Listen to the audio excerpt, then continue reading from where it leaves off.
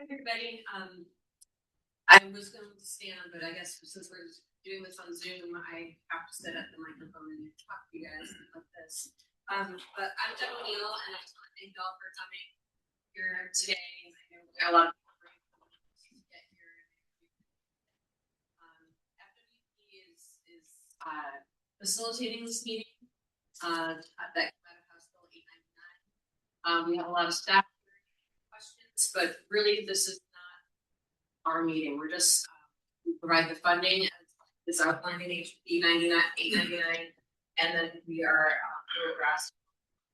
So that's why we're here, and we're here to answer any of the questions that council has. And we will introduce ourselves in a second, but I just want to go over some things here. When you speak, you're going to need to. Oh, there it is. See, I thought it was a very dim light. The light needs to be red, and it's a fairly bright light. It's not as dim as I thought. So yeah, when you talk, please press that little icon there with the face and make sure the microphone's red when you speak. And I just have a couple other things to go over. If you're new to Montana Wild, when we take a break or lunch, feel free to look around. It's a really, really great facility. It's really, I guess it showcases everything that FWP does. So I hope you enjoy this building and get to walk around and take a look. The bathrooms are out in the hallway. There is coffee, drinks in the back, and snacks for those of you here that would like anything. Feel free to get up. I don't think we're going to take a mid-morning break since it's only 2 hours to lunch. So feel free if you need to get up and move around, do. When you're in here, though, please be present. You know, if you have to take a call, please go outside and take a call. We're out in the hallway so we can get on with the agenda. You have a binder I gave you, and it just outlines what the task force does. You also have your name on it, so feel free to add anything you want. So your name's down here, so it is individual. So you could use this binder, add notes, whatever you need to do for it. Everything you need for today is in this binder. It goes in order of the agenda, including the presentation handouts. So you could take notes on the presentation handouts if you'd like.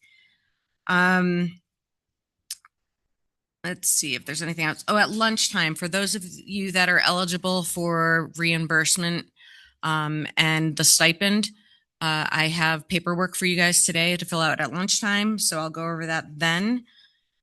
And I think that's probably it. And I'd like to just go over maybe introductions, and maybe we could start with Representative. Do you mind if I sneak in here? Go for it. Thank you. First of all, I just want to say thank you to everybody. I mean, we had quite a journey here, some of us yesterday or even this morning. But I really appreciate your dedication, not just to this task force, but to Montana and our way of life, because that's what we're here for. And that's why I did carry this bill.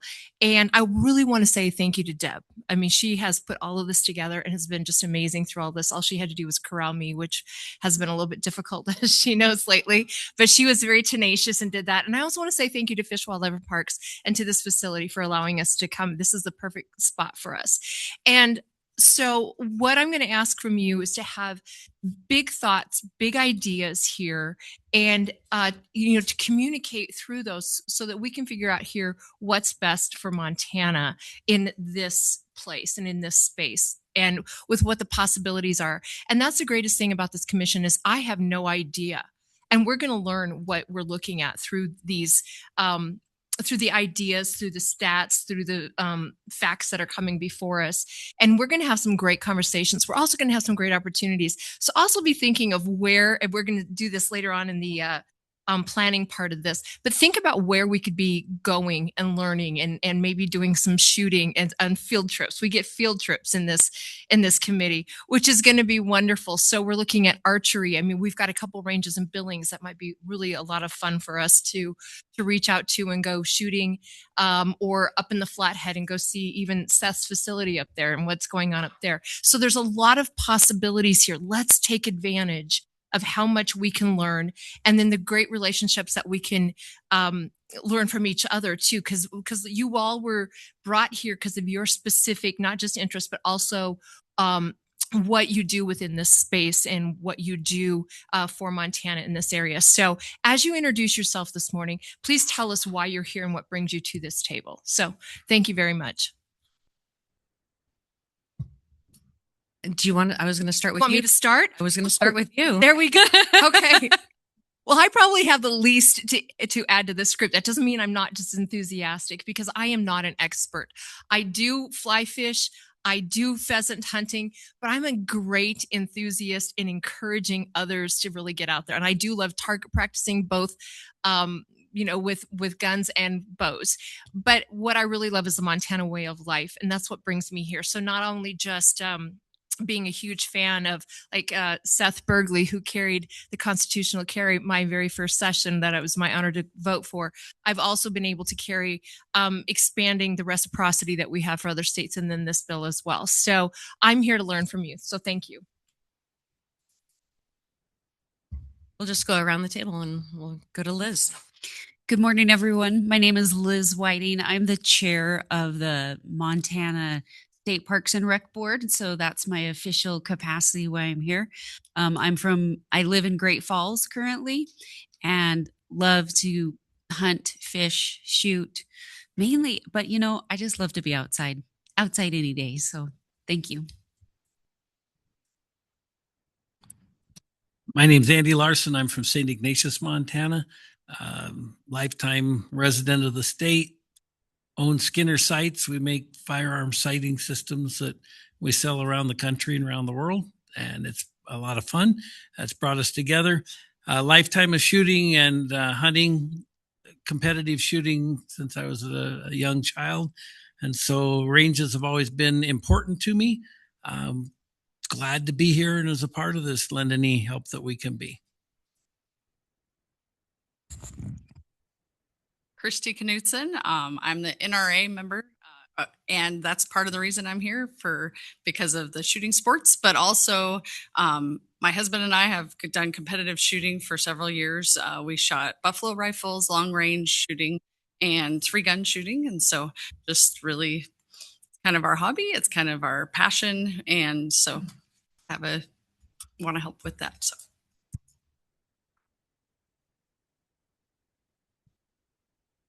Morning, Seth Bergley. I'm the industry or one of the industry members. I have Shield Arms with a business partner up in the Flathead. We do firearms and accessories manufacturing.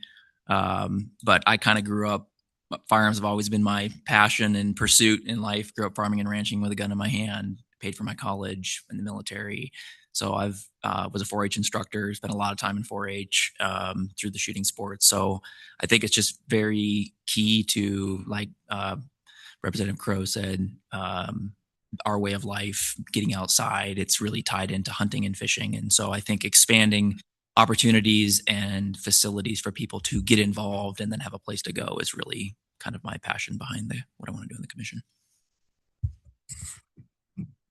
I'm Willis Curdy. I represent Senate District 49 in Missoula County.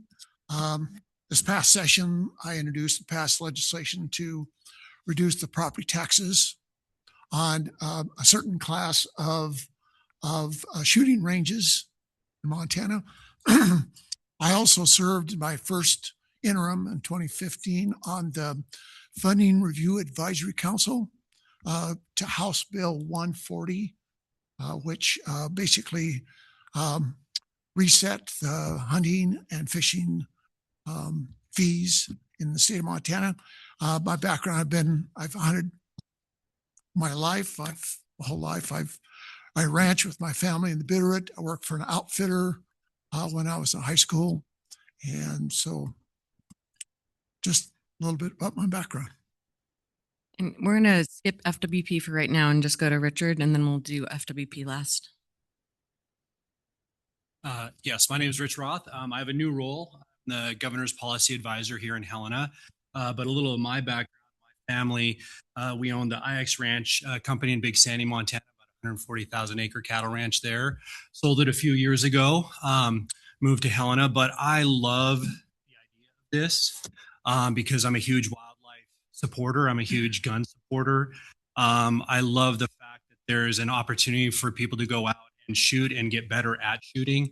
Because one of the things I saw in my lifetime of dealing with hunters and people out there is sometimes game animals don't always get properly taken. And so I think these are great opportunities. Plus, we're also seeing a huge influx of people wanting to get out and about. And so any opportunities that work themselves into places where we can access good locations where people can go and get out and enjoy shooting their guns, getting better at that and teaching their kids how to. I'm a huge supporter of hunter education and hunter safety. It was something that was near and dear to me. And even though I grew up on a big ranch as a cowboy, but I loved hunting and wildlife and all the great things that came with good resource management and those things. So I'm very excited to be a part of this too, and I'm enthusiastic in how we can find some places to do more of this.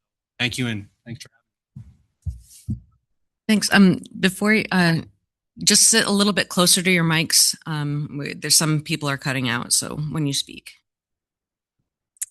Good morning. My name is Courtney Sprunger. I am the state representative for Montana House District 7, which is the heart of Kalispell, the downtown district. And I'm here for a variety of reasons, but primarily because I prefer venison to beef and always have. We grew up on it.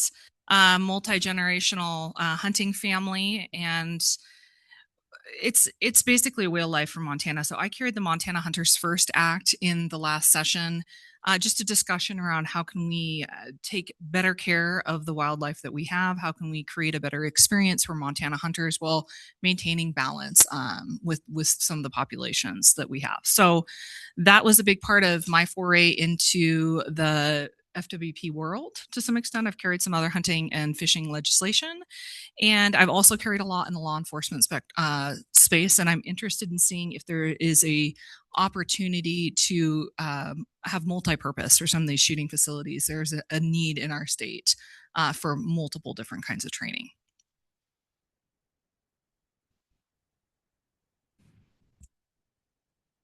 Good morning. I'm Mitch King. I'm the executive director of Montana's Outdoor Legacy Foundation. We like to call ourselves the 501c3 partner of Fish, Wildlife, and Parks. We were created solely for that purpose of helping the agency. My career goes far beyond that. I spent 31 years at the U.S. Fish and Wildlife Service and spent a lot of time working with state agencies and became pretty well versed in excise tax issues and understanding the excise tax program. And I've also spent a number of years working with the various industries, Archery Trade Association, the American Sport Fishing Association, NSSF, and working on excise tax issues and making sure folks understand the excise tax program, how to file, and how the money's used. And one of the reasons I'm most interested in shooting sports here in the state of Montana is because we seldom recognize the importance of the shooters, recreational shooters, both in archery and firearms, as a significant player in the Pittman-Robertson program and a significant partner of the State Wildlife Agency. Often the agency looks and sees the hunter as their partner and overlooks that important shooter. And I think that's a significant maybe opportunity I can bring to this group. Thank you. Thanks. And I will add that Senator John Fuller, he's a co-chair and he couldn't be here at this meeting. And also Mandy Rambo, Deputy Director of Department of Commerce, could not be here either. But they have their binders and they're going to get up to speed and hopefully be here at the next one. Also, can we have members of our... Yep, I'm going to introduce. Okay. That was going to be next. So then we'll go to Nephi. He's an invited. If you could come up to one of the microphones, I'm sorry. Is this one on? I'm Nephi Cole. I'm the Director of Government Relations and State Affairs for the National Shooting Sports Foundation, which is the Firearms Trade Association of America. So we represent all the different manufacturers, retailers, distributors of firearms, optics, and ammunition and related products. It's about 9,000 members. A lot of people know us through our trade show. It's called the Shooting Hunting Outdoor Trade Show, or SHOT Show. But we are the folks that pay the Pittman-Robertson tax, our members. So our members pay that tax. It's a manufacturing tax on firearms and ammunition and related goods. And it supplies about $1 billion a year. It goes into the Treasury that then is apportioned to states using a formula funding methodology, and that goes out to states to match state spending on wildlife. And so typically agencies make up that with hunter license dollars. And so if you were look nationally at it, it's not quite a half and half, but it's a significant portion of every state management agency's money that comes from that excise tax on firearms and ammunition. We're extremely proud of that. And so that, of course, can be used for a variety of things. I know the department, I'm going to guess, is going to talk about that today. But we're very proud to partner, our members are, with state agencies on hunters education, on habitat programs, on access programs, and of course, on developing ranges, which are kind of the golden goose, we always say, that provides about 80% of Pittman-Robertson funding comes from those recreational target shooters. So, thank you. Thank you. And I'll have Lena introduce herself when she comes up to present, since she doesn't have a microphone back there, but she's our CFO and she's back there. And then we'll go to Marty. Good morning. I'm Marty Tuttle. I'm agency legal counsel for FWP. I mainly do internal ops type of stuff, contracting, procurement, but I do represent the wardens, our law enforcement branch of the agency. I'm excited about this program. Behind the scenes, I have worked on the Great Falls Shooting Sports Complex and the Logan potential that's coming around. So I have some background in shooting ranges. I'm really excited about this because I do think that shooting ranges are an excellent way to increase our hunter numbers, whether it's rifle or bow, and getting more hunters in the field is important for our agency. And so I'm excited about that. Thanks, Marty. Natalie? I'm Natalie Schaus, and I'm the administrative assistant for the Parks and Outdoor Recreation Division. Thanks. Like I said, I'm Deb O'Neill. I'm the administrator for special projects for the director's office in FWP. And that means I just work on a whole bunch of things. I never get bored. One of the things in the past I worked on was R3, recruitment, retention, reactivation. And one of the things that internal group identified was shooting sports is not getting enough attention in Montana.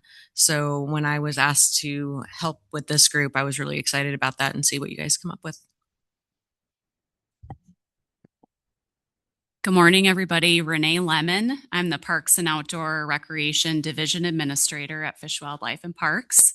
Very happy to be here. So our division oversees all of the parks and recreation programs, including several shooting range programs, hunting access programs, all of our 56 state parks, and over 300 fishing access sites. So very happy to be here. Thank you. Good morning, Sam Hoggett with FWP. I'm the Shooting Range Development Program Manager. I've been here with FWP since August 2022. I got involved in this program from the military. I did range design with the engineer company for about 3 years with them. I'm really excited for the opportunity to get the public more involved and provide more opportunities for them and the shooters out there. Do we have anybody online today? We have lots of the public listening in online. Yep, we have 9 members so far online. Oh, wonderful. Yep. So, including Blaine County Commissioners, Montana League of Cities and Towns. So, yeah. Yep. I guess we'll just jump into the next part of the agenda is finalizing the charter. So, Representative Seekins Crow and I took a stab at this draft charter. I sent it to you all, and then also it's online for the public to review. I'm going to pull it up here in a second and go over it, but there are a couple things here that I think the group needs to take a look at, and I'll turn this over to Representative Seekins Crow to perhaps, I highlighted in yellow, so maybe you could walk them through. Perfect. While I pull this up. Thank you so much, Deb. And once again, I just want to thank Deb. She's the one who's done most of the work on pulling this together. This document, we will take some votes today, as you'll see here fairly soon. but I didn't want to get down to be too prescriptive in this, but I wanted it to give us guidance and some vision as to why we are here today. And so you can see there in the first part, the purpose is focused on House Bill 899, which is the one that I did carry, but I had a lot of support on it. And the Montana State Shooting Facilities Improvements Development and the Oversight Task Force was created to identify shooting facility needs in Montana. This may include improving existing facilities or developing new ones. So that's the vision. If there's anything that you think that we need to expand or contract on this, we are going to vote on this today as a document. But once again, I would recommend, if any of you, especially those of you who are legislators, we've all are kind of familiar with Masons.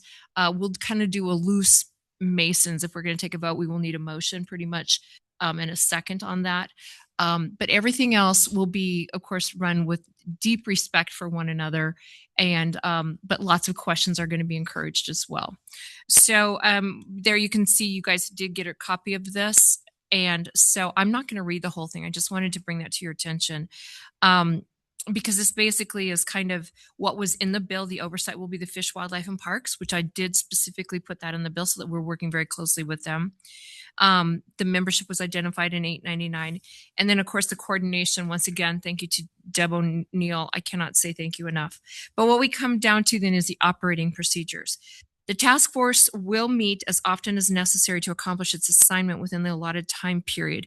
And we are looking at possibly by October having a recommendation so that we can get that solidified. So we're going to be working more at the speed of businesses, not at the speed of the government, if all of you are okay with that. But having a place to go forward then with the next legislative session. That's what I'm looking at here. So that's why we need to have an ability to work together, to have the big conversations that we need to have, and then also to go forward with a recommendation to the legislature at that point. So are there any questions basically kind of with what we're looking at there? Okay. So we'll meet as often as necessary to accomplish its assignment within the allotted time period. Much of the work likely will be accomplished outside of scheduled task force meetings. So that will be conversations, that will be bringing forth information to one another. I do want us to make sure that we, include each other in all of the emails that we're sending out to, and we'll keep Deb kind of as the focal point for that. If that's okay with everybody there, she'll be the tip of the spear there. But this is the first big decision. This is kind of an interesting position that we're in. Are we going to be unanimous, simple majority, or other in the vote to decide if we're unanimous, simple majority, or other? I'm going to go ahead and say we'll go with Masons and a simple majority, since I kind of already established that. So is there any discussion as to whether or not we'd like to define our consensus, how we would like to do that within the body? All right.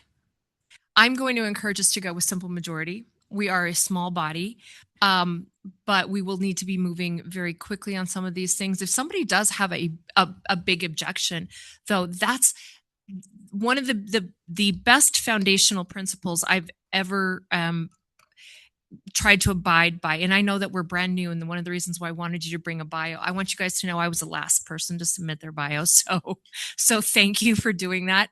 But one of the most important things is that for us to be able to disagree, we know we do have to trust one another, but we're not deciding big, huge life issues here, right? We're deciding the Montana way of life. And I know that those are life issues that way. So have those big discussions. I've got a really good friend, and whenever she says the words, no, I know to listen, because I know she's going to say something that I haven't thought of before. And so if you have to bring that up and go, I want you to think of this direction, I need you to say that, okay? Because I'm very myopic in the direction that I'm going, because I don't know everything. That's why we're sitting here at the table. I like to think that the world revolves around me, but we know it doesn't, okay? But I need to learn from you, and you need to learn from each other too. So I'm going to encourage us to go with the simple majority on this. But if there's another question out there or another idea, please let me know. Madam Chair, as you are putting together operating procedures, are you seeking to decide consensus, process, and proxy members and then get a motion? Let's go one at a time, if that's okay. Would you like a motion? I would love a motion. Thank you. Thank you, Madam Chair. I move that we define consensus as a simple majority. Thank you.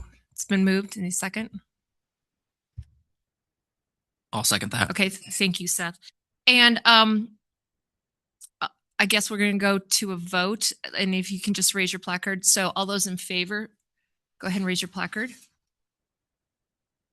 And those any against? Okay, well, first vote. There we go. Again, with us doing a simple majority, we need to have big discussions. Okay. So the next portion of this is proxy members. Are we going to allow somebody else to vote our proxy in this? Any discussion? And I will add, Mandy Rambo asked if she could have a proxy at this meeting. And since the decision hasn't been made yet, I guess we decided not to allow a proxy. So, okay. So who all are there folks from Fish, Wildlife and Park that are voting members of this as well? Okay. The governor's office, would this be something that would be important for you, or are you going to put this at the top of your? I don't know if it's in, I was actually going to ask Senator Curdy, just because after watching like EQC and some of these proxies and how those go, you might have I don't think we have I probably not do proxies. That's okay. Something that I've heard. Madam Chair. So, normally in our interim committees, we do allow proxies, pretty standard type of thing. So I don't think would be a problem with proxies. Yeah, I hear that. I don't have a preference either way. I want to go with what the committee thinks on this, because these are great big discussions. Chrissy, did you have? I just have a question. Yeah, go ahead. If you appear by Zoom, do you get to vote? That was my question. So yes, okay, yes.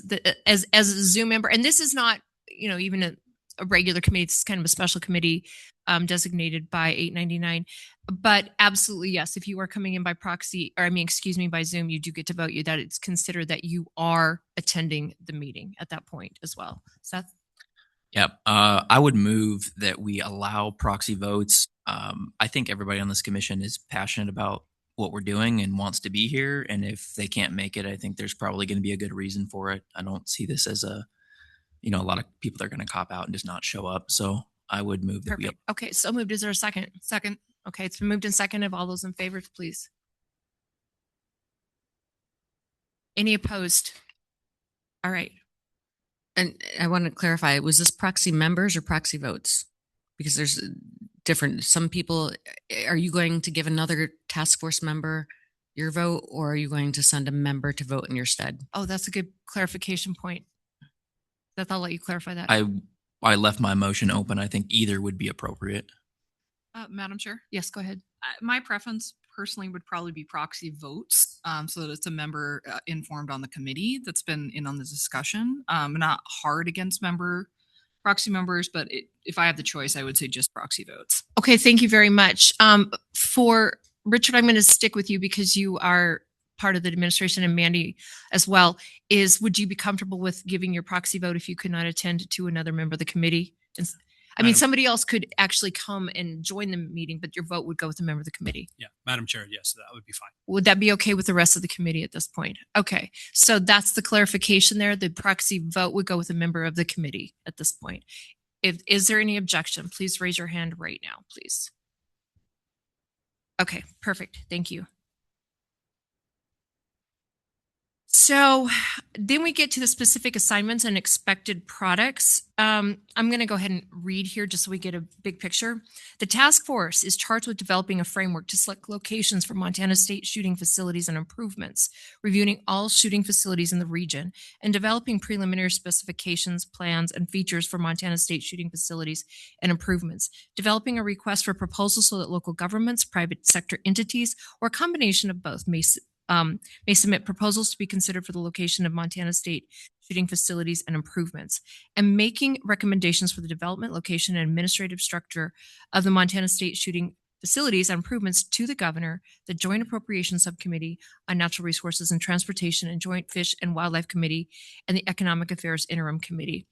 I know this seems like a lot of us providing information to a lot of committees, but those of us who actually serve on the legislature, the more conversations that we have with our colleagues, the better and more smoothly the legislation goes through the session. So that's one of the reasons for us to do that. And also, we know that we want to be working very, very closely with the governor's office as well. Madam Chair, just Yes, go ahead. question on that. When we refer to region, are we talking regions of, say, FWP 1 through 7, or are we talking different regions? I think we're going to be able to clarify that. If you can just, we will definitely do that. And you guys, Fish, Wildlife, and Parks, or yourself may be able to help define that as better. That was one of Deb's questions as well. Yes, thank you, Madam Chair. That was one of my questions. In the bill, it says region, so I didn't know if it was state. I didn't know if it was Rocky Mountain region. I wasn't clear on what the intent of that was in the bill. Would you guys mind right now? Once again, I'm running this very kind of open. If I actually brought up Nephi to kind of define what we were thinking that we did not very, very well define, and why I think it would be important for us to consider like the Rocky Mountain region. Would you guys mind that? And Nephi, can I put you on the spot to help define region?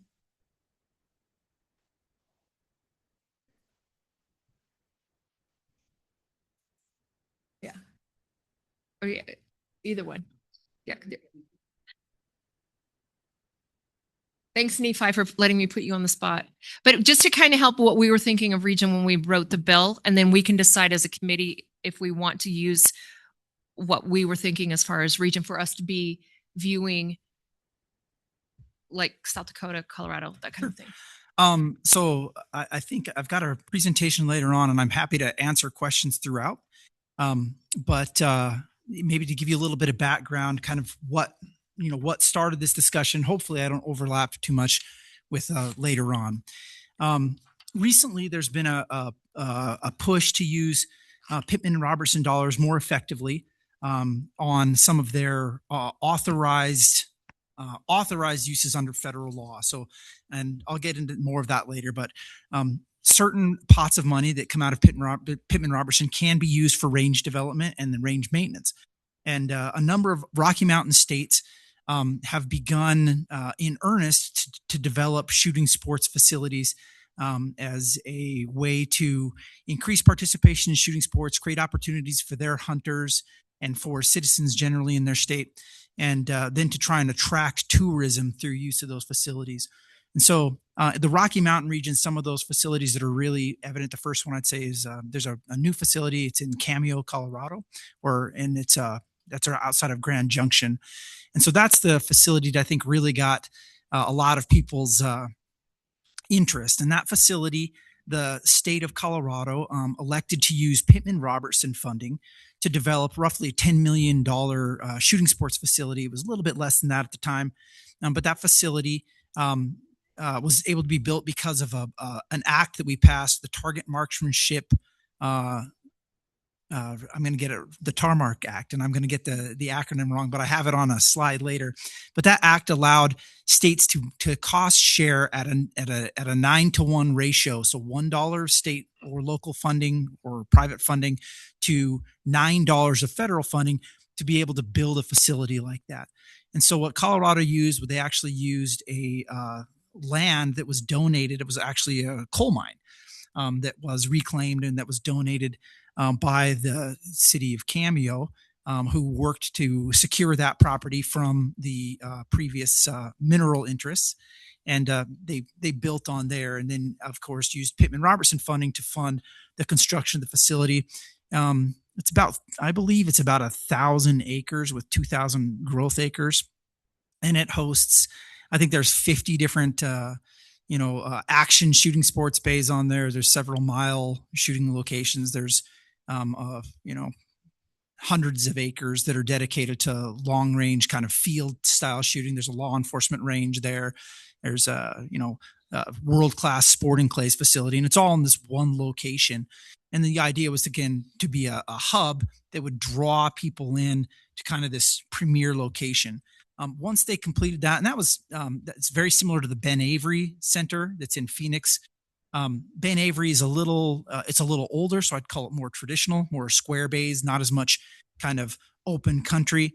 But that's another state facility. South Dakota saw interest, and they just completed a facility outside of Rapid City. It's similar. Wyoming just approved funding for a facility that's going to be outside Cody.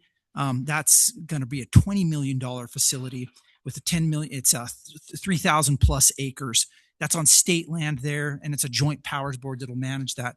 And so you see this interest in kind of these large facilities. Now, having discussed this with the folks in Montana, we understand NSSF. We really don't care what somebody wants to make their project look like. We're just excited to be partners in it and to help provide funding. And in Montana, some of this discussion happened in Wyoming as well. Is like, do we have small regional centers? Do we how do we, utilize this funding in such a way that it's positive for everybody involved and all the different communities? And Wyoming ended up doing a competition. The legislature just appropriated $10 million of funding as a match, and that funding then went to the community that had the best plan. And so it was Cody that came together with the best proposal for that. So that's what's happening in that Rocky Mountain region that led to this discussion of, well, what can happen in Montana? I would say that's up to Montana. That's going to be up to you guys to decide what that looks like for Montana, whether is it one big thing? Is it small things? Is it, how does it work? And I think that when you see those other facilities, and I hope that that's what you guys utilize this year to do, is to kind of get the wheels turning and define what you have access to now in terms of tools, and then to be able to utilize those tools and come to the legislature potentially in a year and either say, hey, we've got everything we need, we just need to change some policies, or to say, we actually think we need a new lever to be able to pull to make things happen. Perfect. Thank you so much, Nephi. So that's what we were thinking, is that we could actually take a look at some of these regional facilities. I am not thinking at all, well, okay, should I put a period there? But I'm not thinking at all that what we should do is the same as any of these other ones. In fact, Nephi and I were just down in Memphis, actually went over into Mississippi, my first time in Mississippi ever. It was a lot of fun. We're shooting at Range USA, is that what they're called?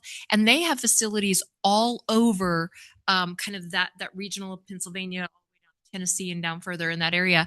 And I was talking to their CFO there, and he said, we help with range development. I know Mitch and his group help with range development. So we've got some really great experts that can help us with what it could look like. What are the possibilities? But I also think that we need to know what's out there. Sometimes I don't even know what the right questions are to ask. So I was thinking that this would be more of the Rocky Mountain region when I wrote the bill, but I'm going to leave that up to you as a committee as to what you think. What are your discussion points at this time? We can bring in some folks by Zoom. We've got some funding that we could actually take a field trip to one of these locations. I would prefer we say, let's go to one, maybe do a little bit of research. Maybe Deb, you can help us with this, what each facility brings to the table, or, even Nephi. And then we can decide this is the one that we want to go to. So what are your ideas here? And if you want to keep it just a region as Montana, please let me know that as well. Yes. Yeah, Madam Chair, thank you for the introduction and the thought process behind the word region. I guess my thoughts here might be that we're talking about Montana, and we're not in an either or situation. If I understand it correctly, we can have a large facility and still have small facilities. And I think the question ought to be, should we be serving Montana in some way, and a large destination type shooting center might be a good way to do that. But there's also the need for those smaller ones as well. Absolutely. I don't know that we're in an either or as far as I'm concerned. Well, and I think that the intent was not necessarily to say this is the facility we want, but what is some of the new technology out there, and because there's going to be this technology at these new ranges, or the new ideas, or the new ways to serve people, and we'll say that would work great in Missoula, or this would work great in Great Falls, or this is what we're looking at. One of the other ideas, I'll go ahead and Courtney alluded to it earlier, that I was thinking, and of course, I'm so thrilled that Christy is here, is we've had some ideas going around already about having a training center and what that would look like. And if we were all of a sudden to say we could get some economies of scale, and training center would be for police, highway patrol, EMTs, airports on a bigger scale, but that would be a regional training center. I mean, those are ideas to bring to the table as well. Once again, economies of scale, and then your user groups would be different and regional as well. So if Cody's going to be doing a competition sports one, is that what you said theirs is? Yeah, so the Wyoming plan is to develop again a large kind of a multi-use facility that could be used for competitions, it could be used for weddings, it could be used for military and law enforcement training. That's their focus. And again, it's possible to have, to spread that kind of investment out. Wyoming just chose to do one larger facility. With that said, the thing that I want to emphasize is when they appropriated that additional amount for that facility, they're also having this similar discussion about existing PR funding and how that funding now, with building one location, how now you can use that funding, you have a given pot of money. And I hope that you guys will have this discussion here about, there's a budget. So how do you utilize that budget to grow opportunities for your citizens? And that can be dispersed. And then again, the larger facility in Wyoming is going to be largely funded by industry donations and things like that. Its funding source was not PR. PR is the supporting funding. Okay. PR will support these other things that are around it. And the reality is, again, I'll talk about this later, but about the exact amount will depend on your department and what their needs look like and what their budgets look like. But it's safe to say that there's a significant amount, as 10% is a number I'll just throw out there, that can be used for something like supporting shooting sports activities outside of the traditional hunting space. Fascinating. Yes, Liz. Madam Chair, members of the committee, just for clarification, I think our discussion, it's been a week. I think the discussion is about the region that's the word that's highlighted in yellow. So totally agree with Mr. King about, of course, it needs to be focused on Montana. However, the statement reads reviewing all shooting facilities in the region. So I think maybe a better way would be reviewing some shooting facilities in the region, because all then obligates us to every single one, which would be insurmountable.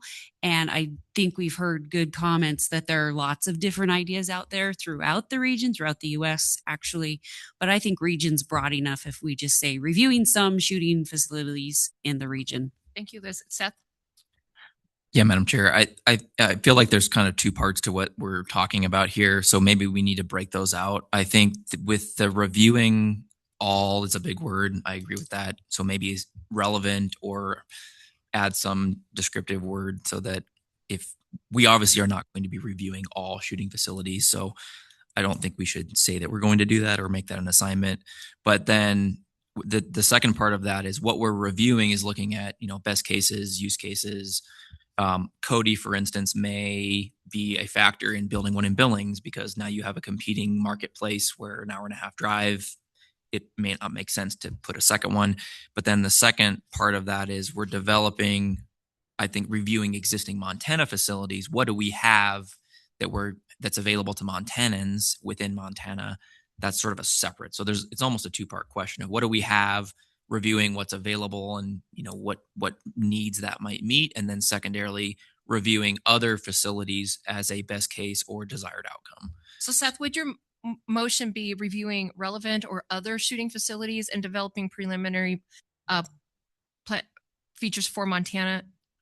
Yeah, I think I need to look at the word. Yeah, I'd have to play with the wording a little bit, but essentially reviewing relevant shooting facilities in the region and I don't know if this would make. Well, it does say and features for Montana state shooting facilities and improvements. Now, once again, we're not saying that we're going to just develop a large facility. That's not what we're saying. But that could be a part of the solution. And what does that solution look like? Or maybe we're going to go more regionally as well. That's what we are here for. Madam Chair, may I Yes, ask go a ahead, question? Richard. Just along those lines, right? Because we're talking like places like Havre or Sydney or Miles City or places where we have an urban maybe population. Those people or maybe Helena, for example, where you live in town, but you're not going to drive to Great Falls to a big thing, and maybe on a weekend type thing, but you're wanting to get out prior to hunting season. You're going to want to get out. We want places where we can find acres of land that we can set these up where people can get out of their homes in the urban areas, right? Like Missoula's, and go to places where they can sight their guns and use these places where they're not having to drive a bunch. And then if we got lucky enough to get one or two big regional places where we have shoot-offs and big competitions, that's in that too. I want to make sure I'm understanding too the framework of what we're trying to accomplish here too. Absolutely. In fact, we cherish those, and those ranges are, a lot of them are already there. And that's what we want to make sure that we're supporting as well. Yes, Willis.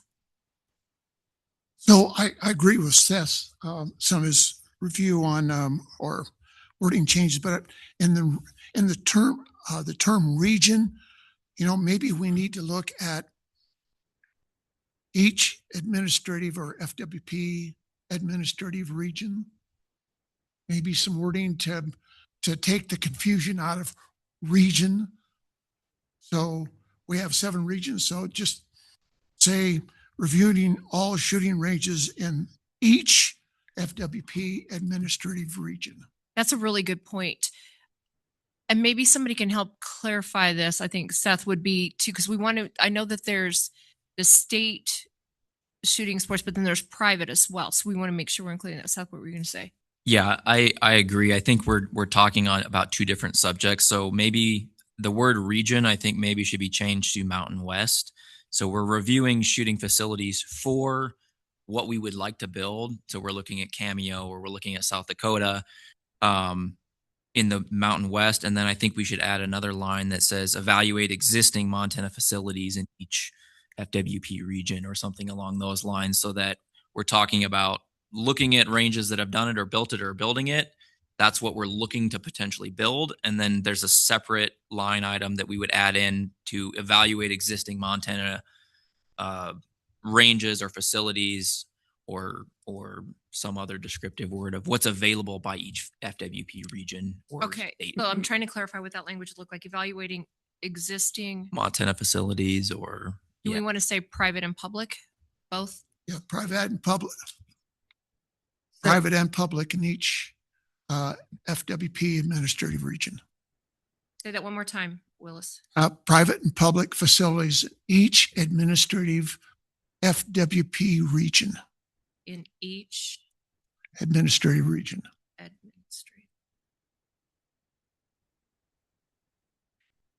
So if I may, Madam Chair, Yep. so, this language came directly from the bill, and so I'm changing some things up there, but I want to draw everybody's attention to the latter part of that sentence, because it's reviewing all shooting facilities in the Mountain West, and developing preliminary specifications, plans, and features for Montana. So we're saying we're doing it for Montana.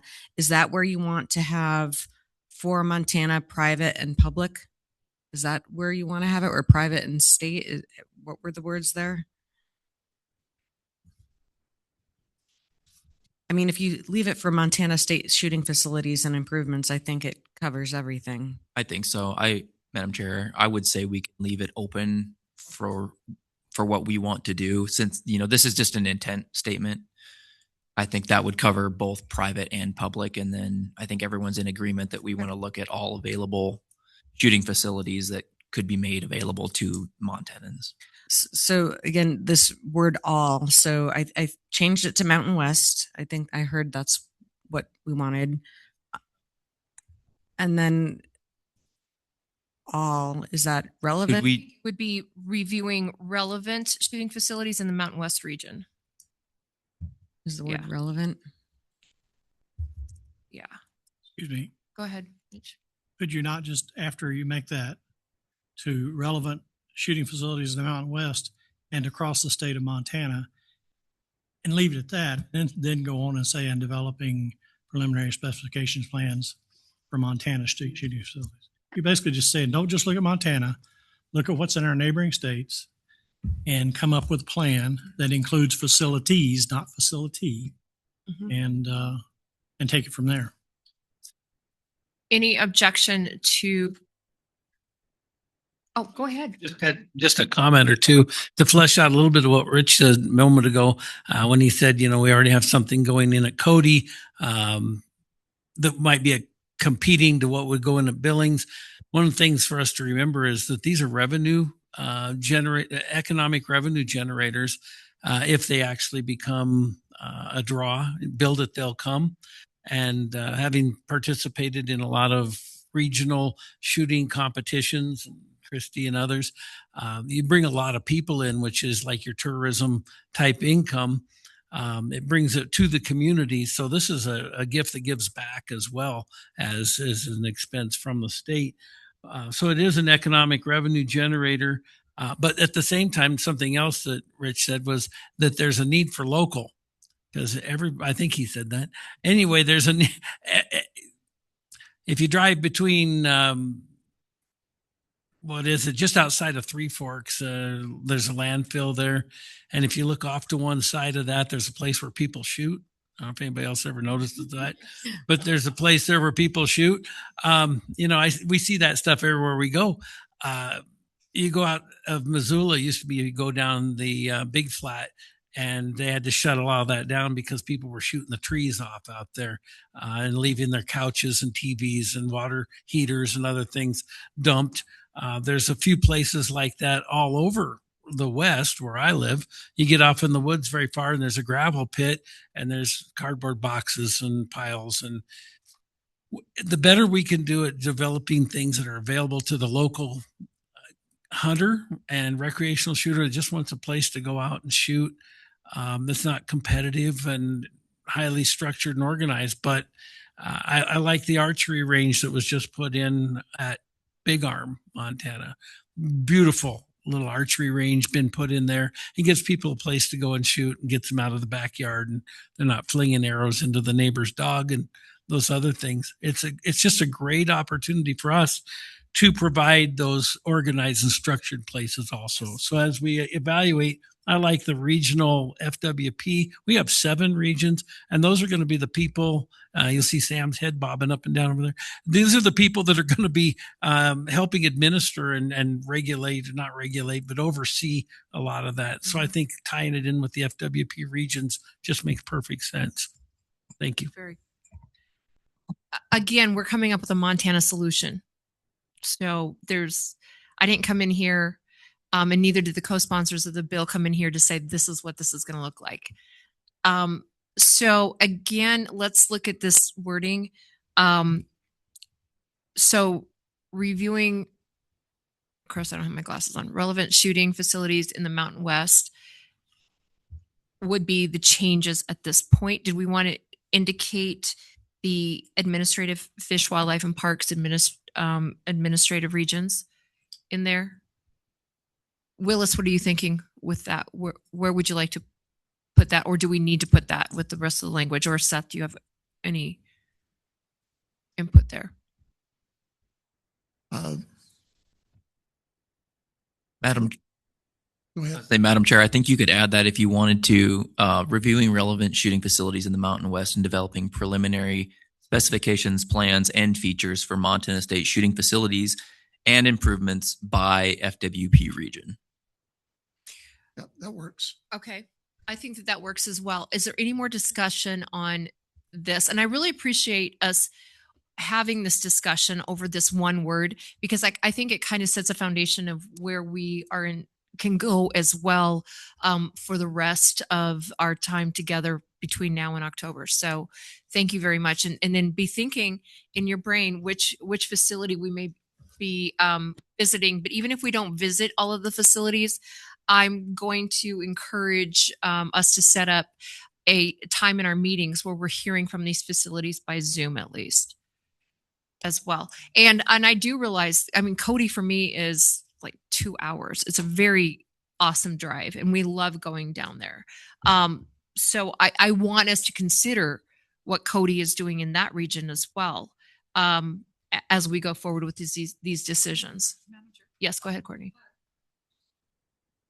Takes a real authoritative finger on the button here. On the Cody facility, does that have an indoor component? I'm assuming with the amount of money that's been spent on it. Yeah, it is not built yet, but go ahead, Nephi. Yeah, so I think that that's on their long range plan, and then the potential for that. But of course, an indoor facility is an expensive facility, and a lot of those facilities are private facilities. So kind of your indoor, you have a gun sales location and then a smaller indoor range. And so it's, again, this Montana will have to decide what's right for Montana, but I think Wyoming took the approach of wanting what they built to be additive. So it's not something that the private sector necessarily offered, in terms of like an indoor wintertime type, pistol ranges. Instead, they said, well, what's difficult for the private entities to provide? Well, a 3,000 acre golf course for guns, that's difficult for a private entity to provide. And so they kind of moved towards providing the space for people and kind of those larger types of opportunities. And then the thought process, and this is what we've seen in areas like Grand Junction and other areas that host where you have a draw, like you see the smaller businesses flourish in those areas as well, because that's where people go to buy their guns. That's where they go to buy their ammunition. That's where they go on Tuesday night, rather than to a different larger facility. And again, we've also seen a variety of states like Iowa and Pennsylvania who very effectively utilize grant programs and smaller amounts of money to support state facilities that are on a smaller scale. They're not 3,000 acres. Maybe they're 10 acres. Maybe they're 1 acre. And so those things, they can all live together happily. And it's just, it's all about building a kind of a long-term plan for your state and prioritizing where you put your dollars. Courtney, think how exciting this is. We could go golfing, hunting, and have your wedding all at the same place. Courtney and I actually went to a function and she went golfing and I went shooting, or golfing, shooting, and getting married. So many possibilities. Go ahead, Mitch. Did you have a... Sure, I think you really nailed that there. I know, right? Woohoo. Go ahead, Mitch. Well, I'm going to walk out on some thin ice here because I never consider myself to be an English major, maybe in the top 50% of Eastern Kentucky where I come from. But that part that's in green here, there's two pieces to that. There's what you're going to review and what you're going to develop.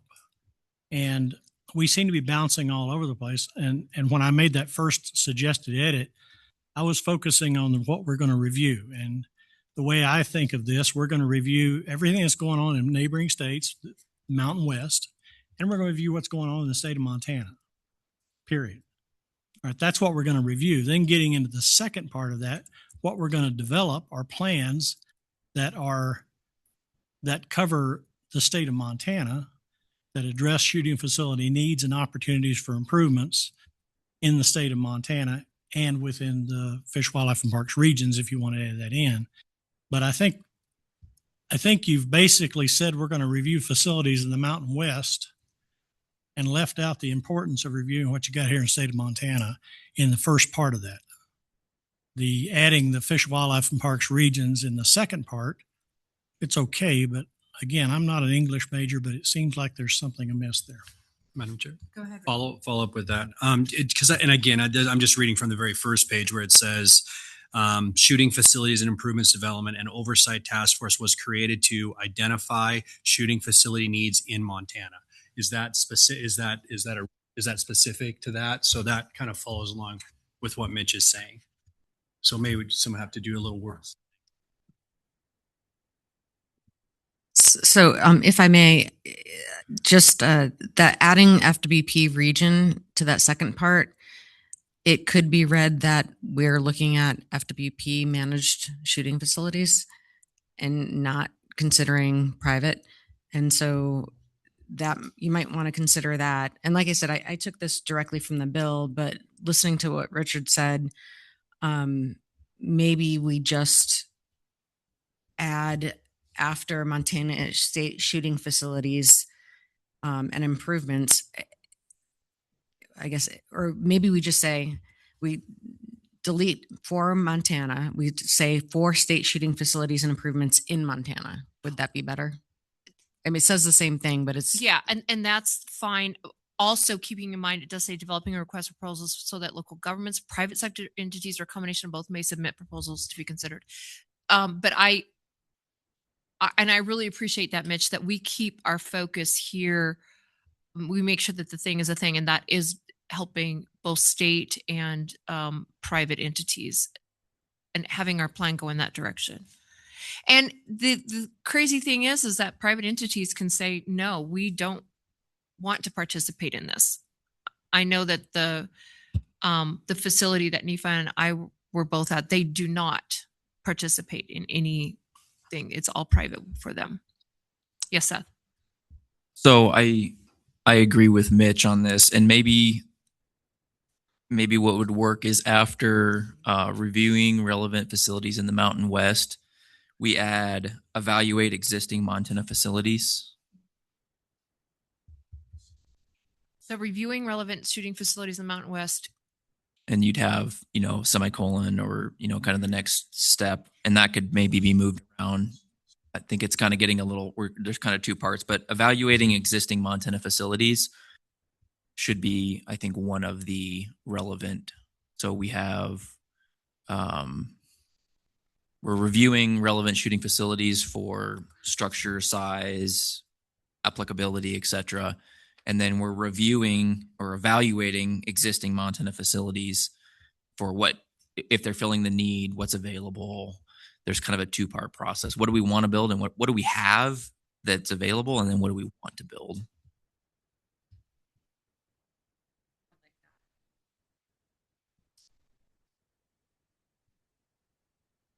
I got the Liz Mitch okay over here. And the glasses on. Ooh, that just looks so much better. I know, love bullet points. Does that work for Reviewing? So reviewing relevant shooting facilities in the Mountain West.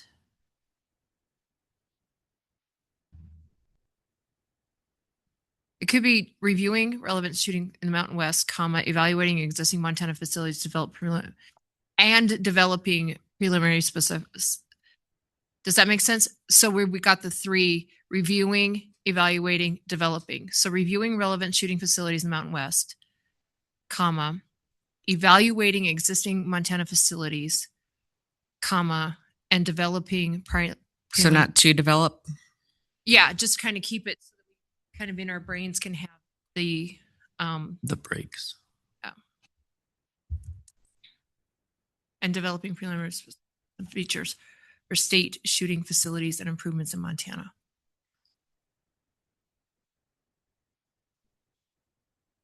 I know.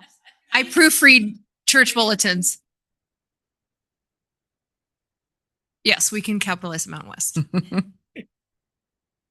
Yeah, I proof. Yeah, see, there you Point of clarification, Madam Chair. Bulletins, so and billboards.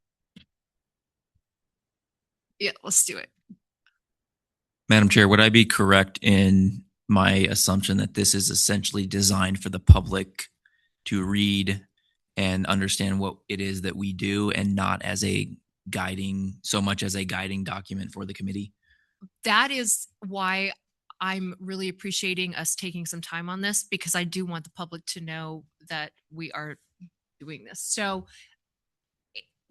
does anybody have any more comments just based on what Seth just said? That this is really, I mean, our guide really is the bill, but we're kind of making sure that one, we understand what we're doing, and two, that the public understands what we're doing.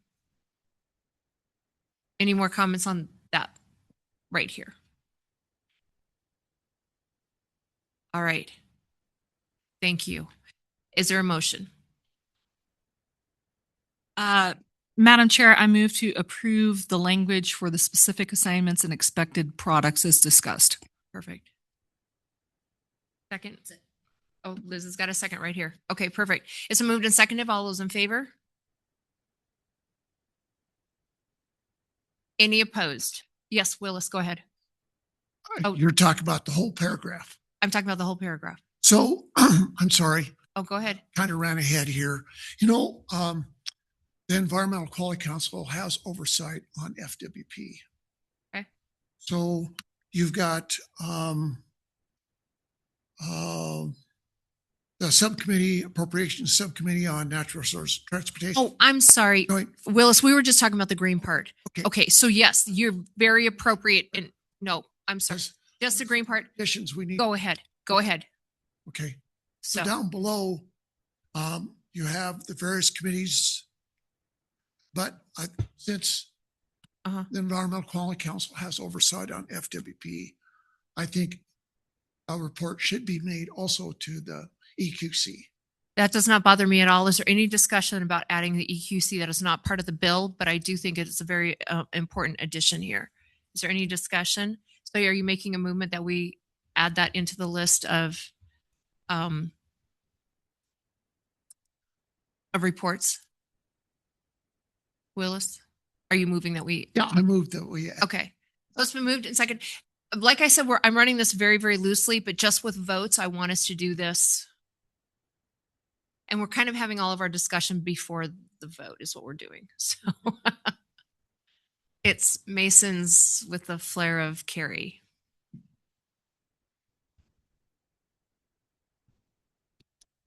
So it's been moved and seconded, or second. Seth, are you seconding it? Or go ahead. Yeah, I would be fine with seconding that. Okay. All those in favor of adding the Environmental Quality Council, and any opposed at this point? All right.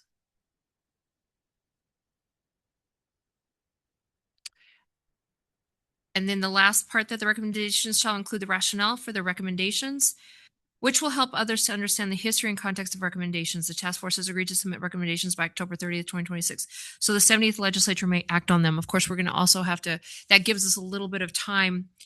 I think we may want to change that to finalize our recommendations by October 30th, and then we will have to be submitting them, or is the submission, because each one of these committees is going to be meeting at different times, but that gives us through the end of the year to then submit them to each committee, or to go to the committee and present at the committee. If I may, just I added that first highlighted sentence in.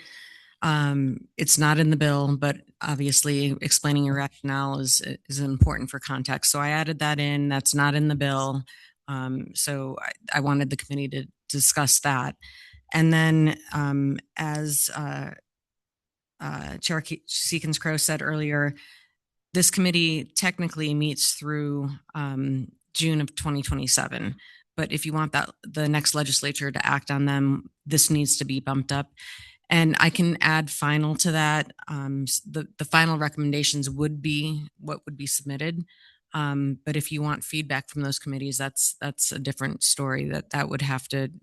You guys are on a very tight timeline as it is. I don't know if that's what you're seeking or not, but if you want to do that, you're up against a very, very short timeline. Go ahead, Willis. Clarification here. So are we making recommendations to other committees, or as I'm looking through the bill, does not say anything about this task force submitting legislation. So to make sure that, where we stand in terms of what we can do. Are we just doing recommendations, or can we propose legislation? I think we're okay. I mean, Courtney, Seth, you guys might have some input here as well. And Willis, you as well. If we have the recommendations, and then it would be up to us, those of us who are sitting legislators working with the body, to submit that at that point. Okay. But go ahead, Seth. No. I was just going to say, I think maybe the intent of the committee is that we want to get feedback from the relevant bodies that are listed to help us answer questions, I think, that they might have, so that when we go into the legislative session, I think we have, multiple legislators sitting on the task force that could propose or carry legislation, that we've fleshed it out as much as possible to develop the finished product. So I see this as we're doing a lot of the hard work. They're not really doing a thumbs up, thumbs down, I think, in most of those committees, but we're trying to answer questions that those specific committees might have to help us arrive at functional legislation to get something done. That's a great point, Seth, is that we do want to have the input. Once again, it's not necessarily the thumbs up or thumbs down. The one thing that is really important that we as legislators, this is not a legislative body, it is a committee that has been tasked through legislation, though, it is realizing that this is what we want to do as a body, is do the hard work as we go forward, so that who does decide to carry this legislation, we've done that work for them at that point. But we've also had the conversations throughout the state of Montana. We've also looked at the technology behind some of these ranges. We've also looked and gone ahead and have the rationale for the recommendations. That's what's really important behind this at this point. So, Willis, do you have, what are you thinking on this? You've got years of experience. Okay. No, I'm glad you did. Okay. Sure.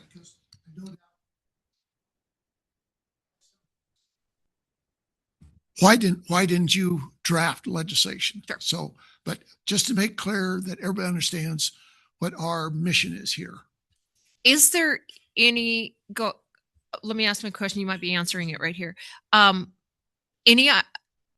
Does anybody here want to put in this that our goal would be to write the legislation, or that we're going to be mostly kind of depending on as we go forward, that the legislators that are sitting here would be responsible for that? Go ahead, Deb. Just coming from a facilitator, I would suggest you're jumping to conclusions that you might have legislation. You don't even know that you might recommend, and I'm just making things up here, but you might recommend that FWP seek to ask for more authority for their grant programs. Okay. So there could be a whole list of things that might not require you to even write legislation. So I think leaving it open just to recommendations. It may include legislation. It may include recommendations to FWP to redesign their grant program. It could be anything. Okay. So I wouldn't necessarily jump to that conclusion. I would leave it open to say we're submitting recommendations and leave it at that. And those recommendations might include have a legislator carry a bill for blah, but you don't know that yet. Mitch, go ahead. Yeah, I think Deb just about got to where I was heading on this, is that I think this task force, this committee owns the recommendation. We don't own any legislation because we're not tasked to write the legislation. We can certainly help in that case, or we can help the agency with whatever the recommendation is. But what we're here to do is develop a recommendation. We shouldn't get out in front of ourselves that way. Now, the question I had for you, can you help me understand this calendar that we're trying to fit in? You said at the end of October of next year, you'd like to have the recommendation done. How does and forgive me for not knowing more about this than I should, how does the calendar work for giving committees, the legislative committees, the members enough time to develop a piece of legislation if that's the direction this ends up going?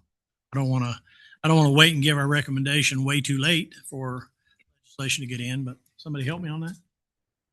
Go ahead, Willis. That's a good question. But normally all the interim committees finish their work by September in order to give staff opportunity to draft legislation or to give the agency an opportunity to propose legislation on their own. And that's why we have that date set there, so that things are in place to be pre-introduced into the next session. So I know you're running again, and I don't think Senator Fuller's running again. and I have to run again. So there's nobody on this committee who can pre-introduce legislation. So just But if we need if we need to submit that, though, we've got avenues that we could do that. But we as legislators are used to working. In fact, October, we're like, ooh, look at all the time we have, right? Because we've had some bills get submitted one day and brought up in committee a week later. So, but that's what we're here for, is clarity. Who else had go ahead, Seth? Yeah, Madam Chair, I would agree with Deb. I think the language as written, I think, works. And so if there's a motion, I would move to adopt the language as written. I think that gives enough time. October's, I think the point of the committee is to try and get something to the listed organizations in time for them to solicit feedback or give feedback prior to the legislative session. I think that's going to be the kind of key part, coming up with questions or hearing something that might come up that we could go find an answer to prior to being into the legislative craziness. And then once they have the, sort of our recommendations by October, then I can think of a dozen legislators that will be involved with doing something with this. So I don't think the committee needs to worry, I don't think we need to worry about that. I think that'll take care of itself. Okay.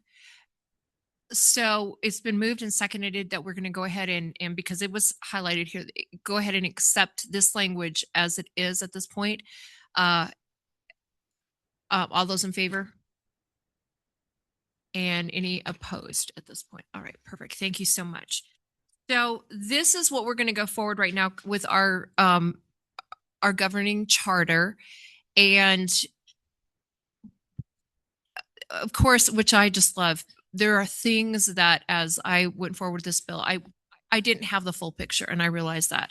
And that's what we're here for, is to provide this full picture. So I just want to say thank you to all for working through this with us today. And if there's are any more questions or any other things we need to be thinking about, I hope that I walk away today with everybody's phone numbers. I've already got your emails, but I don't have everybody's phone numbers, so that we can continue this fast-paced conversation.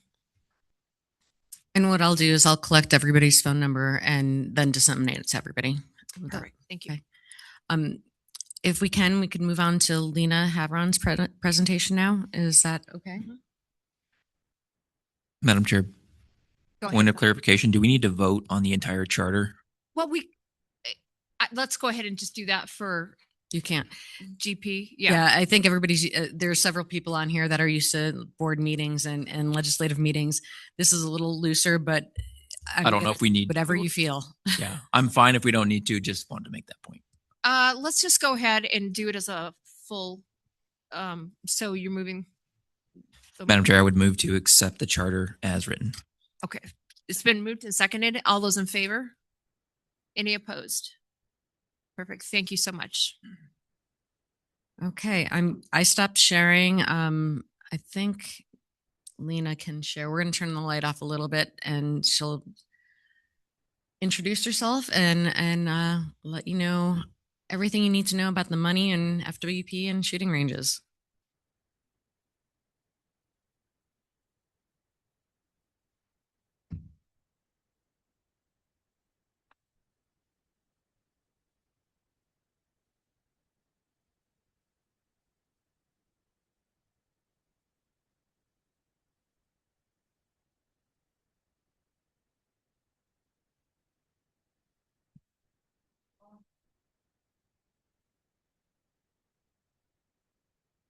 Thank you.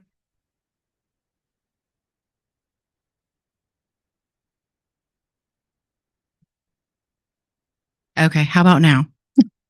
Okay, so good morning, everyone. My name is Lena Havron, and excited to be here. I'm the Chief Financial Officer for Montana Fish, Wildlife, and Parks.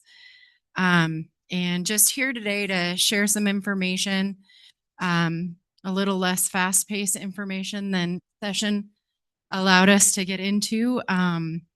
So I have a presentation for you guys today about what we currently have for eligible funding sources for shooting ranges at FWP.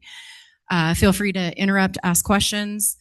But we'll just walk through what we have and how that is, I guess, administered, as well as any statutes that are corresponding with those. Because at FWP, every one of our funds has a nice little statute that goes along with it. So there are basically two funds that we currently have available, and one of them is our state special revenue general license fund, Fund 02409. So it is the major fund that funds most of the agency, other than some of the recreational programs and state parks and those types of things. So our fisheries division, wildlife division, administration division, communication and education are all funded primarily out of this fund. And we'll walk through first. And so sorry that this writing is so small. I simply sniffed this statute.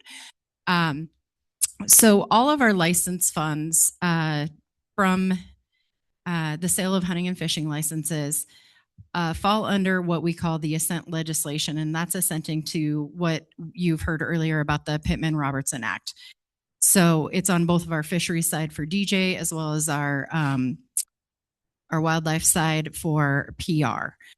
So from now on, I'll call it PR, but we are required to assent to the rules of the PR, the WISFR Act. So that statute is there. I'm not going to read it unless you really want me to. But basically what it says is that these funds have to stay within the control of the Fish and Wildlife Agency. So they can't be swept by the governor's office if there's a general fund deficit. Those have to stay for the purpose of the benefit of hunters and anglers. So we assent to that in Montana Code Annotated. There's two other references in MCA that you'll see in that assent legislation. And 87-1709 is just the kind of a reiteration of the cooperation with the United States for wildlife restoration. Again, not going to read it. It just ties our ability for the use of these funds, anything that's license generated under these statutes. The main statute that we use, unfortunately, this last session, I had to say the loss of control diversion way too many times for my liking. I'm actually a very nice person. It's not my choice. But this statute, 87-1710, is the use of hunting license dollars for department purposes only. So this is that loss of control diversion conversation. So in accordance with the other requirements of said act of Congress, it shall be the law of the state so long as this assent shall be unrepealed, that no license fees paid by hunters in the state of Montana shall be used or taken for any other purpose than the administration and use of the department. The corresponding side of the PR is that it is for the benefit of the hunter and angler. So that's how we run all of our questions of what can we use our funds for? What can somebody else use our funds for? Those are the statutes we funnel that through, as well as the federal code that is associated on the PR side. So when you look at this fund, what we do at FWP is we have a budget planning matrix. And every time we ask for funding or an EPP request or an expansion of one of our programs or House Bill 5, which is our capital program, you'll hear a little more about that later, we run it through this funnel. So we look through to 2031 for this last session. And we look at all of our expenditures, all of our revenues, and then that bottom line in 2031, where you can see a $20 million fund balance, is what we look at to make some of our future decisions. So Mr. Curdy had spoken about FRAC. They actually developed this tool for us to use to determine if there's any triggers. And so the triggers that we use, I put on the left-hand side what we use this for. So we use it to make any sort of EPP decisions before we submit our request to the governor. We use it to identify any needs for programmatic cuts. We use it to identify any opportunities for addressing deferred maintenance or one time only. We've requested some funding for fixing up our Custer Avenue and getting a better building for some of our staff. So we'll look at the fund balance and make some of those determinations. And then we look at it for a need for a fee license increase. And that's all part of the work that came out of that FRAC committee in 2015. And so if our revenue is stable or decreasing and our fund balance is 20 million or less, you drop to budget principle number one, which is a license fee proposal, and you can walk it across that panel, unless you want me to explain every single one. And I'm happy to do that. It's pretty straightforward. And we use this every session that for planning, for looking at fee license increases for needs of the agency. We run it through this model in this tool. Yes. Do you mind giving us a real world example for each one of these principles? I don't quite understand what you mean by a real world example, but I can walk you through. So $25 million is about a 90-day working capital out of this fund for FWP. So that's that $25 million marker.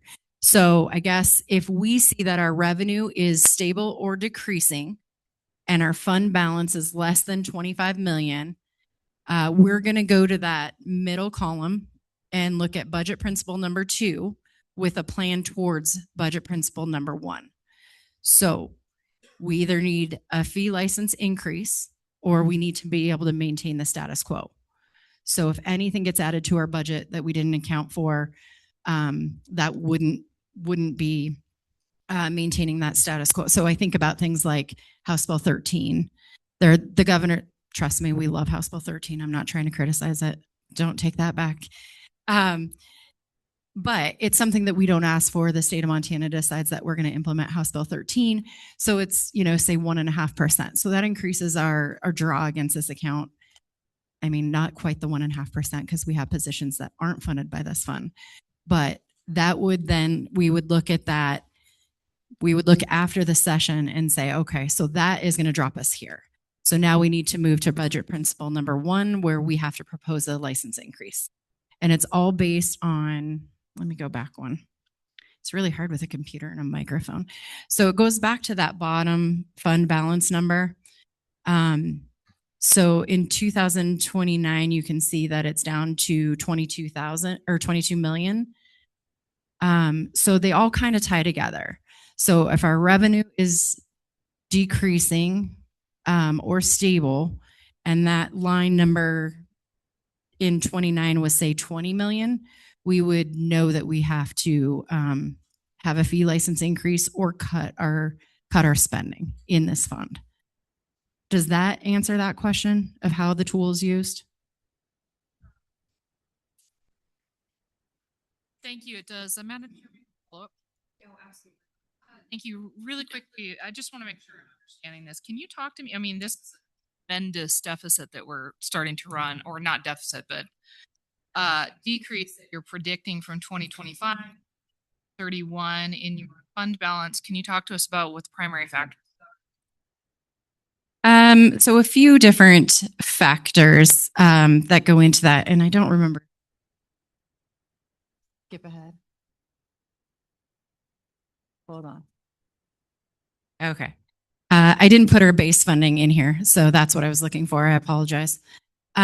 So a few of those drivers are in 27, you'll see quite a big jump between on the expenditure line. So there's a couple of factors. What we call our base House Bill 2 is what our daily operating is. So that is pretty consistent year after year. We added 7 FTE for game wardens. We added 7 FTE for ComEd. That program for more hunter education. We did a robust ask for research. So when you think about the mule deer problems and some of those things, we're trying to put some people on the ground that can get in front of, say, CWD and some of those other ones. So we have a large investment between those fiscal years for our base programs in those areas. So you'll see that increase as well. If you remember, I talked about some opportunities. So before the revenue was, when the revenue was still increasing, we had the opportunity to invest in some of our deferred maintenance, which is always in House Bill 5. We call it our capital program. So we have a fleet building being built at Custer, as well as an office space there. We have some other investments in deferred maintenance at hatcheries. Fort Peck is looking at about $5 million to get that fixed. Hatcheries are very, very expensive. So as you can see, those big numbers in 26, 27, 28, and the kind of the growth and then the drop off, those are some of those what we call one-time only deferred maintenance large investments. So they kind of skew it a little bit here and there, but we will have to spend those funds for those contracts in those years. Yeah, thank you, Madam Chair. Just in the interest of, there's a lot of numbers floating around. I think something that would be helpful for me and potentially other members of the task force is to understand the role of the funds, the potential role of the funds in funding our recommendations. So I know you're probably going to get there, but just as a, making sure that we're asking relevant questions as to if it's licensing dollars, if it's your O2409 fund, are any of those funds used for either a Pittman-Robertson match or funding ranges? Just so that when I'm thinking about, or we're thinking about funding, we see how there's a balancing act of, well, we use the money here, so it can't go there, or if it's even a source of funding. So I think that would be helpful up front to know this is where we would get the money or look at to get money for this type of project. Yep. And that's how I started it out. These would be the funds that are eligible for these types of projects. Okay. So this is the only state special revenue fund that's available at FWP currently for this type of project. Okay. Thank you. Yeah. So, are there any other questions on how okay. So the sources of revenue for this fund, I put out here for you guys so you can see it. The one thing that isn't in here that we do get a lot of right now is the interest. And so we don't look at the interest at FWP when we make decisions, because as that fund decreases, the interest decreases as well.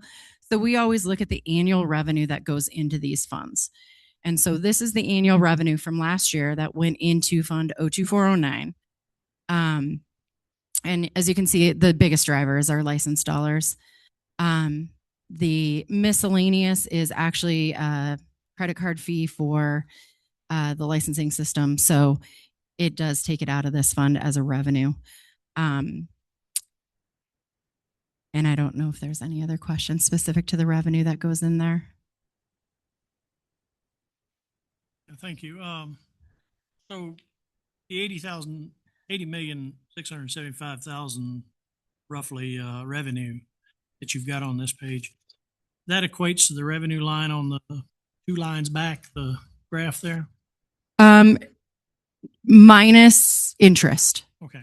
So where does fit into that? We're going to get there. Thank you. So any known revenue changes for us right now, the commission reduced the non-resident deer combinations. So that's the reduction to this fund. There was a lot of talk about the 1.7 million. Out of this fund alone, it's the 682. They reduced the revenue or the resident deer tag availability. So it's about 41,000. You can see we've made up most of that with the passage of House Bill 372, which was Tom France's upland game bird bill. House Bill 145, which increased the non-resident based hunting license to $50. And then House Bill 146 is the Swan and Crane lottery auction bill. So that's what we kind of know about that will change the revenue for this fund. Not substantial. So that's good. And so then particular to shooting ranges, how do we spend this fund? One of the ways we spend this is our state shooting range grants. So I put together during session, and then we just made sure it was up to date. What we have spent to date for state shooting ranges since state fiscal year 2021. These are all out of the general license account. It's a grant program. You can find the information on our website, and communities can request funds out of this for development, repairs, those kind of things. Renee's shop operates that grant program, and I know she's going to go into the details of the grant program later. But these are the financials behind that grant program. Madam Chair. Madam Chair, Lena, Yeah. Really quick, just very unfamiliar with, do any of these clubs, do the people that go to those, it's all free, right, for them to go to? Or no, No. There's some means of membership? Yep. fees? Okay, thanks Yep. for the clarification. Thanks, Madam Yeah. So, for example, Prickly Pear, right outside of town. It's, where my husband and I shoot sight in our rifles. There's a membership fee. Yep. I don't know if they're all free. I don't know if all of them charge. I just know some of them do.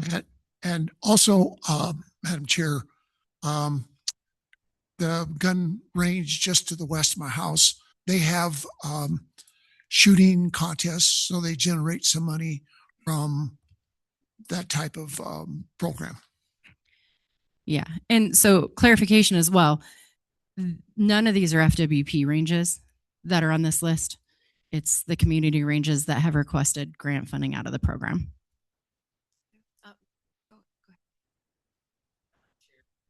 You may address this later on, but I just wanted to note that one of the requirements for use of Pittman-Robertson funding on ranges is that there be a public access component to those ranges. So I just think that's important to note. Yeah. Perfect. Thank you. Any other questions at this point?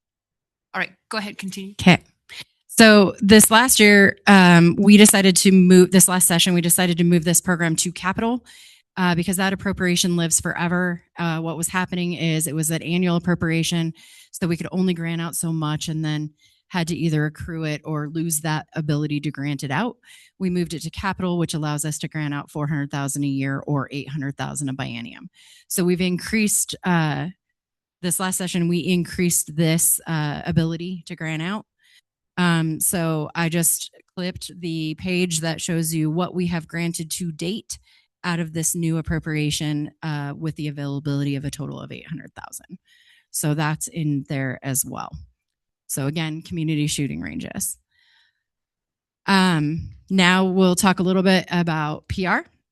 And I put some slides in there. They are not mine. They are WSFR's, which is the Wildlife Sport Restoration. So not mine. I'm not that good. So we talked about buckets. You heard a little bit about what's eligible, heard a little bit about what pays that. So I just included their slides that shows by program, what we call kind of the sub-programs and programs, where the money comes from, and then what it's used for, and then the just a little bit different flow of how the apportionments come to each state based on numbers, based on that calculation. So we certify how many individual hunters and anglers come to Montana, and that drives what the apportionment that we receive out of these funds are. I included the sub-program information so you can see kind of that public target range at the bottom left, as well as in that middle bucket, and then what the percentage can be drawn from each one of those buckets for you guys. And then this is my cheat sheet that we've kind of built internally with the help of some of their documentation. But it's a really quick and easy way to kind of just see the buckets and what their uses can be, which we use all the time in my shop as an easy, quick way. So a majority of the funding that's available for this does come out of hunter education, the hunter education bucket. And it is the great thing about this program is it's a 90-10 program. So you only have to have 10% match, which is that reference $9 to $1. For for you guys, how we track kind of what's available and what we have, I put in all of our buckets of PR by sub program for you to look at. So you can see over the last few years since 21, what we have received, we have 2 years to grant out your report, to request grants for your apportionment. So you'll always see a little bit of a carry forward amount between the 2-year apportionments. So how we've spent it, the grants that we've spent it on, any balance transfers, we're allowed to transfer between sub programs at certain times of the year if hunter education isn't being utilized. So you can see those earlier years, we pulled some into traditional PR. And then what's available kind of to grant out, so to speak, out of these buckets. One thing to note, this is federal fiscal year, so it's a year off. You won't see anything allocated to the 26 because our base authority is not allocated yet out of that federal fiscal year that just started in October. So little kind of timing things make it a little harder to show, but I didn't want to plug it in since it's not actually officially there. I feel like that's less transparent. And then the hunter education. So this is kind of our hunter education. The one unknown right now is how much of that hunter education will be, we've always underutilized this bucket, but how much now that we have 7 FTE hopefully out there. We just hired our last one a couple weeks ago. And so they'll get some more hunter education classes and in-person field days on the ground. So we're not exactly sure how much of a draw that'll be out of the sub account of a hunter education. Enhanced hunter education, we don't get very much. We usually spend it. It's part of it. It's not much. And then we talk about, here's our public shooting ranges. So what we've done with the FWP shooting ranges and the 90-10 bucket that we've been talking about, what's available, what's eligible, what we can do with it. So FWP has gone through and looked at some of the projects, and I know Renee is going to go over all of that in detail. You'll see a line here that is 4.4 million, and it's in the green. That's what we have for an appropriation currently in House Bill 5 that will have to be taken out of this bucket if we stand up, say, the Logan shooting range, or we don't put it in here until the grant is approved, and we don't ask for a grant until we know the project is going to go forward. So we usually ask for pre-award costs and spend our match to do surveys, to do the plans, to do those kind of things. And then we put a grant together and ask for that to be funded through this program. So that 4.4 is simply a line that is what we have allocated to us for the purpose of this. You'll also see Big Arm was mentioned. We use this funding to stand up those archery ranges at Lone Pine and Big Arm. So in the federal fiscal years. So just so you can see what that looks like, that 4.9, 4.4, this is our allocation out of House Bill 5 and how that sits and how it's spent, both the federal and the state.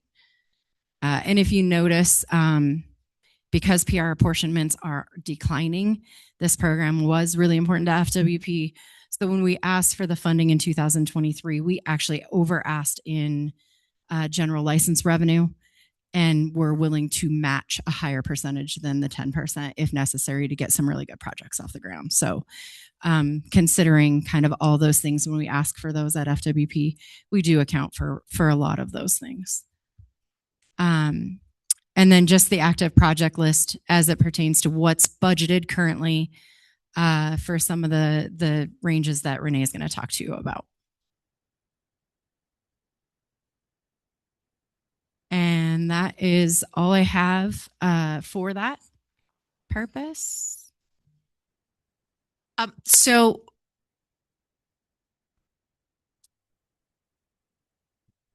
once again, just my brain going in a lot of different directions. We are going to have everyone their emails so that as questions come up, you can shoot an email to ask questions now. But I want you to know that even those folks who are going to do public testimony, so that we can continue to ask questions. So it's not just I'm going to present this information and then be gone. So that we can continue to dive in and ask great questions and get great answers. Because I know a lot of times you think, oh, if I just would have thought of that before. So, but ask your questions now. I just wanted you to know that as well. Go ahead, Mitch. Lena, thanks for this presentation. It's helpful. I wanted to see if my thinking is right on this. We've talked about this 90-10 for ranges and how good it sounds.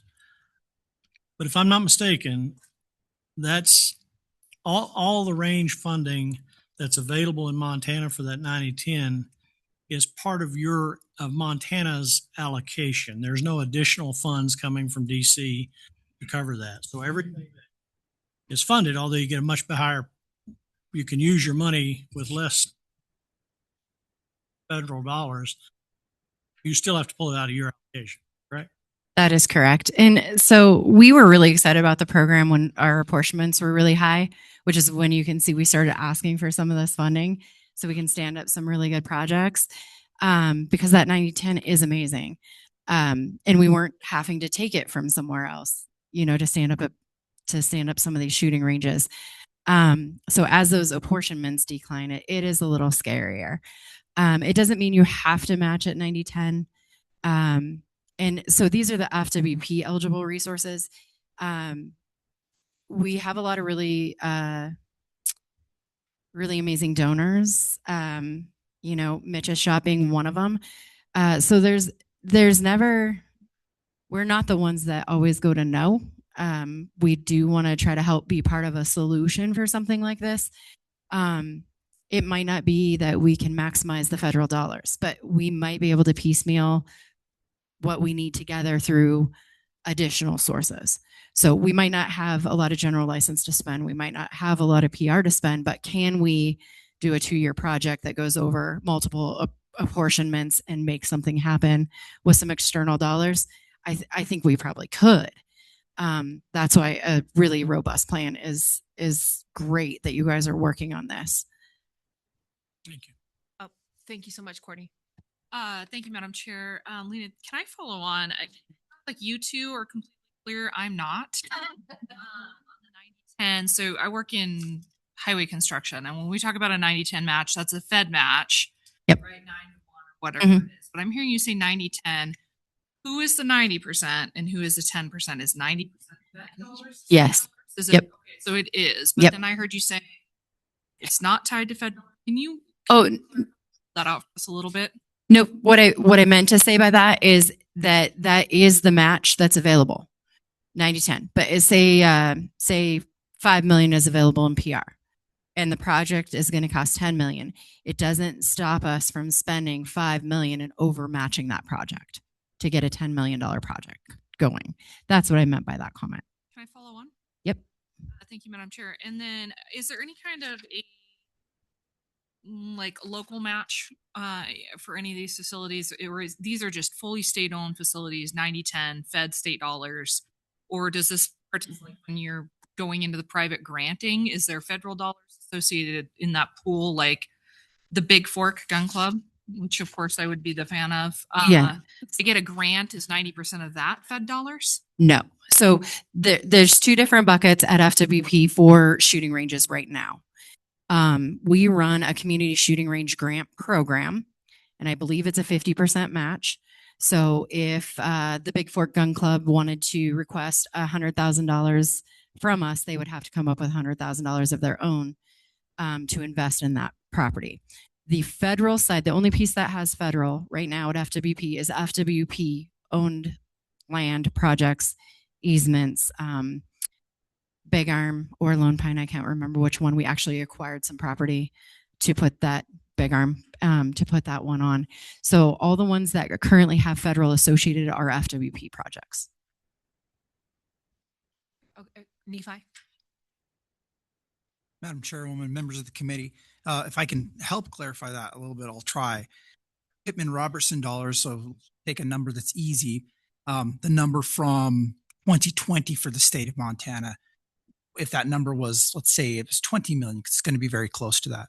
And so when the department talks about changes in Pittman-Robertson, what you have is when you have, it's market driven.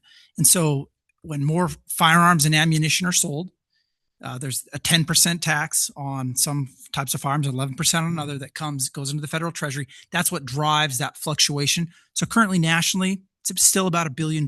There has been a slight reduction this year, and it vacillates with people's interest in buying and purchasing firearms. So if you had something happen, let's say somebody banned, 50% of the firearms in the United States of America, like semi-automatic firearms, well, then you would have a corresponding 50% reduction in the amount of money that goes to every state for their programs, including wildlife programs, including their shooting range programs. And so that's how that's related to sales. And then, but one of the benefits that we've seen is since the pandemic, there was about a 20% there was 25 million people during the pandemic bought firearms for the first time. And there was a rush on ammunition. And of course, so then you saw a corresponding bump in all those fish and wildlife agencies where they received $5 to $7 million that they'd never planned on seeing before, that then dumps into the agency, that then the agency has to decide how to prioritize. And so the agency prioritizes that federal fund that comes in into any one of those buckets that they want to prioritize them in. So what they can spend it on, yes, they can spend X percentage on ranges. What they spend it on isn't necessarily that.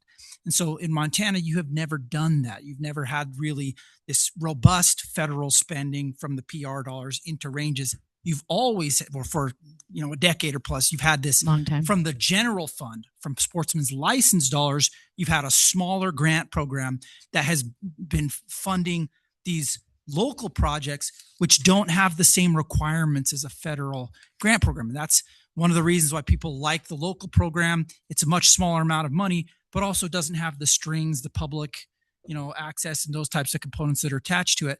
And what NSSF has been promoting, will continue to promote nationally, is we would like to see a very significant portion of the tax that we pay go into developing ranges. And that's because, of course, we've mentioned this kind of conundrum that you have, which is when people talk about a reduction in Pittman-Robertson, the reduction is driven by what? Less people buying firearms and ammunition, because 80% of all Pittman-Robertson funding comes from shooters.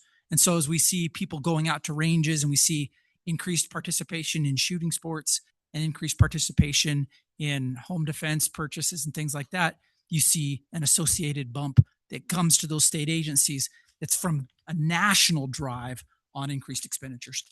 Perfect. Thank you. And did you have a question? Oh, go ahead, Courtney.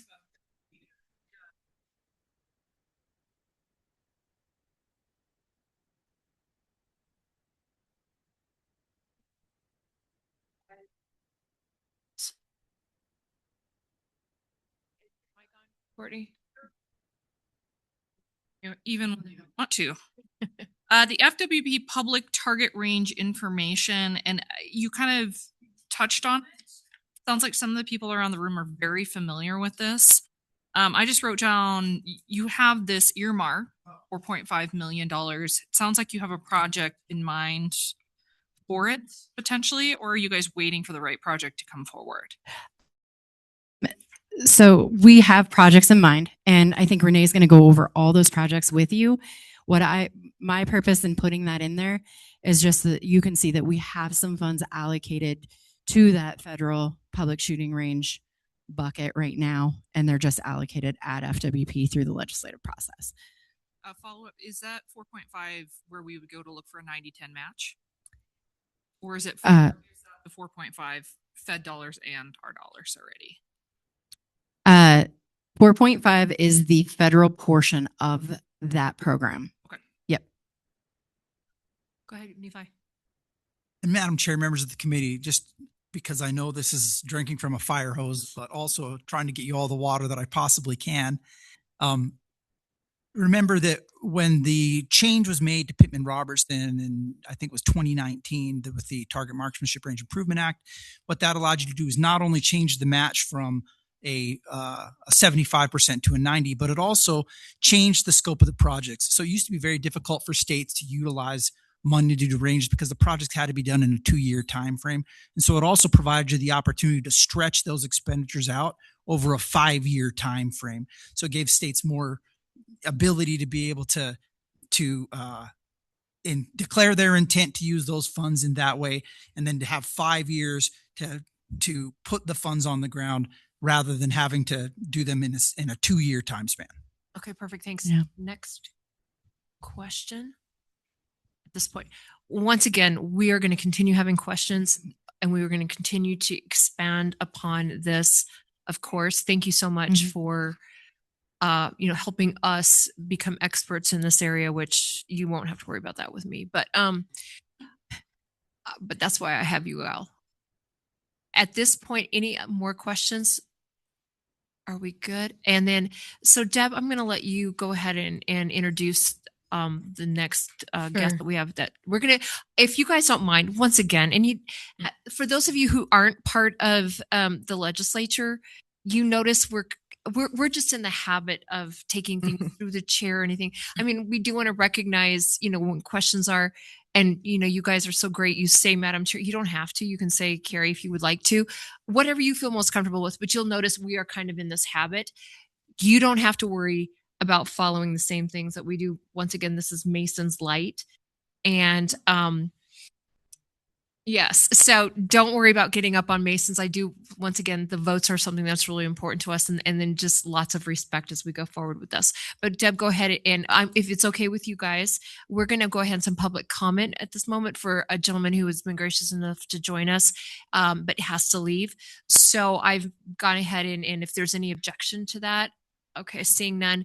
I've also asked that every time we have public comment or participants, that Deb keep a running list of their name, their email, their phone number, and their interests, so that we have a running list of experts throughout the state who are interested in being a part of this project. So without further ado, Deb, I'll let you go ahead. Thank you. First of all, I don't know if Lena has to leave or she can stay through lunch. I'm not sure, but if you have any other questions for her, I can take them down if she has to leave. Okay, awesome. She's going to stay. And then, yes, the public comment period was going to be at the end of the day, but Ed Beal is here and he's going to have to leave. So Ed, if you want to come up and sit in Lena's spot, thank you, Madam Chair, and committee for letting him have some public comment here, and then we'll go to the rest of the public comment at the end of the day as well. So Ed, if you could just say your name, if you represent anybody, and what your interest is, and then go ahead. Madam Chair, committee members, my name's Ed Beal. I live here in Helena. I own Capital Sports here in Helena. Been selling NSSF fund collecting firearms, ammunition, archery equipment for 41 years. And I apologize for doing this so quickly. I'm also the chair of the PLPW committee for FWP and the legislature. You might want to say what that is instead of acronyms. PLPW is Private Land Public Wildlife Council. And our main charge is we've got 13 members. We interact between hunting population, shooting population, landowners, outfitters, and all the public. Oh, may the odds be ever in your favor. Yeah. And we do answer to the governor through the FWP director and to the legislature, primarily through the EQC, but also any other legislator that may have a question or interest. So yesterday we concluded our PLPW meeting of 2 days, which was, I think, productive, and all our members got home, even to Glasgow last night, except they stopped in Malta and spent the night. So yeah, God bless them. And Deb mentioned to me this meeting was going on. I apologize, I hadn't seen it, so I really didn't have any formulated ideas, so this is going to be a little random. I did turn it on to watch in the beginning as you were discussing your formulation, and then I had to leave. I've got to go because tomorrow's the deadline for all these orders we have to place for preseasons going into next year, primarily in ammo. So with that, I just wanted to give a couple comments. When you were looking at your question about what does a region mean, the public has a concept of that. And I would just suggest that regions 1 through 7 make sense to people that are shooting public. It doesn't make sense to anybody else, but certainly hunters, hunter women, men, families, all that. So just, you can always change it, but that's already lined out for you. And then you have regional centers already that may be of consideration when you do that. So within all that and your early discussion, remember Montana's Montana. We only have slightly over 1 million people, and what are our needs? We just opened the Heritage Center. Great thing, going to be a good thing for Helena, but that's a little different deal. And I think you have to look at what are you going to set for your goals in this committee. And so I digress. You have legislators here and you have an agency here. Those of you that are public, you're here because you need to give them input from your practical experience on the ground. Don't be intimidated by any of that, whether it's the budget. Nothing better than following a budget, right? But the budget, because it's serious stuff and it all has to be applied, or how the process works with the legislature. They'll know and they can guide you in that. So you think about what's important for you to communicate to them as committee members. So goals of the task force. On PLPW, one of the great things that we hear constantly, and it's even more of an issue now with access, because we're managing or making recommendations on access programs, is pressure and behavior. Since COVID, more pressure because more interest in the shooting sports, hunting, and all that, which is wonderful. Montana's known for it. It's a great thing. But that creates certain behaviors. And so I would suggest to you that one of the things that we hear a lot is hunter behavior concerns. One of those issues is shooting efficacy. Being a good shooter as a hunter, somebody mentioned it in the first part of this meeting. I think that can be one of your goals. How do we create better, efficient shooters for hunting? Because we know hunting is our game management tool in this great state. So I think that's a great opportunity to combine these in one of your goals.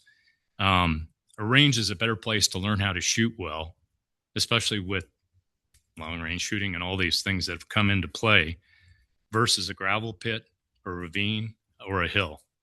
Somebody mentioned Ben Avery. I grew up in Phoenix. Ben Avery was just starting when I was there. It was 20 miles out of Phoenix. It is now Phoenix. Okay. I was there last year to go on a hunt and drove past Ben Avery and pulled into a place 5 miles north where my dad used to take me hunting. That's where people that don't participate in a shooting range go, and it's terrible. So that image of shooters is not a good thing. The more we can do to get ahead of that as Montana grows and there's more interest, and you can define a nice facility, everybody's not going to go, but more people are going to go. They're going to have better habits. They're going to become better shooters. They're going to be more disciplined with a firearm. And that's certainly an NSSF priority. So better shooters, efficiency, public perception, and behavior, I think, is a great goal for you with shooting facilities. And that leads me back to the regional need. You've got this list of 29 participants in the Montana program for shooting ranges. And I think you'll have to take that into account, because some of them are really good and some of them are, maybe less capable because they're mostly volunteers, and how you can help them, work with them. Helen is lucky. We've got 3 within 45 minutes here, and they all have different aspects. So, okay. So first was that better shooters, hunters. Second, recruitment, obviously. Third, retention. And fourth, I'd say economic opportunity. I think those can all be your goals. But, I think you need to assess your regional needs. This facility right here, every city in Montana in the region doesn't have one. Hunter education happens here. We have a hard time getting hunter education done in remote locations. And everybody in FWP expects that to happen. Everybody in the legislature expects that to happen.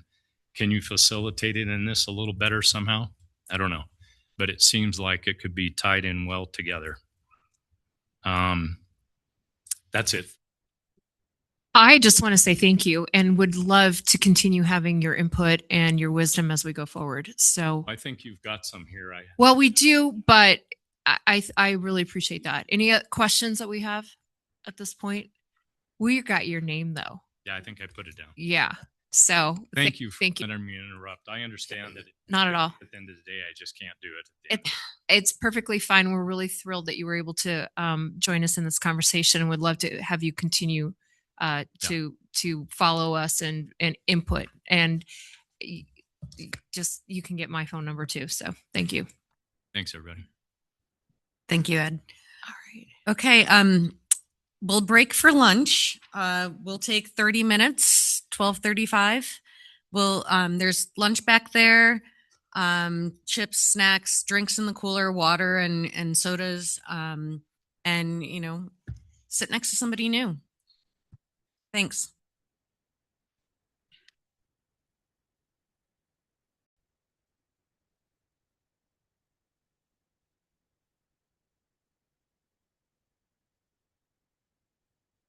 Okay, welcome back.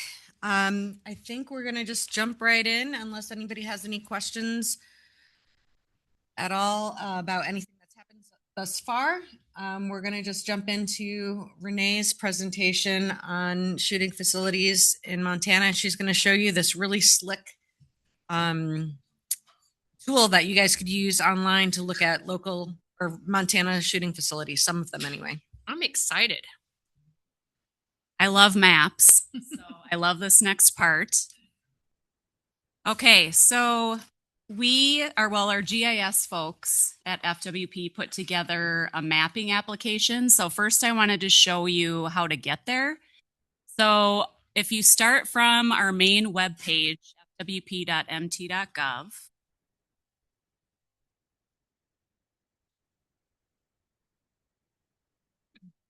and then you go up to the maps up above, you can see my cursor.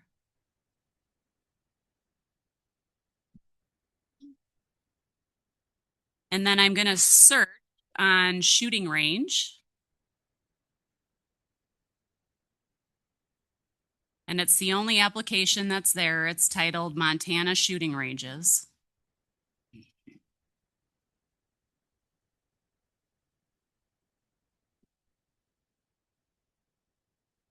So this is showing a map of 91 different ranges, and I'm just going to walk you through this application so that when you go home, you can play around with it. So up in the right-hand corner, there are a couple of buttons. One looks like a list, and that's the legend.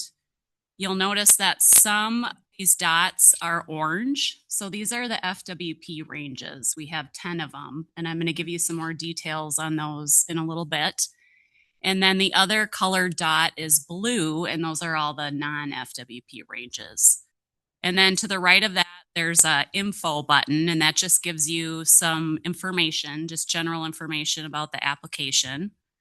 Below that is this base map button, which is super handy when you want to zoom into a site.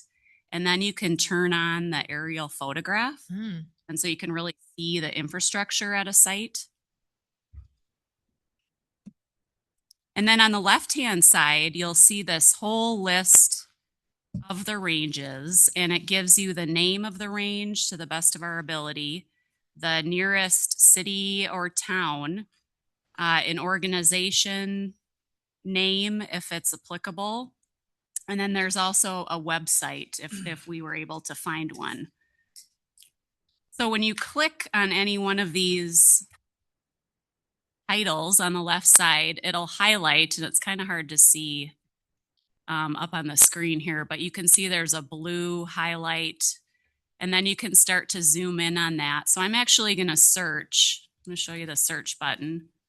So I'm going to look up Gallatin Sporting Clays.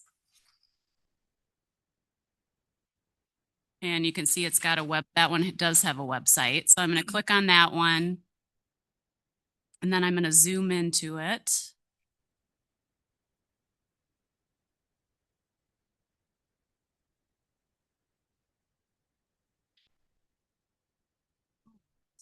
Yeah, so this will be just a nice tool for you to be able to get a sense for where our existing ranges are located. And just to give you a sense for how we created this, so there was an older map that we had up here, and it had a mix of ranges and clubs or organizations.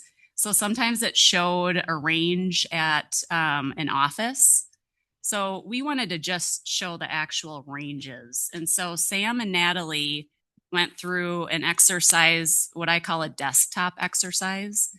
So they took advantage of everything at their desk. So all of our files, the aerial photos are actually very useful to be able to zoom in there and see if there's an actual shooting range there. They looked online. They made a lot of phone calls. So we feel like we got it pretty close, but we still have a phase 2 in mind where we're going to work with our regional staff to actually field verify all of these ranges. So just so you have an awareness that this isn't perfect. And if you're looking at ranges that are in your area that you are familiar with and you see something that's not accurate or we're missing something, please let us know, because we feel like this is still very much a work in progress. So that's the map that I wanted to show you. Is this all, excuse me, do you think this is all inclusive right now of everything? Maybe Sam might answer this better, of everything that we've got in the state, or that there's still some things that are missing on this map?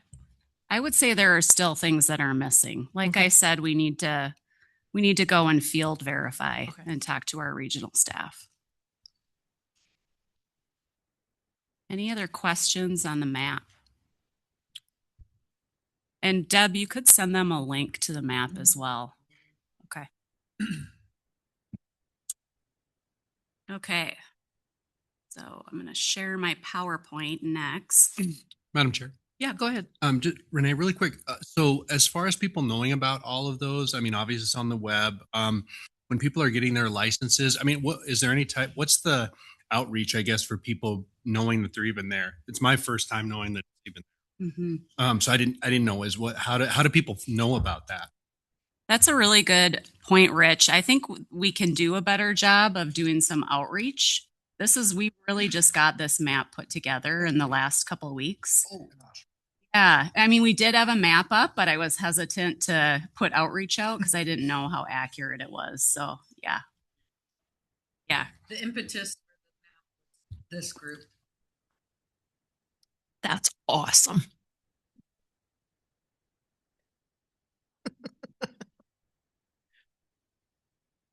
You're so great.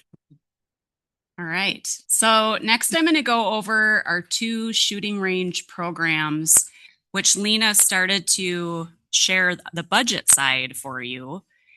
So I just wanted to distinguish, because I know it's confusing. Our first program is not a grant program. That's for our FWP owned ranges, where we either own the land or we own a lease or an easement. And we get the federal dollars that we use our general license dollars as match for. So that's one program. And then the second program is the grant program, where we actually grant out funds to other organizations. So I'm going to start with the FWP shooting range program. So the purpose of this program is to acquire, develop, and maintain public shooting ranges. And as Lena mentioned, it uses federal Pittman-Robertson dollars, and then we match that with our state general license dollars. A little bit of history on this program. So we first started to ask for an appropriation in 2021. And the reason for that is we were starting to see a need for developing our shooting ranges. Particularly, there were a couple of archery ranges at state parks that the regions were wanting to implement. We hired a program manager, which is Sam, in the summer of 2022. And Sam started to research shooting range facilities in other states. And he also worked very closely with our regional staff to identify what needs were out there. He also started to develop a template of sorts as to how how he was going to facilitate these projects happening. Because as you'll see, there are quite a few steps to the process. This is a list of all of our existing FWP shooting ranges. So there are 10 of them. This table provides the range name, the location, it lists who operates and maintains the ranges, and then the range type. So you'll see that 4 of the 10 ranges are operated and maintained by a club. And these clubs have a mix of membership and day use fees, as Rich was asking about earlier.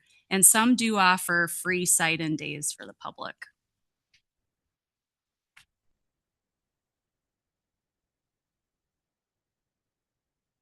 For the ranges that are on state parks, the users must have paid an entrance fee, either through their vehicle registration or a day use fee.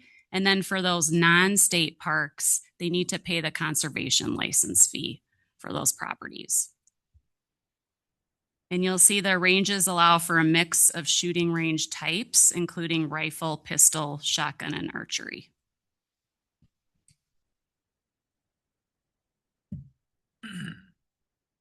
Since we started receiving appropriations in the 2021 and 2023 sessions through House Bill 5, we've completed 2 projects.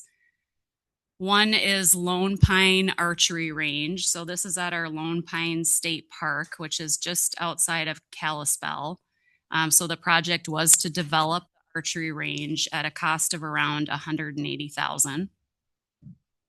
The second project was Big Arm Archery Range. This is at our state park as well on the west side of Flathead Lake. And this was both to acquire an easement and to develop the archery range. Yes. Go ahead. Question. Most of these ranges, are they on what was originally state land or FWP land, or did you have to acquire private property to do these ranges? Great question. It's a mix. So we could go through all of them and tell you, but some of them are on what was originally FWP land. Some of them we needed to acquire an easement, like Big Arm. That was DNRC land where we acquired an easement. And Sam, I don't know, have we acquired private land for any of these? No. Do you want to grab your? We haven't acquired any private land for these yet. So yeah, let's see. Glendive is on a DNRC easement. And as Renee mentioned, Big Arm is on a DNRC easement as well, but we don't have any private that we've acquired. Thank you. So I was talking about the Big Arm Archery Range. The cost of that was around $680,000. And that was more because we had to acquire that easement.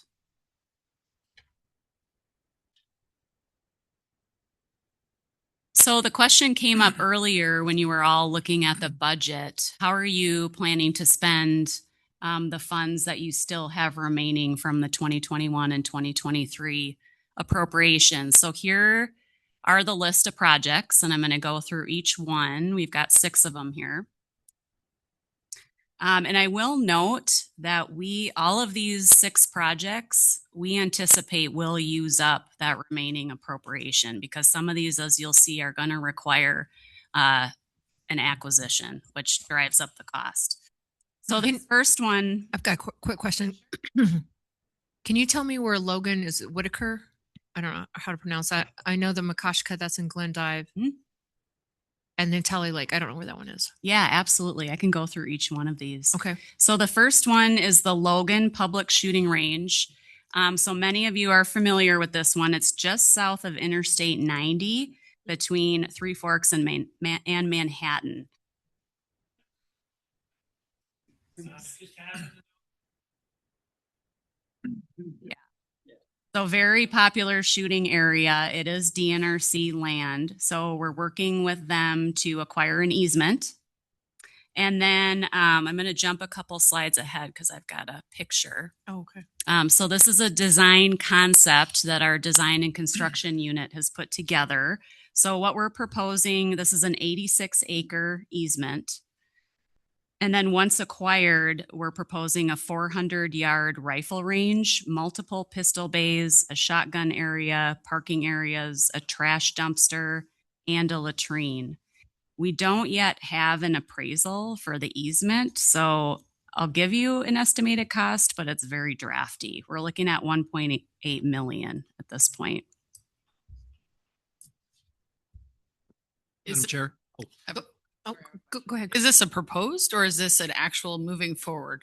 This is in the works. We're actually working right now with DNRC on the easement. We're also working on an environmental assessment. So we feel very positive that this one will be implemented. Just a question, and maybe Renee to understanding of DNRC lands and things like this. So typically in areas like this where it's a part of a lease, a landowner is maybe has a DNR lease for grazing or whatever with it. And do you know how that is with this? And I mean, it just might be interesting to know because that's typically a DNRC lease of grazing or of land is through a private landowner that that has the lease. And then this maybe is just because it's a small area, has an opportunity to carve that out. But how does that all work? Mm-hmm. Yeah, so there was actually a lease with an adjacent landowner for grazing. And so we had to work out an agreement with that landowner.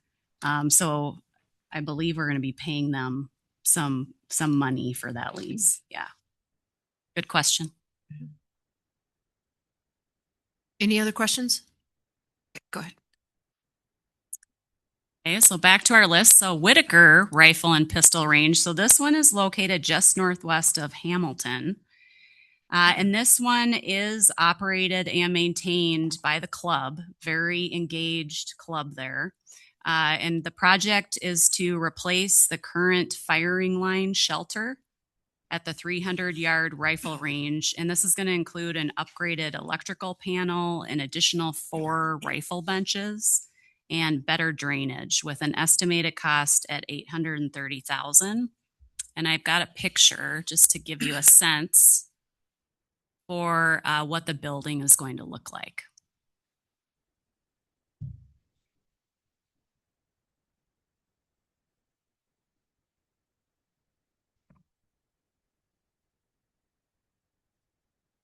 All right, so the next project on the list is Makoshika Archery Range, which is at our state park adjacent to Glendive. This project includes purchasing and acquiring new targets, rebuilding trails, improving the entrance road, and building a practice range for the National Archery in Schools program. And that one's actually in the park itself? Mm-hmm. Okay. Yes, correct. With an estimated cost of $520,000. And is that, you said the national? Yes, that's correct.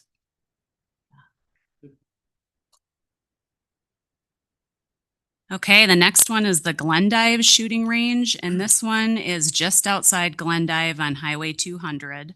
It's an existing range. This is one that we operate and maintain, and we're proposing to clean up the existing rifle range by reconfiguring the 100-yard shooting range and adding a long-distance rifle range, and also adding a pistol range with a shelter at an estimated cost of $120,000. Yes, so it's off of Highway 200. Yeah, yep. Glasgow Shooting Range. So this is actually right in Glasgow. I was just there a couple of weeks ago. And this is currently owned by the city. So we're working with the city right now to get a lease in place. And then development would include a new 100-yard range with shelter, a new pistol range with shelter, and a new archery range with a shelter. And I've got some pictures on this one.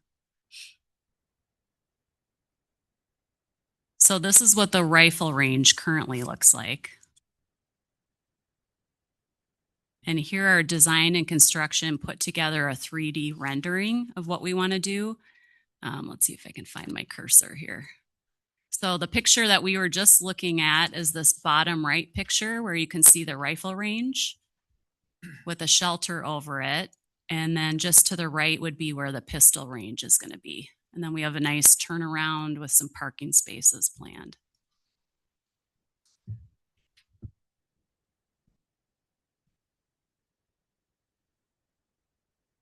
Got a question on estimated costs. Is that something that you put out for bid, or how are the costs sort of figured out for either acquisitions, or is it a fair market appraisal system similar to, private sector? Or So on the cost for acquiring property, so for example, with the Logan project, we're working with DNRC on securing an appraiser for that one. So we'll have an appraisal. And then for the cost of development, we're really lucky to have a design and construction unit with engineers that are able to develop very good cost estimates for us. And so this one is estimated at $520,000. The Glasgow. And then the last one on the list is the Tally Lake Shooting Range. This one is located west of Whitefish on Forest Service land. And so this one will require either a lease or a special use permit. And the development would include a 200-yard rifle range, pistol bay, formalized parking area, and a latrine. And we're estimating the cost at $280,000. Do you know where that's located from the lake itself? It's the gravel pit. It is the gravel pit. Yeah. Okay. Yeah. Know where that is?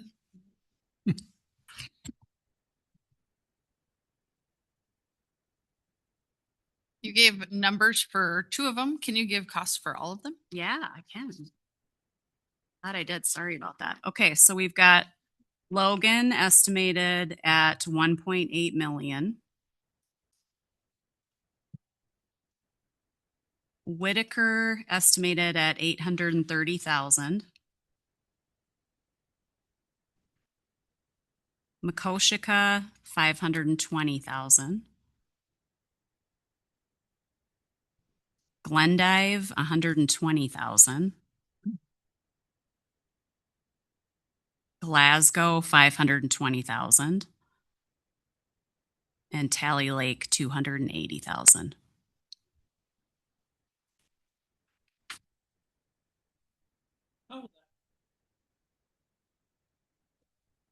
How will that be maintained?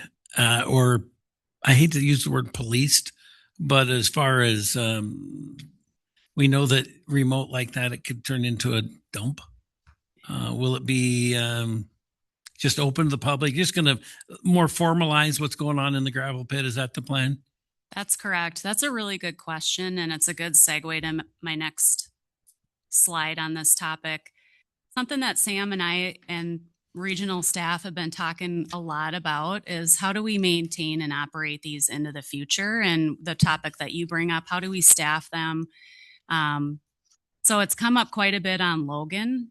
As you saw, we have 4 of our shooting ranges where there's a club that operates and maintains it. So they have volunteers oftentimes that are out there. But for these other ones, we have to integrate it into our programs, right? We've got maintenance staff that are going out and doing maintenance work. They're cleaning latrines at fishing access sites, state parks. So we've got to add these sites into their circulation. And also we need to work with our law enforcement staff, our game wardens as well. They already spend a lot of time at Logan. So that's not going to be anything new, but we have been talking about maybe we do hire a staff person to spend some time, especially in that first year out at Logan when we don't really know what to expect. I mean, we know it's going to be high use. Well, the one at Tally Lake, that's pretty remote, really. I mean, even for there would be mostly residents, I would think, in the area. And the difference between like the big arm archery range unattended, people don't shoot stuff up with bows. When you come to shooting your firearms, it's everything's a target. So unfortunately, the way it worked out. So education. So you're saying there'll also be expenses in maintaining not just the construction, but in personnel and maintenance materials and time. And then, yeah, how to police it or how to educate the public. Right. Yes, absolutely.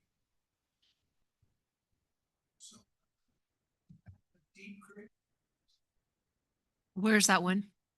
Missoula. Oh, Deep Creek is in Missoula. Okay. So they do at the Deep Creek Range, you do have a trailer there, and there's a person who stays there 5 days a week. Has the agency thought about Logan doing some type of arrangement much like that?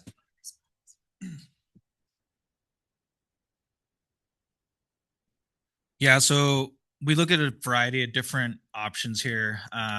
We haven't gone really in depth with what's happening down there at that specific range. So I don't know the specific details on how that's being directly managed. If there's a member of the club that is there 5 days a week, you said, is that correct? So yeah, I think that's an option for us. That's going to involve a little bit more as far as money comes from management or maintenance, things like that. But we can explore that for sure. You already have volunteers, are they, or are they paid at state parks? Your host, campground host? So the campground hosts are volunteers. They get a little bit of a stipend, but they are volunteers. Might be a possibility. Mm-hmm. RV spot, septic hookup, and Go ahead, Rich. Yes, Madam Chair.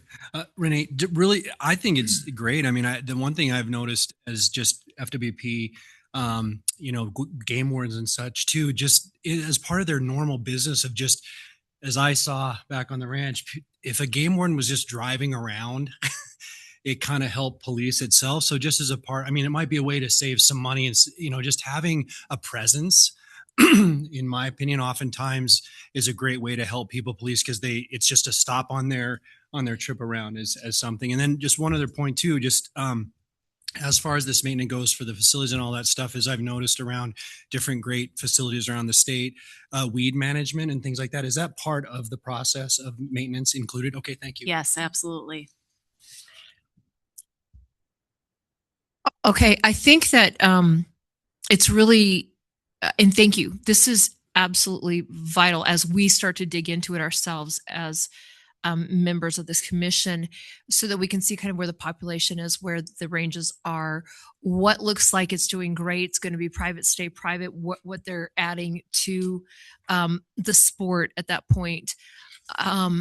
And as we start having conversations with these range owners, and of course, we're getting the ones that the Fish, Wildlife, and Park are managing right now. But these are the kind of questions that we need to continue to ask as we go forward then in our long range planning too, as the commission, just to kind of keep us focused on where we are at as the commission as well. So anyway, any other questions before you continue? Oh, there we go. Mitch has got a question.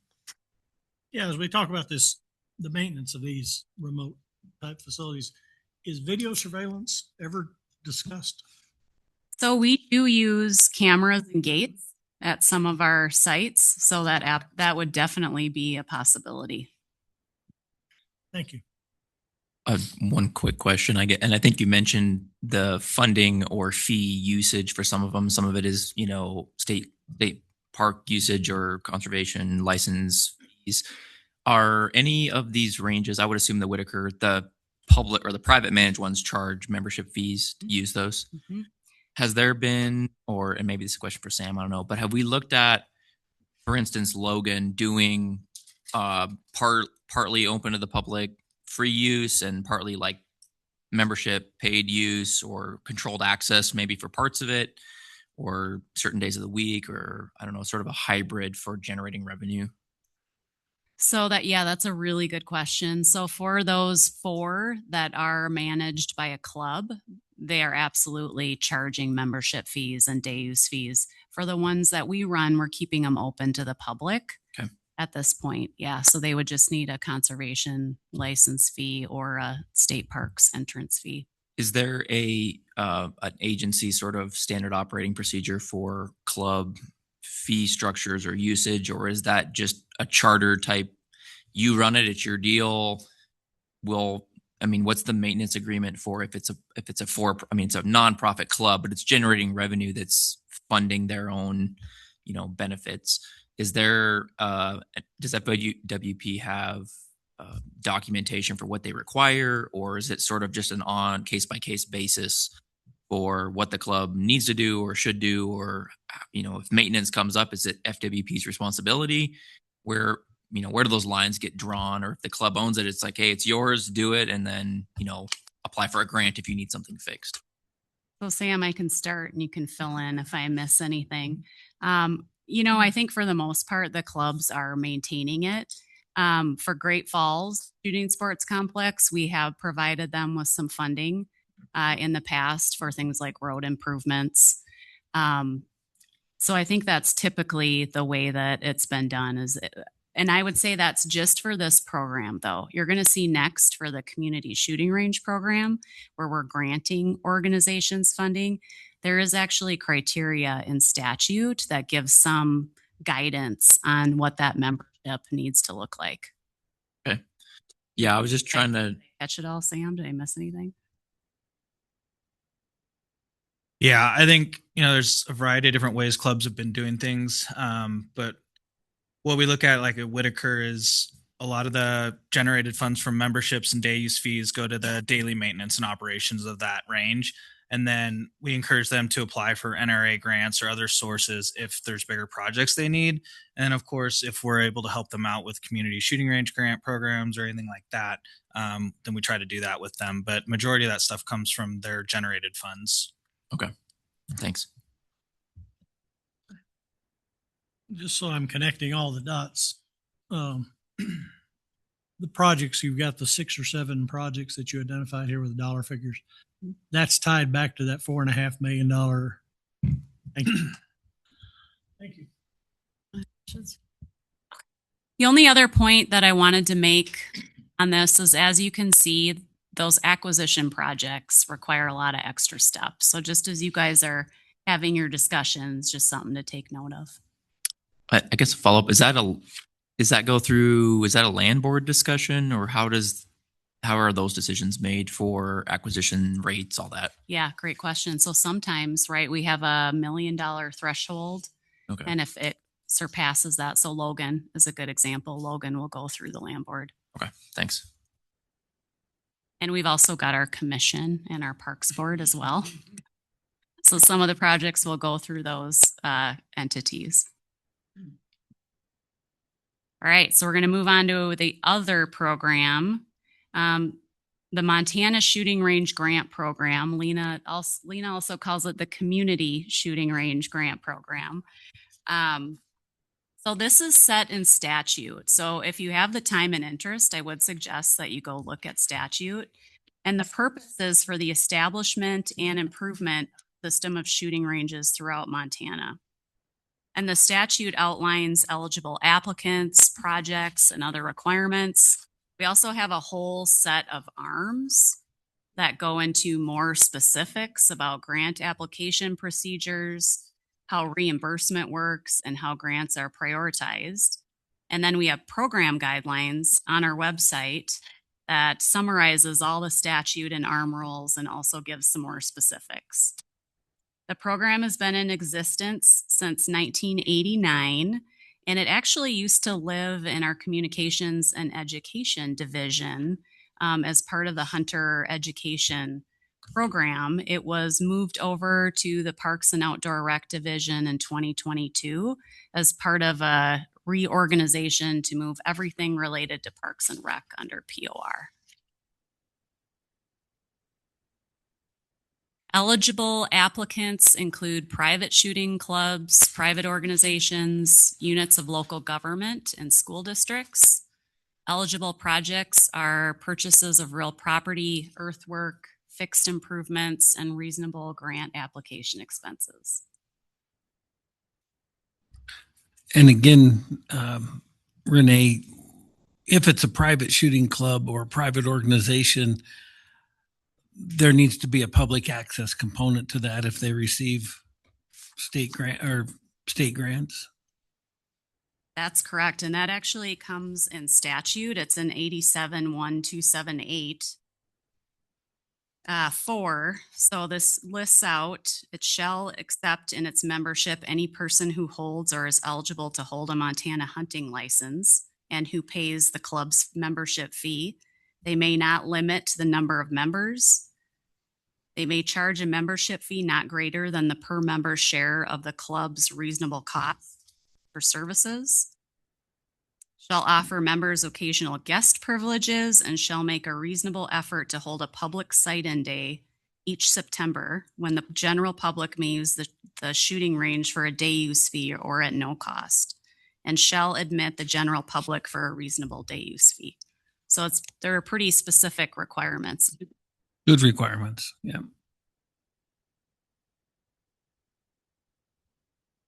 As Lena mentioned, the program is funded by general license dollars. So for the 2027 biennium, we were appropriated $800,000. There is a match requirement. It's 1-to-1 or 50%, and it can be cash or in-kind donations, which include labor, materials, and real property.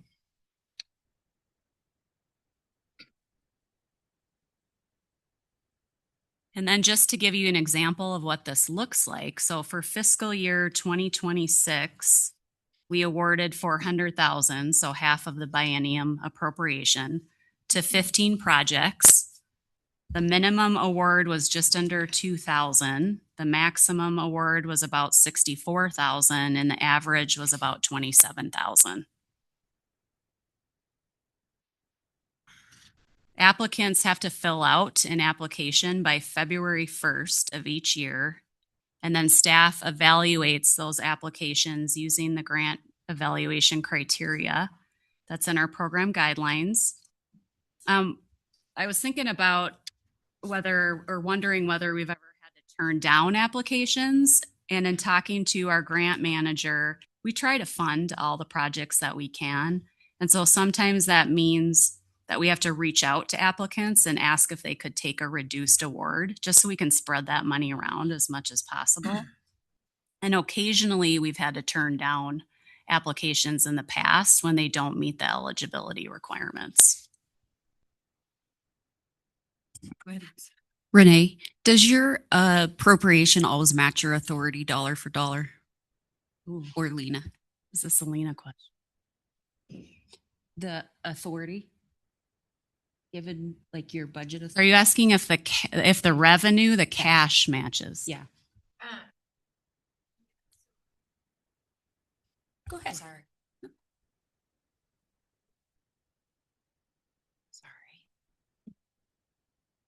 So going back to the budget planning matrix, we ensure that that doesn't go negative or below that trigger before we ask for it. So once we ask for it, we have the ability to just spend it. Thank you. So this is just a couple of the 15, six of the 15, just to give you an example of the projects that we're funding for this fiscal year.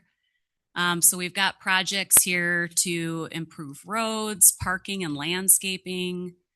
We're constructing an archery range shelter at the Billings Rod and Gun Club, providing for 3 new trap machines at Great Falls Trap and Skeet Club. So I just wanted to give you a sense for the types of projects that we're seeing. And that's all I've got. Happy to answer any more questions. Thank you, Madam Chair. So you have quite a few projects. You said you kind of try to contribute to everything that qualifies. How do you score these? How do you decide who gets what money? So we have a pretty in-depth scoring criteria system that's in our program guidelines. Something that really jumped out to me in the statute is that we're providing for the greatest number of shooters. And so that's just an example of one of the criteria that we're looking at.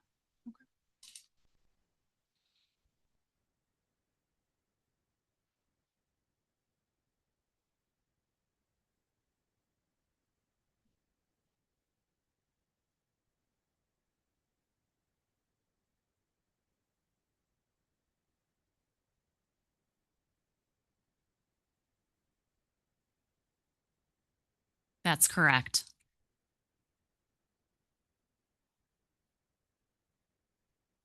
So one more question for you. We have, it sounds like about 400,000 that is not yet allocated. If we were to come up with a project or series of projects around the table here, what is the likelihood that you can get the matching federal dollars? Is that a gimme, or are you applying and hoping that you get the money? What does that look like? What's your success rate? So this program is not using the federal dollars. So this grant program is just using the state license dollars. Yep. We use the federal dollars for the FWP shooting ranges. The first program that I talked about.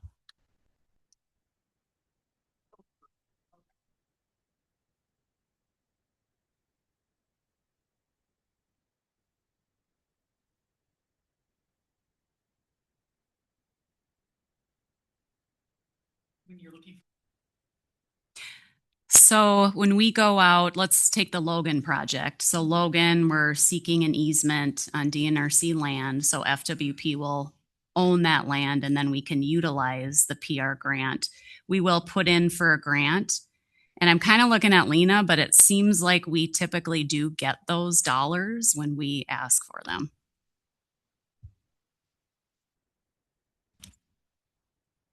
Go ahead, Andy. What's the insurance like on, for state ranges? Like you're going to develop the Logan Range.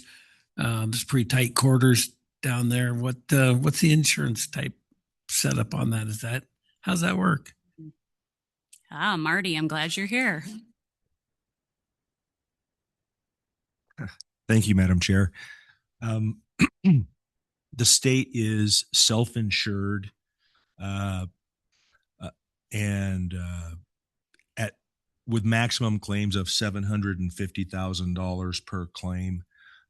So we're entirely self-insured. So as if we're developing Logan, for example, and someone ultimately brings a claim against us that, hey, that's a negligent design, you shouldn't have had the shooting range going this way or that way, we're fully insured with a line of defense counsel that and I am the tort claim liaison at FWP, so I interface with tort claims a lot on stuff that happens. So actually, that would be my case if something ever happened.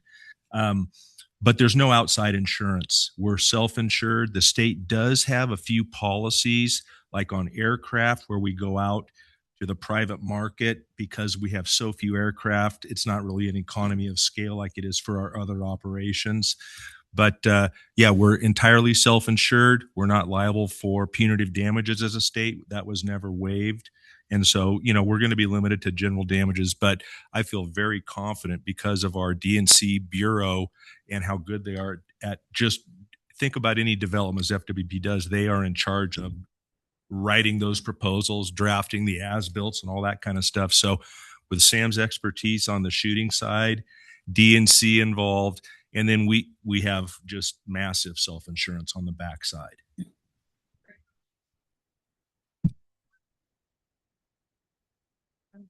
I think I have one more. Just thinking about costs, especially with things like Logan, how does the conversation go in regards to DNRC, since that seems to be one of the leading easement acquisitions of ownership versus easement rights? If, for instance, the land that we're looking to acquire, that they're acquiring in Logan, if it's an ag lease, that's minimal to nothing from a lease perspective.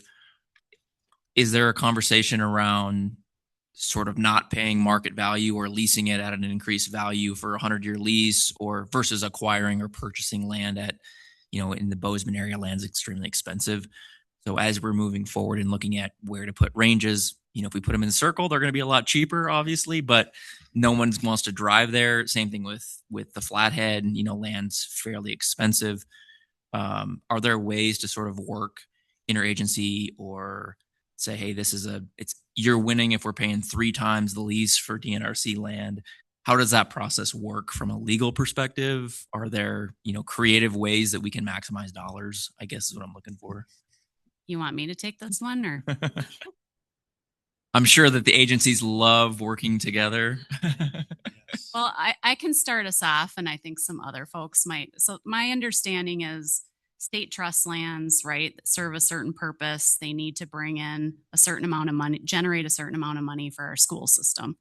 And so they're held to that limitation. And so I think, that makes it difficult in that negotiation. That's how I understand it. And that's why we are seeking an easement, for the Logan. We're not seeking to own it, but would be certainly happy if other people chime in. Just a little bit on that. So I think the one opportunity that they have is that, say you've got a landowner that had that lease for, say, 50 years. Those things do play into it. And there's obviously a value. The state has an obligation to get the most economic value they can. I think the cool thing about what might be some opportunity is that as a landowner there that's with it, if it can work out, and it's, again, it's negotiation, but really people aren't hunting there in, say, December, or I'm sorry, shooting there in December. I mean, I think there's some ways to say, look, maybe for this time frame, could you not have your cattle there for this particular time of the year? I think it just takes some communication there. I do think it's a balance. And again, we're not talking like 360 acres typically, right? Like it's a smaller amount, but I think there is consideration to landowners that have lands for long periods of time, even though it's a value thing. I think there's some consideration to that as it comes out. And that's something that we'll have to kind of work through, but I think it can certainly be a discussion. Okay.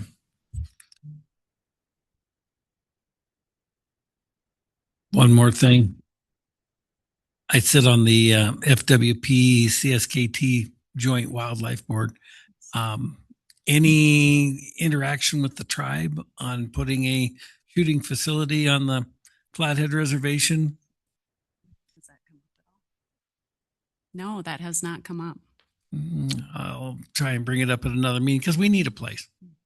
We've got one that was shut down because of encroachment around it, and bullets started landing in people's backyards, and then but people go down the river, they shoot in the gravel pits, they're shooting up in the woods, and it would be something that the only thing we have is a Polson City Range on the whole reservation that I'm aware of that's actually developed. So you probably get a lot of federal grant money for that. They tend to throw a lot of money at something that's.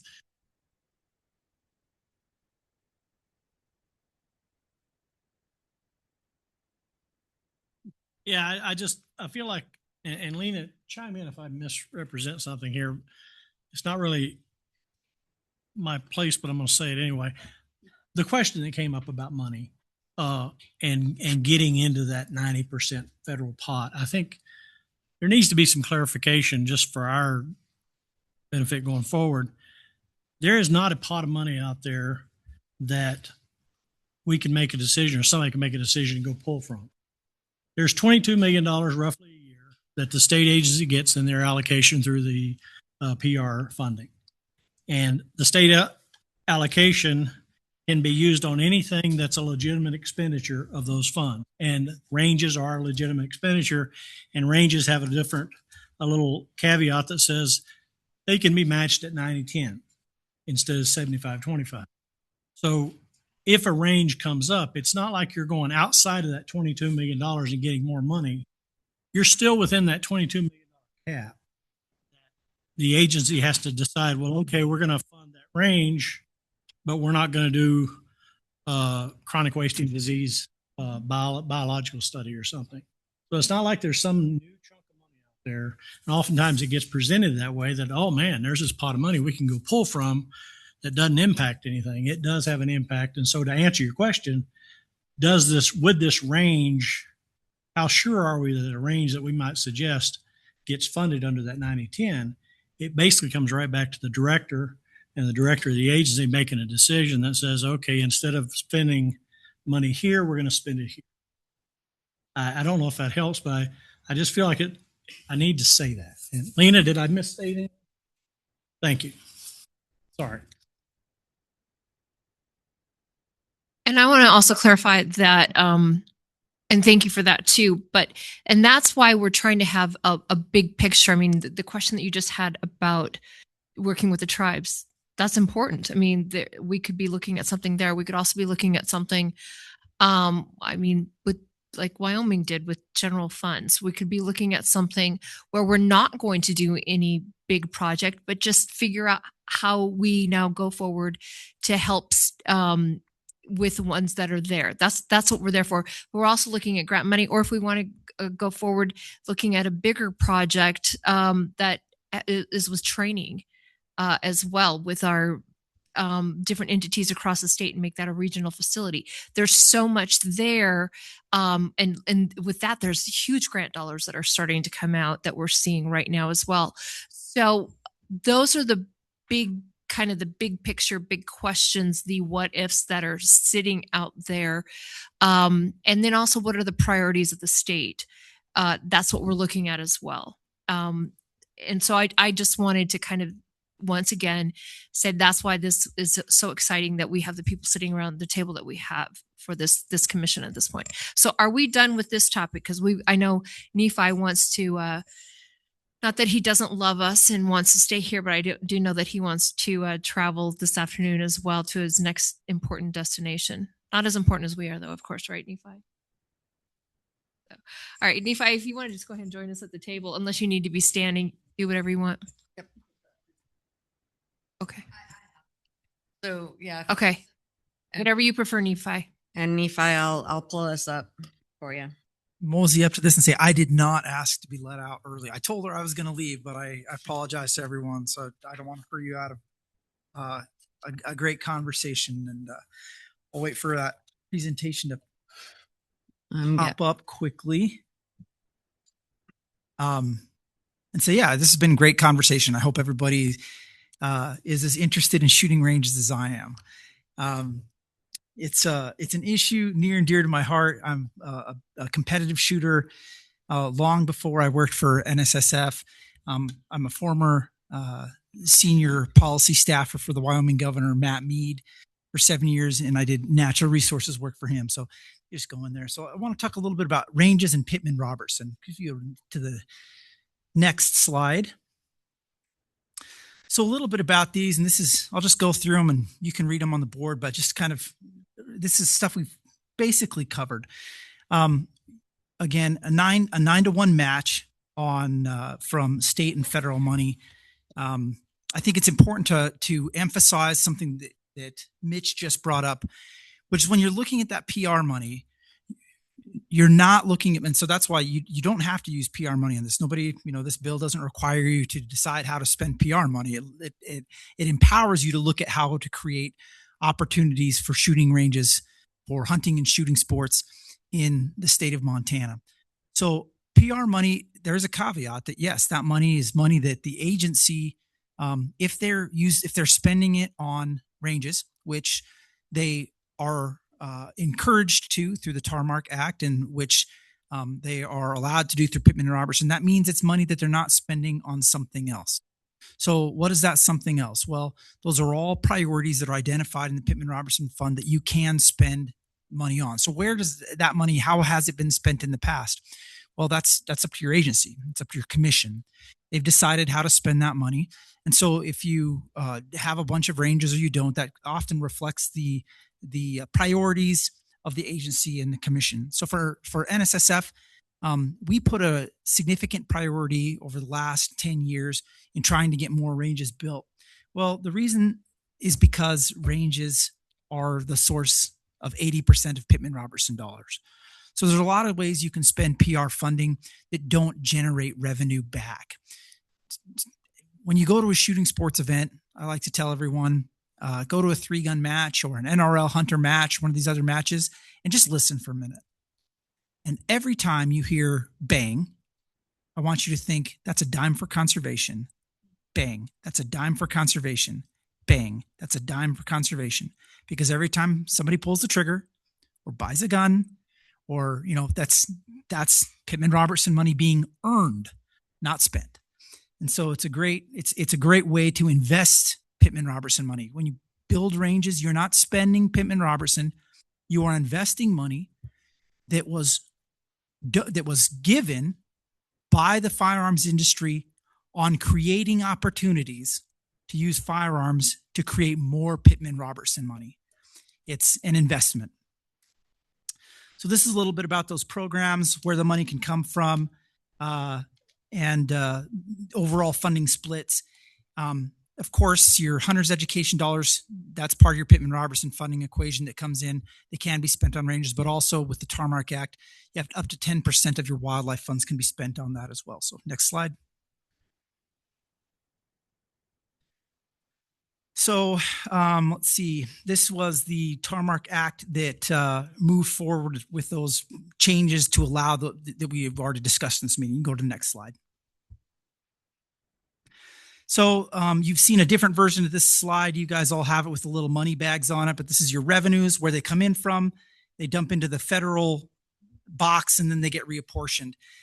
It's interesting, and I think that one of the challenges that we have in Pittman-Robertson is for all of us, it's a lot more easy to think about why we would expend dollars a certain way when we see a direct connection.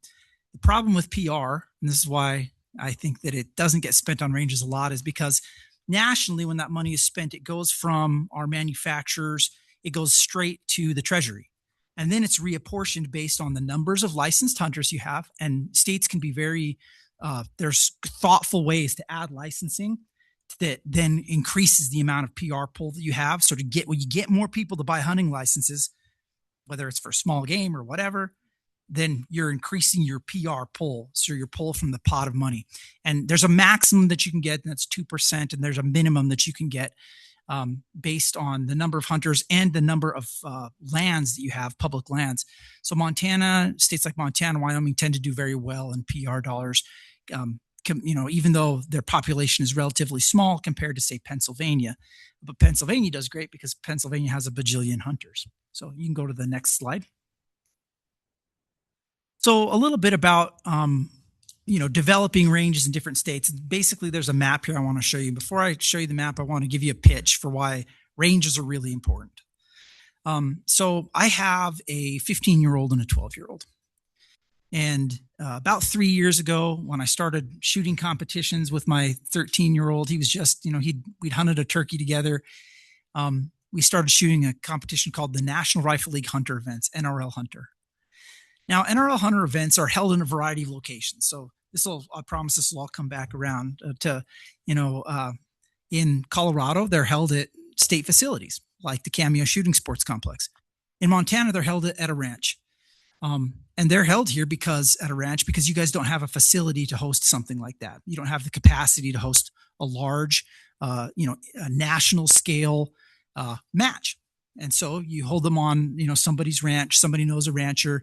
They find the facility, they bring in private, they call Seth Bergley, and Seth Bergley's got a garage full of targets. They drag his targets out there and they set them up on the ranch for a weekend and they hold an event there. And those are phenomenal events in Montana. But it's neat to have the opportunity where you can hold those in state complexes like they have in Idaho, where they hold one, like they have in Utah, where they hold one in Price, Utah, in a state facility, like they will in Cody, Wyoming, like they do in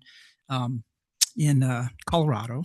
And these are events that when you host a large event for a weekend, you're going to bring in 300 competitors and their families for a full weekend. They're going to spend 3 days in your communities. They're going to sleep in your hotels. They're going to go to your restaurants. They're going to go to movies. They're going to go shopping.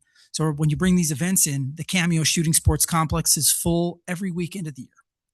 They've got something going on where people are coming in and staying in Grand Junction and going to the Sportsman's Warehouse and buying ammunition there and things like that. So let's go to the next slide so I can show you that this, I don't know why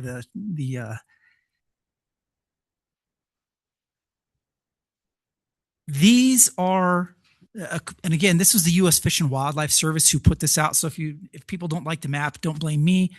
It's U.S. Fish and Wildlife Service's map, but these are your PR ranges. These are the areas where U.S. Fish and Wildlife Service has decided a significant amount of money has been spent on ranges. I'm embarrassed because I live in Wyoming and worked there for a long time. And if you look, it's really interesting when you look at Wyoming and Montana. There's 2 archery ranges up in the corner of Montana. Congratulations, you guys, you beat Wyoming. And but you can see we have some opportunity to grow these ranges. From the industry perspective, I want to tell you a little bit about, every state does it different.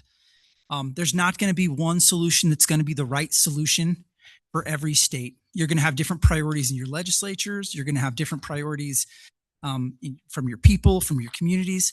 But from the industry perspective, we know what our priorities are. And that's why we worked with Congress to make sure that you guys had funding available to be able to dedicate it towards building ranges in the state of Montana. We hope that whatever decision you come to, whether it's ranges in every region or every town or every backyard or one big range, whatever that might be, it doesn't matter to us. We just hope that you'll utilize the opportunity that we've created through statute, through a lot of hard lobbying in DC, to be able to use that money, a large portion of it, to help grow your ranges. Now, we realize that creates some challenges for your department.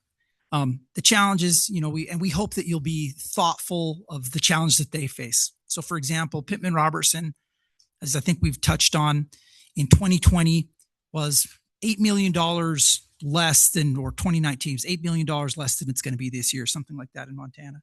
There's a certain amount of fluctuation in there because of the sales of firearms and ammunition. We hope that your recommendations in the department will think about ways that we can be innovative in thinking about how to utilize perhaps that fluctuation and be able to invest that money in the future of Pittman Robertson so that in out years it continues to grow. The one thing we can say from industry perspective is this. We promise you guys that we're going to write you a check for at least $20 million this year. And absent some crazy political turmoil, we promise you another 20 million next year. And we promise you another 20 million the year after that. And another 20 million the year after that. And it's only going to grow. What we would ask that you guys do is that you help us. And we realize, again, because when Montana Sportsman buys a bullet, the department doesn't see that dime immediately. And that's unfortunate because the department has to wait for that to go up to the treasury and then to trickle down. But we hope that you'll continue to support the department and the fantastic work that they do, and that continue to have a robust dialogue about how to maybe create more opportunities for shooters in Montana. As Montana grows and you have more pressure on your wildlife resource, you're going to find that it's going to become more and more difficult, the more people that get interested in how awesome Montana is, to give everybody a bull elk tag to go wherever they want to. But you're not going to have trouble giving them a lane at a shooting sports facility. And the more people that are seeing shooting sports as a part of their outdoor journey, the better it's going to be for your agency and the better it's going to be for your state. If people see the opportunity to go to the range and participate in an NRL hunter match as an awesome weekend, the same way that they see that with a deer hunt, you're going to be feeding your agency and you're going to be creating an awesome culture in Montana that realizes that hunting is a privilege, but the Second Amendment is a right, and they can exercise that right regardless of whether or not they have an awesome tag. So thank you for the opportunity to, sit here and visit with you guys about Pittman Robertson. And then I'm just going to see if you guys, I'm going to try and answer a few questions if you have any questions. I just want to point out that I've been shooting with his son, and I think his son might be a better shot than Nephi is. So certain. We can testify to that. He's pretty awesome. I do want to point out, if you look at the next page, the national survey data, that it says right there that the overall firearms participants are 47 million, archery participants are 19.2 million, and hunting participants are 14.4 million. So it's just showing how important shooting sports are. And I tend to be much more in the participation than I am in the hunting. Like I said, every now and again, I will go pheasant hunting, but I do participate, giving that dime every time I shoot a bullet, and I miss much more than I probably should. So that's where I am, but I still enjoy it a lot. And I can do that. So it's something that I love. And I've got a really sweet story to tell you. She's not going to be happy with me telling the story, but my mom, who, she's 82. She's going to be really upset that I just said that out loud. She is incapable of doing a lot of different activities just through age and then multiple sclerosis. But she loves it when my dad takes her up to the range and they get to shoot. So, I mean, that's something that, and when we go shooting, a lot of times we're taking grandkids and kids. And so all of my kids have grown up, and grandkids and my nieces and nephews have grown up learning to shoot and play pickleball. Those are the two things to be a member of our family. So that's why this is important to me, just not just Montana heritage, but family heritage as well. And, seeing my mother, seeing me, the 4 different generations, my kids and my grandkids all participating in this sport is really a lot of fun, both with archery and with firearms. So, but if you look at that tells a really great story right there, and why this is so important. So, questions for Nephi. You can even ask him how his son got to be such a good shot. That'll be fine. And you will have Nephi's number, and he's very receptive to lots of conversations, and has seen this through a lot of different states and how what different solutions are and opportunities are. Go ahead, Courtney. Thank you, Madam Chair. I'm not sure if this is for Nephi or who this would go through, and I think it's probably not applicable, but we passed a bill in the last legislature that provided basically endless tax credit for bullet manufacturers. Does that play into this at all? As a manufacturer, I don't make bullets, but as a manufacturer, any tax break that we can get that makes it easier for us to do what we do, we're supporting that shooting public, getting more people shooting. Yes, it benefits us because our businesses are that, but it also benefits the state, increases the number of shooters. It all rolls together. So anytime we can get that kind of a tax break, I think it helps our industry a lot. And Willis, you may know more about this than I do. This does not impact the PR tax. Yeah, go ahead, Nephi.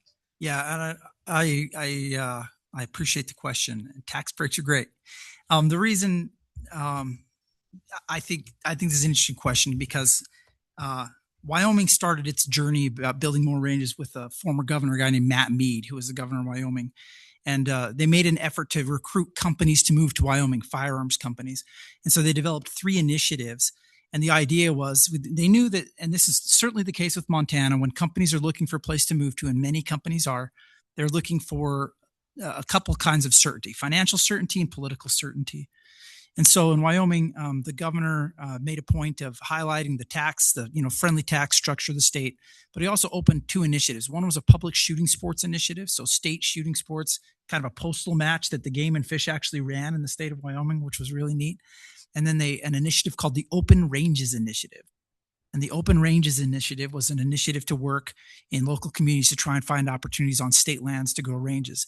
And so that initiative grew into, and I was the staffer for the governor at the time, and it was working on firearms issues. And we ended up recruiting companies at SHOT Show. And what we discovered is when you have initiatives like this, when companies see a state committed to the future of shooting sports, it affects how their CEOs feel about where they want to grow their companies and move to.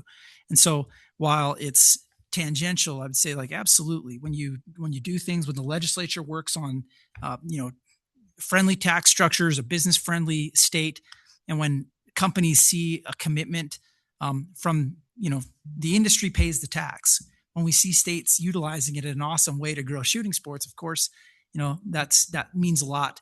And that's why companies continue to knock on the door at economic development. That's why the governor's going to SHOT Show again to, talk to companies about moving to Montana. And that, I'd say Montana is going to continue to attract companies from my industry.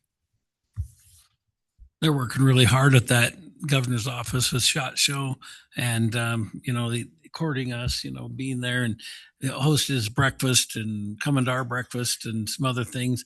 Yeah, they're really doing a good job at trying to reach out to some of the other industry partners.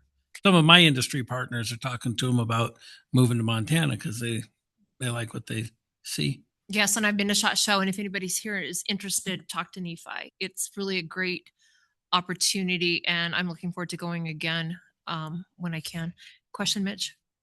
Yeah, Nephi, thanks for your presentation. And do you have any information about some of these larger ranges like the one in Colorado or Ben Avery, what their cost versus return is? And this is outside of the return on excise taxes, but just the general cost of operations. It's great, Madam Chair, members of the committee. That's a great question. I don't have specifics in front of me. I know that what the Wyoming group went and looked at some of those things. There's something that you probably need to think about as you're talking about public ranges, which is there's a discussion that's going to go on about the range pay. How is the range going to pay for itself? So they're going to say like, okay, if we're going to build a state range, how many dollars do we need to charge for somebody to come and use the range? And the NSSF perspective is this: the range is being built with Pittman-Robertson money. Why is the range being built with Pittman-Robertson money? At least we're talking about a Pittman-Robertson range, not a range that you're using state funding on. Well, it's because that's the industry paying for a place for the public to go shoot. And so the expectation of the industry is not that these things are going to, necessarily be giant piggy banks. But that, there will be other sources of funding that come in that will continue to be, industry supported to a degree. And so I think it runs the gamut. Some of them, Ben Avery, for example, some of those are going to have a significant component of money where they continue to come from the agency. I can tell you that others are thought of the Cameo Shooting Sports Complex as largely self-funding with I think the caveat on that needs to be that you need to remember that a big chunk of the money on that range came from a donation of land. And so it's really hard to do. And then the other thing I would note with states operate these things differently. So the Cody complex is going to be a public-private partnership and then also collaborating with the local community on funding issues. And so the Cameo Shooting Sports Complex is run by the state, and it just serves as a hub office for four staff. And so that's their office. And it's, when you go to that facility, Ben Avery, there's a lot of hands-on from the staff at that facility. If you go to Cameo, you're going to arrive and they're going to hand you keys to a golf cart if you choose to rent a golf cart that day. And then they're just going to launch you off into the netherworlds to do your own thing. And so there isn't a one size fits all on how these facilities are created, whether they're big or small. And that's why for you guys and for your department, it's going to be a discussion of, okay, what kind of facility do we want, or facilities do we want?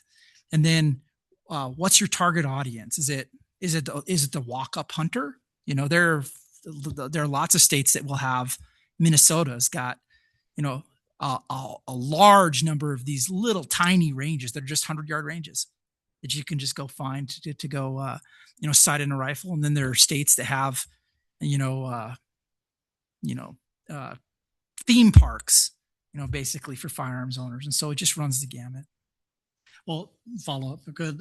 Thanks for that. Because I think as I think about these destination ranges, I think you got to lift your head up above just the PR, State Wildlife Agency approach, and look at it as a tourism attraction, look at it as a larger effort like that. And what I've seen in these is that if you run them right, it is one of the few places where PR money does offer a return on its investment.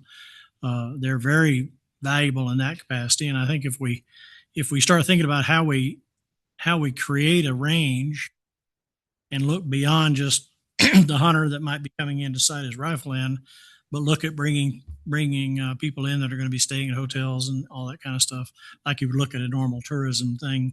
And at the governor's level, that to me is a bigger picture for ranges to look at, and it gives you a larger perspective. I know Ben Avery has their agency headquarters is there at the facility, and that's why they have more hands-on there. But it's not run like a normal state agency activity would be run. It's run more like a ski resort type thing. And there's a lot of opportunity there.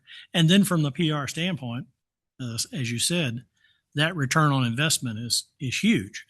There's so much there's so much opportunity. You hear that cha-ching every time you hear the gun go off into the PR accounts. That's being missed here in Montana because we got 2 spots on that.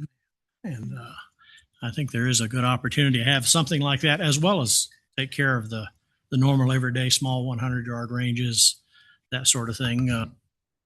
Yeah, Georgia has those too as well. Those small ones are just spotted all over the place. You can find, if you make the right turn on the right road, there they are. And Well, and that's why I'm excited to have Department of Commerce as part of this conversation, from this point going forward as well. for sure.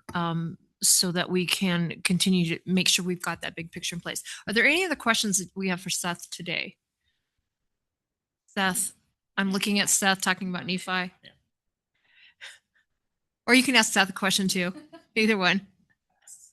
You ask Seth. Seth, what do you think about Nephi? He knows his constitutional rights, including the second. All right. Well, Nephi, thank you.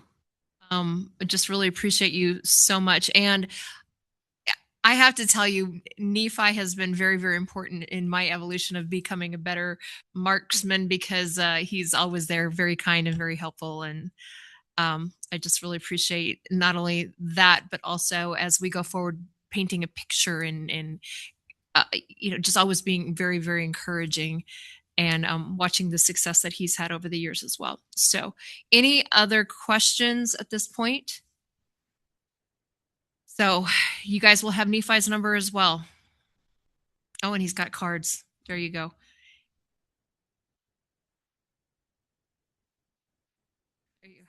Seth and I already have your phone number. Perfect. Are we ready, I guess, for public comment? Any public feedback? I don't know. There are 9 people on. I don't know how many are going to want to speak, but let me ask if you would like to speak and address the task force. Can you please raise your hand?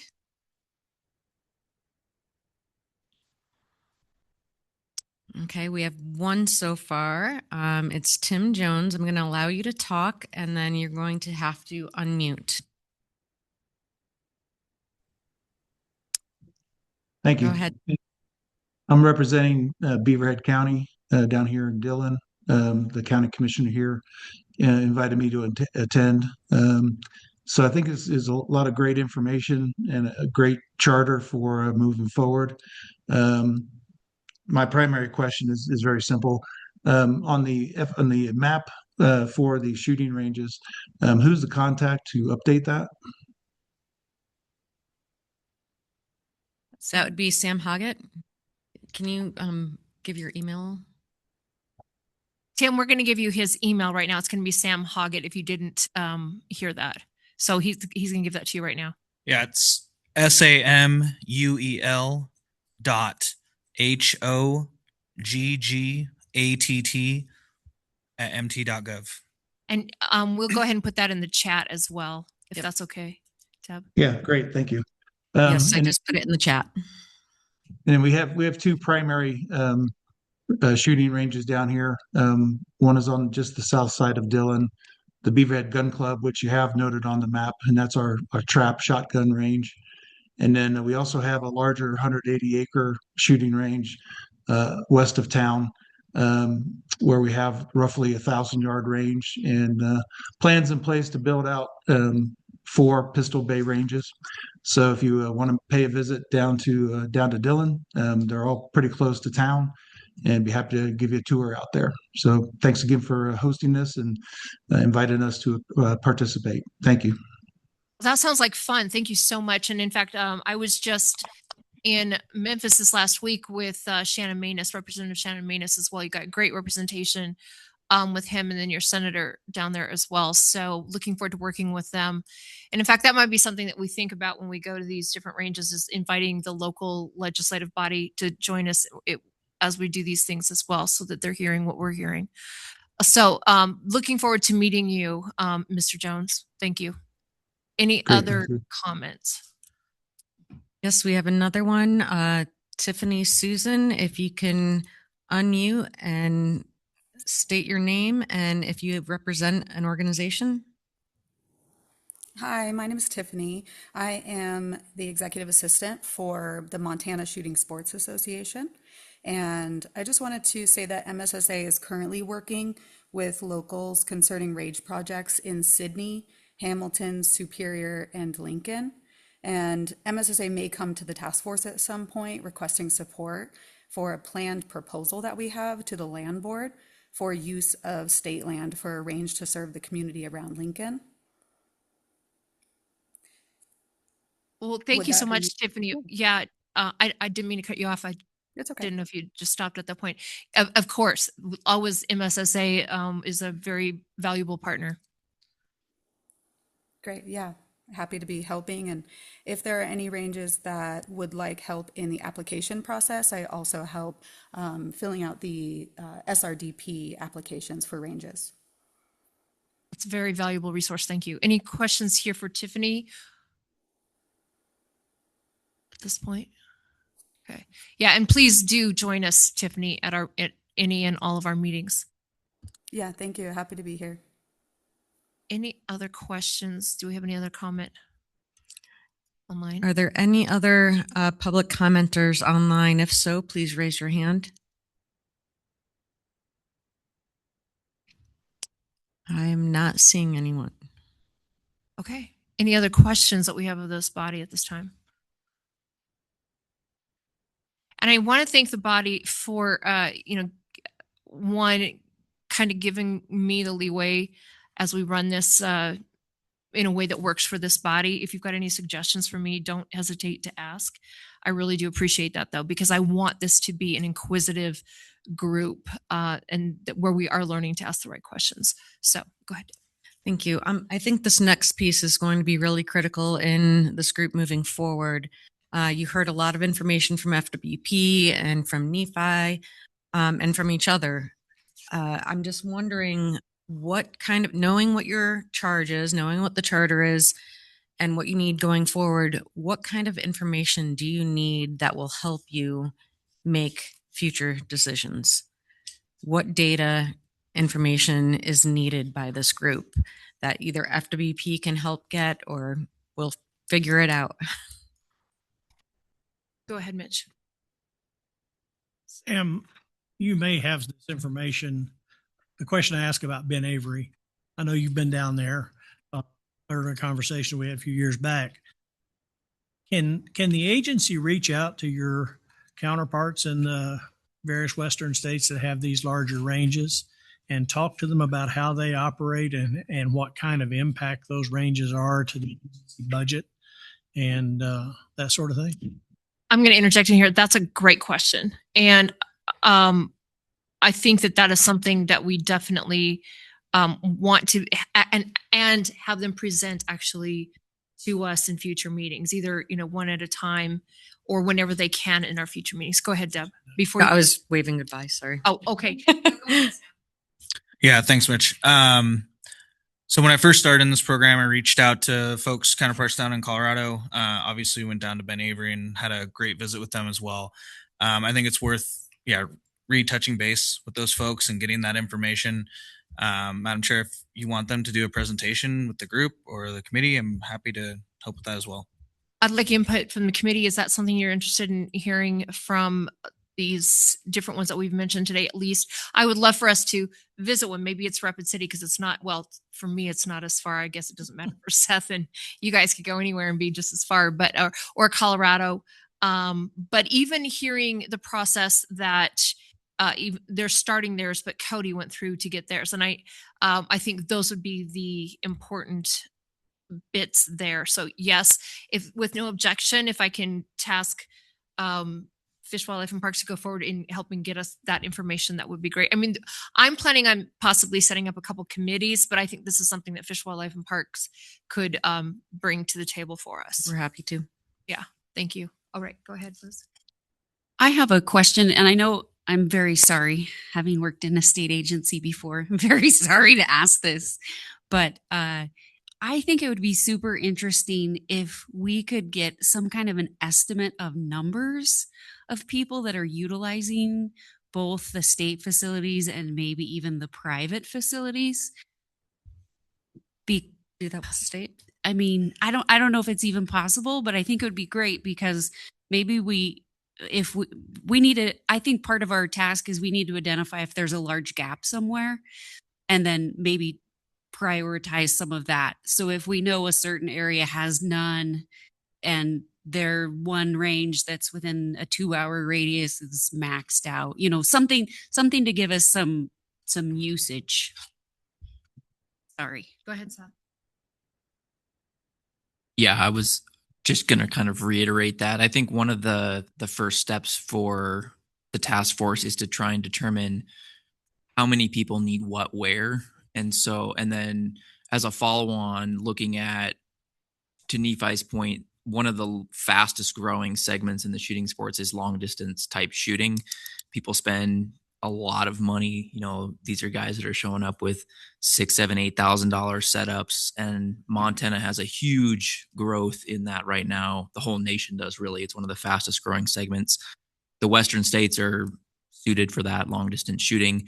There's not a lot of places that you can do that officially, to Nephi's point of usually it's some rancher that, hey, I'll move the cows and set up some targets and you can come shoot. So I think from my perspective, that's a hard to find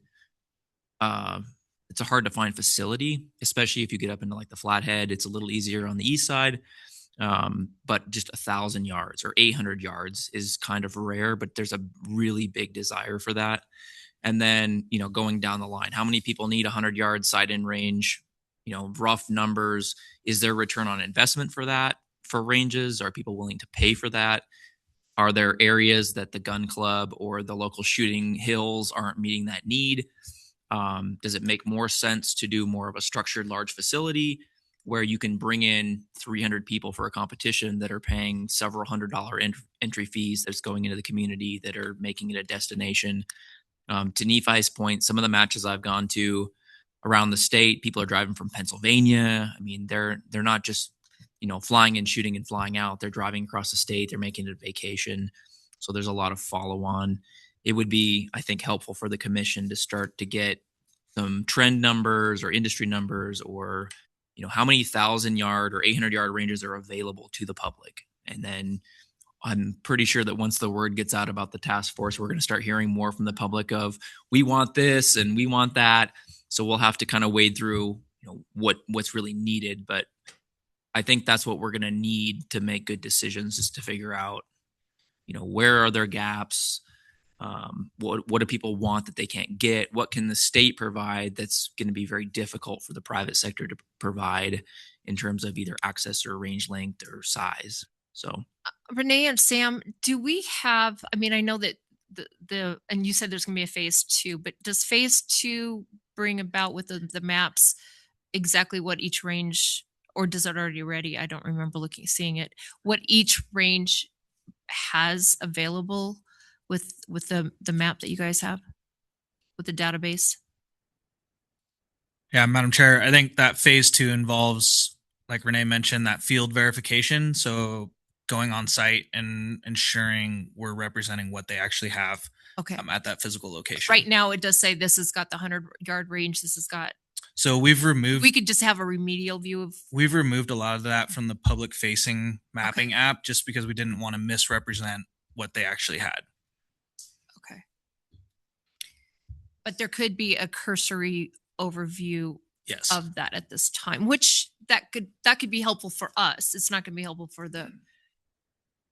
When I was talking with MSSA earlier, they are actually updating their database for shooting ranges. So when you go to their website, it's not exactly up to date yet, but they are updating the Montana database for that. And I'll get that out to everybody. Like I said, it's probably, maybe a little bit more detailed than what we have, but they're in the process of updating it. So I'll send that out. So we were talking about looking at all of this by, I'll get right to you. But we were taking a look at looking at this by region, and that might be something that if we want to just take chunks, we might start thinking through. Go ahead, Willis.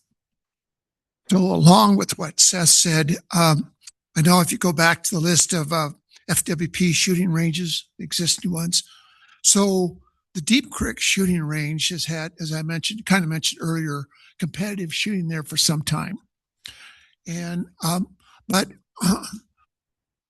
there's a couple things along with the number of people who participate is something close to that is trying to get an idea of what kind of economic impact those type of ranges that Seth mentioned have on local communities. I know that's kind of tough to get a hold of, but I would, maybe suggest talking to the Bureau of Business and Economic Research at U of M School of Business. I think would have an idea how to get that information. But one of the other issues, problems with that range is getting there.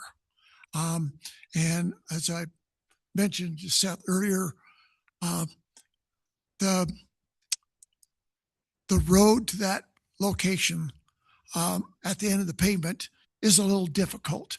So we're going to need some assistance from both the state and the county, in this case, Missoula County, excuse me, to help with maintenance of that road, because part of the road is sloughing off into the river.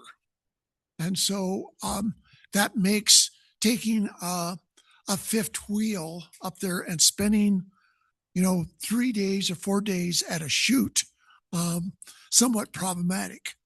And so, when we get to the bottom line here, we need to figure out there are infrastructure issues that are going to have to be addressed.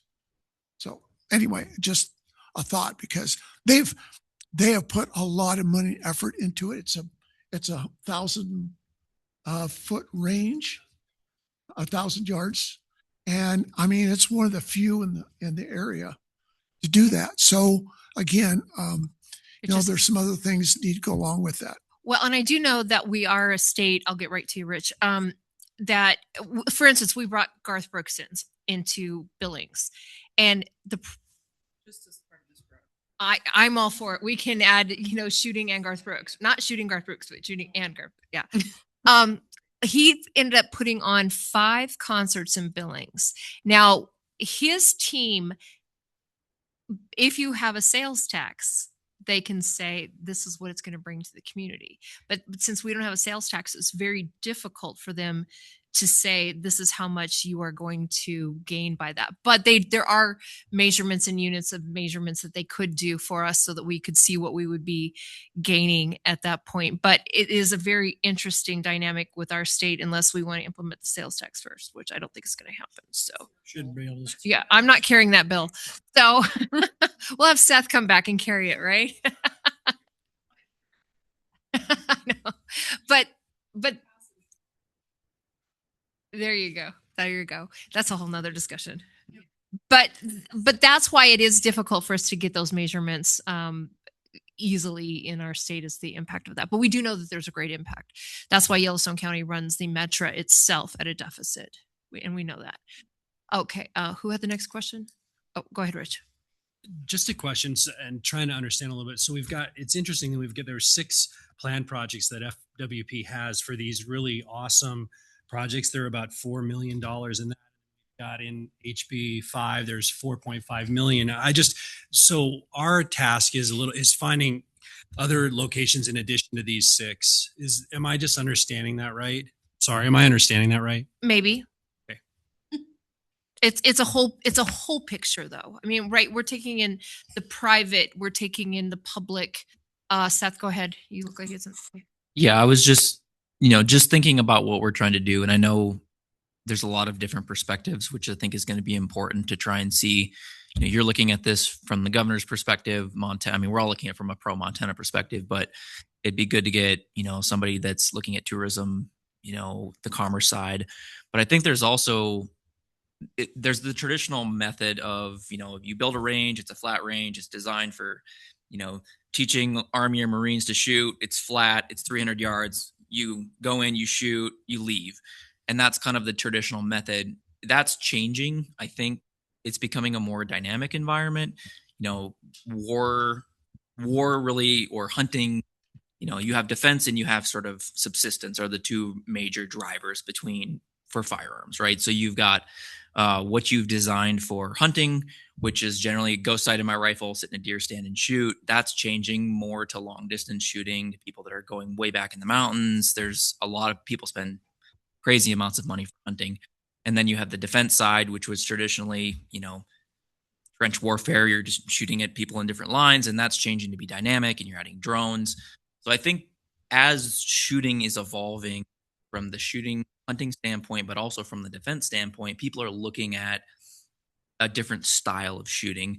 And so it's more dynamic, it's more multi-directional. The flat range is only kind of an initial portion of that. One of the things I think we should look at is there a potential for doing something more of a grant program or think block management for shooting ranges? If someone wants to rent their ranch out for a match versus going and spending, $1 million to purchase property, maybe there's a grant program where we can pay somebody a couple $1,000s to go rent property for a weekend. Or, there's a system in place for, I have this, facility that you could use, or a ranch or land, and maybe it's proximate to city, and it's a 200-meter flat range that people can rent for 2 months out of the fall to go sight in, and then it closes. So I think when we're thinking about how we're doing this, I think we should not put ourselves in a box of, I think a big facility might be a good idea, Metra for firearms enthusiasts, but I think we also should look at maybe there's other ways to increase shooting that's effective, that there's a good return on investment. So that's just kind of more of a comment, I guess, just to spur on. Madam Chair. Madam Chair, follow up. Go ahead.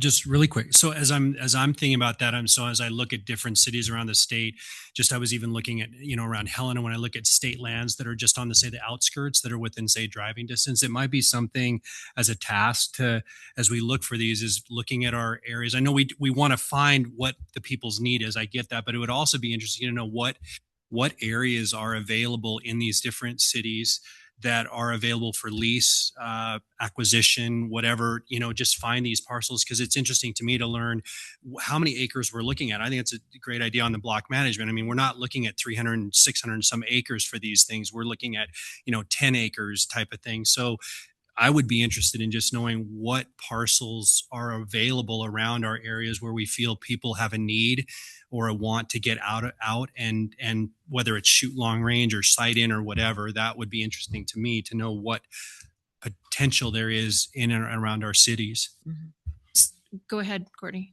I actually think the record that we should 10% block management over the last decade. And if we can look for ways to closer to the not on at all, just having conversation. We've lost 10% block management. That's affecting our recreational sportsmen, our hunters, fishermen. Finding a way to complement some of these programs, it makes a lot of sense to me in terms of potentially, I'm interested in a larger facility as well, but taking and complementing that with a block management style, or with those who are already providing block management in terms of incentivizing them, maintaining and within the program, might be a really great avenue. So we probably should be looking, I would think we need an assessment of block management. And I can tell you we're pulling a bunch of that data out of the Montana Hunters First study that I carried that we can probably just right. Oh, good. Because this is the time of the day that my brain starts to explode, because I'm hearing wonderful opportunities, but how do we, if we wanted to do a study over the next 2 years, we don't have that time, right? So Deb, you look like you got something really important to say. I hope. Well, I don't know how important it is. I hope it is. So, to answer your question, Rich, in a very maybe compact way is, this is a starting point. This was where you guys were getting, the baseline information that we had. And I don't think you need to be in a box, at all. I think, there's, in terms of what you just said, Rich, there's two parts of the problem. You said we need to find out where the needs are. But we can't identify those parcels until we know where those needs are. So I think, there's some steps in there that we have to do first before we get to looking at every parcel in the state, because maybe, we don't need to have a shooting range in those areas. But I think you need to identify where the needs are, and I think there's a variety of ways we can do that. Certainly you can look at a map, but just because there's a hole on the map doesn't mean that there's a need in that spot. And so I'm thinking, Mako is a good source for information. We could reach out to the county commissioners through Mako to see if there's a need in those counties. So we have to find out, I think FWP is going to have a lot of work ahead of us. And when we expected that to try to find the information that you guys need so we could do the next step. Now, like you just identified, we have a short timeline. You guys have a very short timeline. And so, I don't, the recommendations that this group come up with might be legislation. It might be recommendations to FWP. It also might be the legislature wants to do a study bill or something like that if we don't have enough information by October to get where you need. Your recommendation might be we have to dig even deeper. Who knows? But I think everything should be on the table right now for you guys, and we'll get the information that we can get for you. But some of it, might be difficult, but we'll try our best. Go ahead, Courtney. I'm sure as somebody who worked there, DLI has economists on staff that they tend to sublet out to other agencies. So they may be a resource for us within the state already. We happen to know the commissioner. That's a great idea. In fact, I may call her later. Seth, go ahead. Yeah, I think just to the Deb's point about, I don't think we need to reinvent the wheel. I think a good step would be to look at things like block management. I would assume that you do block management surveys. I think it would be very easy to add a couple questions. Would you be interested in a shooting range style reimbursement as a potential for a block management in addition to hunting? Maybe it doesn't fit within block management, but that would be fairly easy, or something like that, so where we're not creating new lists with new information. I think anything we can tack on, if it's labor and industry for, how many people are hired in this industry, or if it's, commerce for tourism for an event generates X. And then if we have existing hunter programs, hunters and shooters are generally the same crowd, or there's a lot of crossover. So anything that we do with hunter surveys, or right now we're probably going to be getting phone calls. What did you shoot? Maybe there's an add-on question, or what would you out of these three things, what would you like to see for additional shooting access in Montana? And so you're already calling people, you're already asking them questions.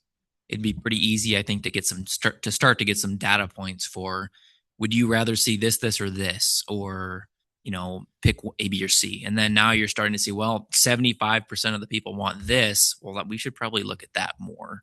Do you feel like you need more access? Do you feel like, what have you? But I that's where I think would be beneficial. And then we're not having to go reinvent it. And it's not as big a lift for FWP or the governor's office. You're not recreating. And then that would help us, I think, to start wrapping our arms around what we think might be the issue, but maybe the public has different feelings than, we do as industry. And another question added to that survey could be, did you visit any public shooting facilities? Just if so, how many trips or whatever, how many days? Same thing they do with everything else. Well, I would like to find out what information we do have. And Courtney just brought up a good point. And that's one thing with our departments is a lot of times they are working within their own silos, which is fine. But also how they can start. But we need some information from each one of those. Deb, maybe this is a direction that you and I can go, is trying to find out to figure out what we know and what we don't know. Talking to the different departments, talking to the different stakeholders in this.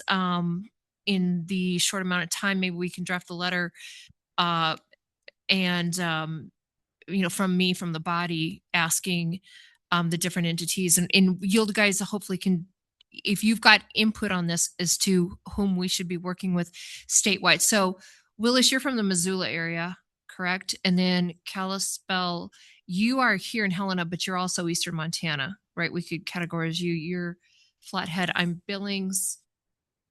You're Helena. Where are you from? Great Falls and Flathead. And are you from here? Did you move? Well, there you go. Are you? Yeah. Well, I mean, just where you're familiar with, ranges or familiar with the entities there, and the stakeholders that we possibly could have. Renee, do you have a great idea? I see you guys talking. Do you have an idea? No, I mean, if there's something that, go ahead.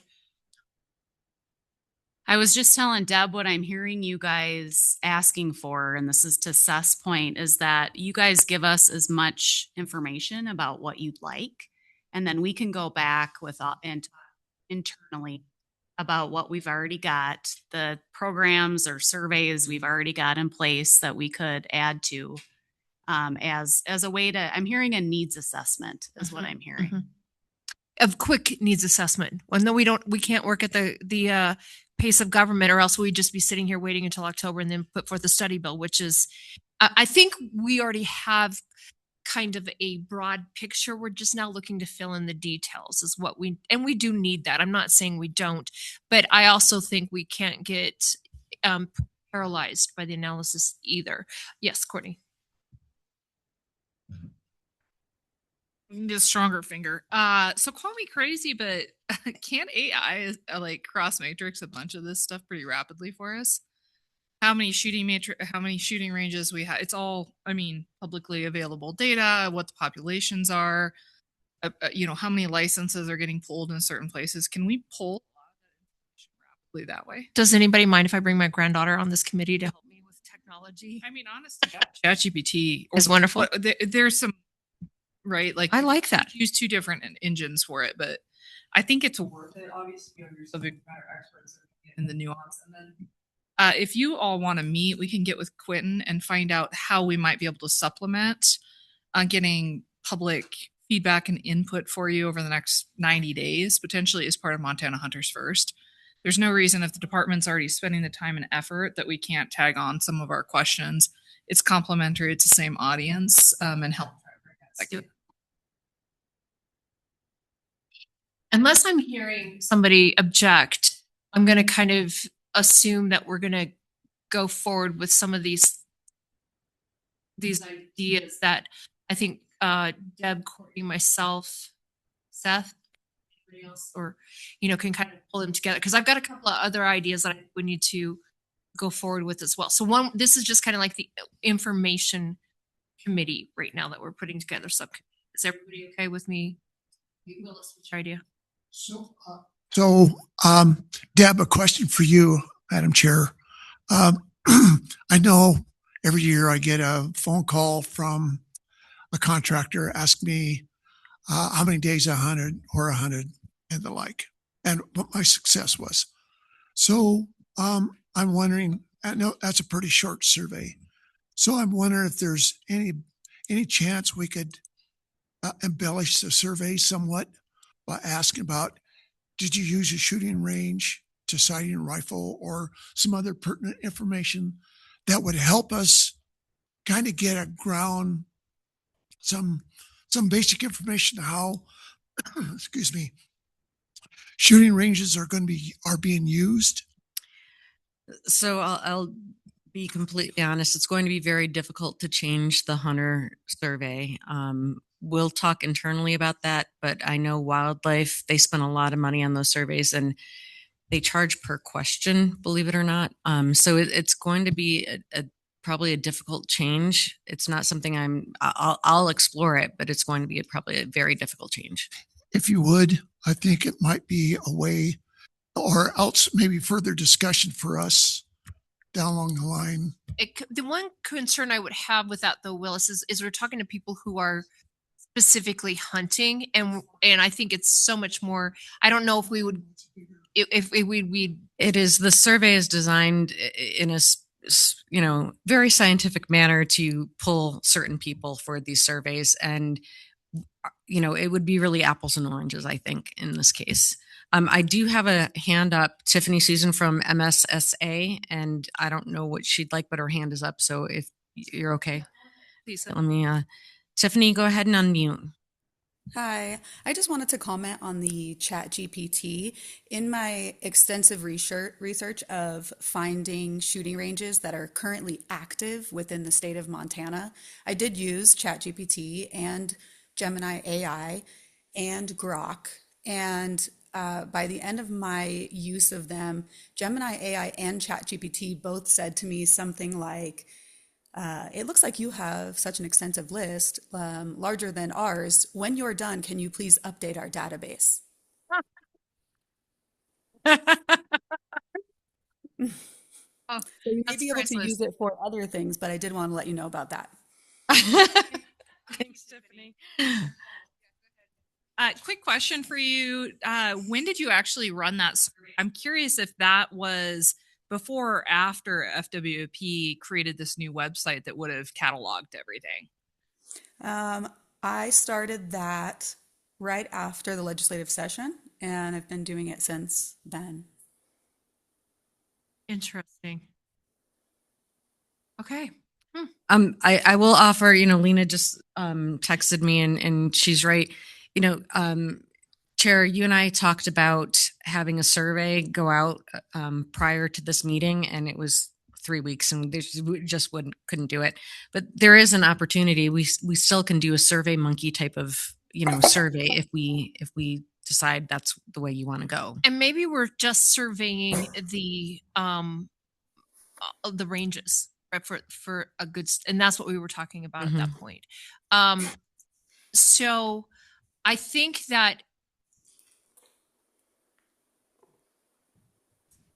so maybe Seth, Courtney, myself, and Deb, if we could work together to kind of come up with the information plan by our, and that's why I'm having 2 meetings right away, is so that we can kind of plan this out, but having that kind of the information strategy going forward for our next meeting in January.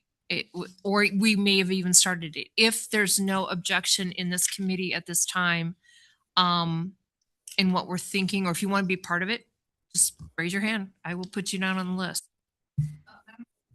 Yes, go ahead. So in addition to collecting information, since obviously we're running on a short timeline, do we want to schedule a trip to see a facility that's not easily replicated in Montana, just to start gathering as part of the intel process? Well, that's going to be another one of our committees, is kind of the field trip planning. I know, right? That's the next topic on the agenda.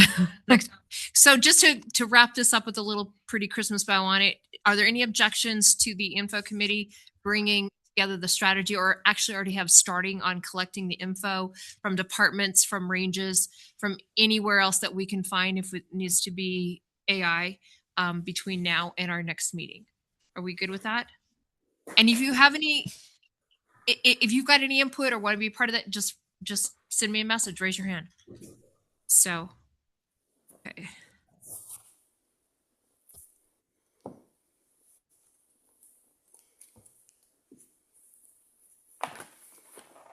Okay, Deb, I know you asked that question, and then it doesn't bother me if we include members in some of these. Well, let me ask the body, would it for some of these committees that we're setting up, that I'm just kind of doing off the top of my head, you guys may have other ideas, would it bother you if we included some public members in that as well? If, say Tiffany wanted to be a part of that, or, I'm thinking Sheriff Slaughter could be a part of one in, looking at different information that we have as well. Or, I know Austin's too busy, but we've got you're, which is even better. But if we included other ad hoc people to have input in that as well, what are your thoughts on that? I wanted to ask you guys, because we're going to get a lot of people who really have great input, especially when it comes time to a recommendation. Yes, Seth. I'm generally in favor of allowing additional members. I think where that can be difficult is from, maybe you have personalities involved, or, who's actually making the decision. I think we want to get the information, but I think we need to keep control over the structure, the outcomes, etc. So I would be more in favor of asking like a NEFI for a specific information set Okay. rather than having them be sort of a member of a subcommittee. So I think the subcommittee Okay. could then reach out individually to industry members or point. expertise and then ask them for a specific data set. Okay, I'm seeing lots of nodding of head. That's the direction that we'll go with that too. But if anybody's out there listening, please, your input is very valuable, and we want that for any of these subcommittees that we're kind of pulling together at this point. So, okay, so there we go. Info, be Seth, Courtney, me, and Deb. I think Deb, you're going to be on all these committees. Way to go. I expect it. Yes, and Willis. Oh, woo, you guys are in trouble. So, the other one I was thinking through a little bit, and I'd love to have your input for this. Is this okay at this point? Continue. Okay. Is, I think what we've already found out is public relations and a PR committee. And I already have a great chair in mind for this one, and her name is Courtney, because that's what she does. But what I'm thinking is, one is to have as much public input as folks would want out there, but also reaching out to the ranges themselves, but also tying together the different entities, the governor's office, Fish, Wildlife, and Parks, the legislative side of it. Because we know, especially as legislators, when we go to present any ideas, if something like this with big plans and big vision hasn't been fleshed out, then it becomes very difficult. And so that might include, us getting together. And if you don't want to be a part of this, that's perfectly fine. Just let us know. Let Courtney know. But taking a couple pictures here, saying this is what we're doing today, letting people know what we're doing, and Courtney will come up with that plan. I kind of warned her this morning. Yeah, by tomorrow at noon. It's all up there. But what this would look like. But as we do talk about ranges, as we do visit ranges, as we try to flesh out some of these ideas, because this is a Montana solution, that's what we're thinking of. What are your thoughts about that? Okay. Madam Chair. Yes, go ahead, Courtney. And you can't say no. That's the only word you can. She's like, we need to do some stuff. I'm like, yeah, great. Oh, it's like just the number 2 committee.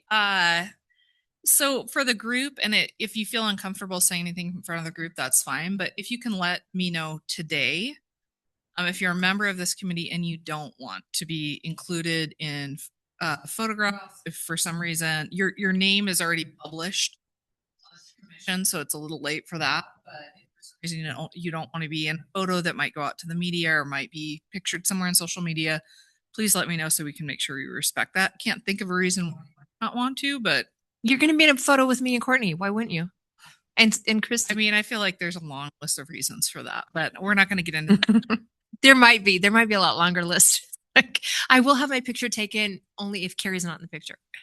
But we are planning also on doing a press release on this through the House, because we work with our press guy through the House. So just let us know if you don't want to be mentioned, but it's going to be very generic. But we thought that would be a really good thing for us to be doing as part of this as well, because it is a Montana solution. Any other? Okay, so who wants to be on that committee? Oh, I know Andy does. Andy, right? Look at him going. Who's chairing that committee? Courtney. I don't want. I'll help. Okay. Well, you've got phenomenal social media, so we try to reach people. Yeah, you do a great. Courtney, Andy, anybody else with that?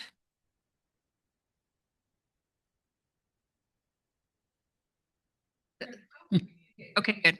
All right. What other subcommittees do you guys think? Do you think we need one that's kind of putting together and Deb's already doing a great job at this. Kind of backing up the schedule as to what we need to have by which timelines, which field trips, which locations we're going to go visit. This is going to be a part of the information that we gather as well. Mm-hmm. So do you think we just want to do it /info/meetings? I mean, I can from the due date, I can back up the timeline for you guys and what. Okay. What needs to be done there? And then just In terms of field trips, I would love help with that. I mean, I'll sit on that committee and let you guys, decide what you want to do. or that might be kind of regional. So if we're going to go down to Billings, I would be the person there. If we're up in the Flathead, or you could help us out with Eastern Montana, or where you think we need to go. Maybe that's the direction we should go with this. Is those of us who are on information, then we'll kind of probably segue into that as well, so that we have kind of that plan. But using folks regionally, so that when we do, if we go up to the Flathead, that we make sure we include Skinner Sites and I can't remember your company's name. Shield Arms. I don't know why I forgot that. Shield Arms at that point, right? Or saying let's take a look at this. For what we're doing at the time. Yes, go ahead, Andy, and then Seth.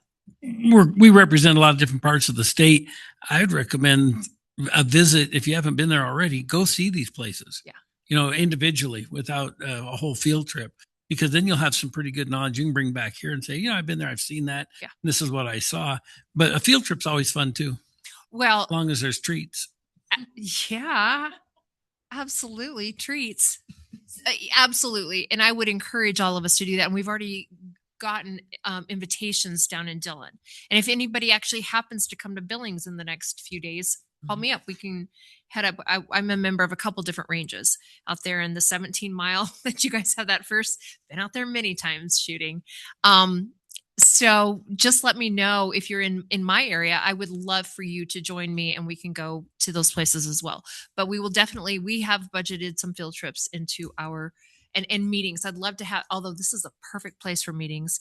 The meetings, I would encourage us to do it so that we can have it an open meeting. But like in Billings, we can use the council chambers for that, which would be a great place to do that as well. So just let me know what you're thinking. Bring those ideas in. If it's Missoula, the Flathead, Billings, Arizona, In February. by the pool. Is that our February meeting? Oh, that's right. We're going to be in. That's right. We got. Yeah. See, let's go.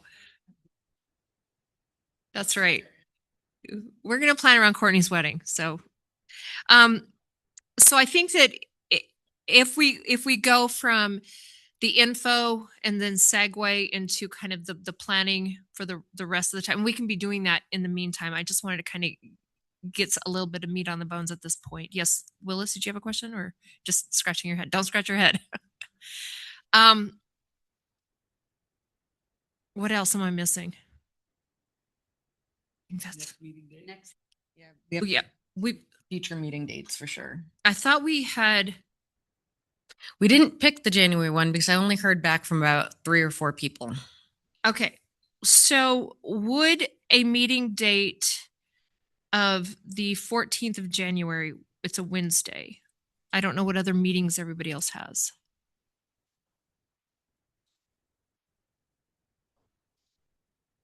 Is that on the 14th?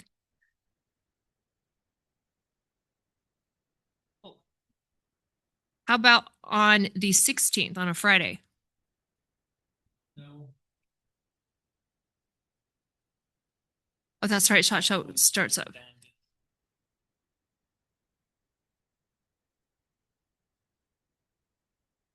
I have energy on the 15th.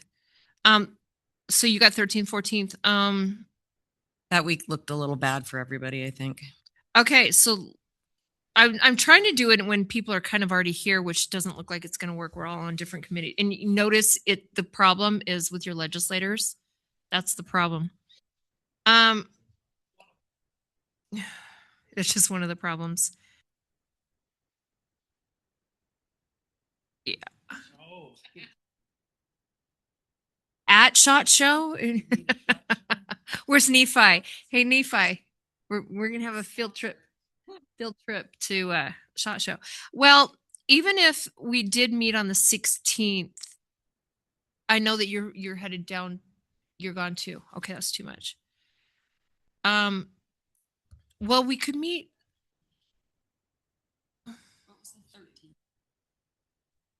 The 13th is EQ. Yeah, I mean, I think we start 13th and 14th. It is. But that Friday doesn't work for these guys. So Recommend something. I mean, I don't know what kind of meeting, we're obviously not going to have all the information for you by then. So the goal of this next meeting, what's the objective of this next meeting exactly? well, the goal would be to kind of set our agenda for the rest of the time. And then also, I mean, I guess we could go do a Zoom meeting. That's what I'm thinking. I mean, if it's a shorter Zoom meeting, maybe even in the evening, 6:00 or something like that. It seems like that might fit people's schedules, and it could be a short meeting if that's what we would be doing.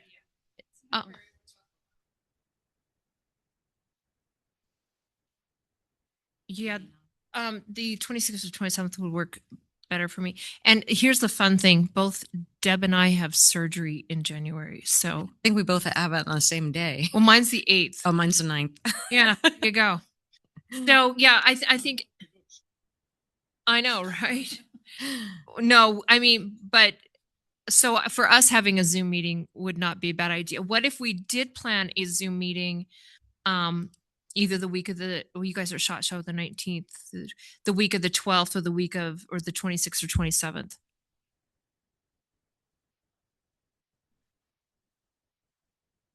Yeah. Only if people promise to respond.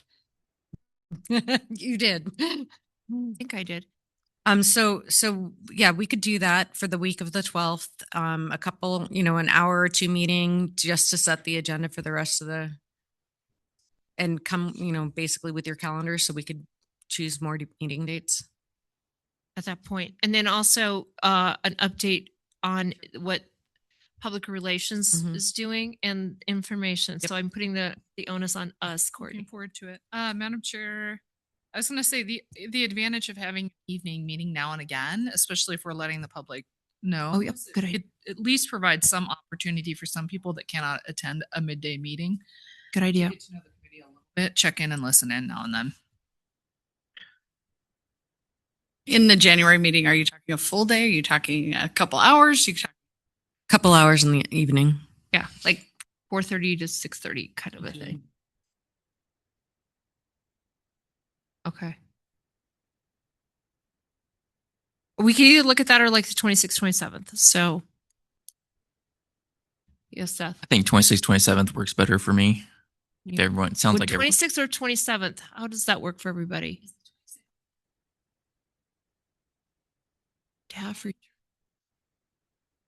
Okay. Well, it is Zoom, but we'll figure it out. What? I don't think so. Can we choose a date now, do you think? Let's do it. If we're looking at the 26th, 27th, I'm hearing you have a staff retreat, but what about the 27th in the evening? Is that still bad for you? Right. You're out that whole Get a week. drink. It's like that So can we do the 28th?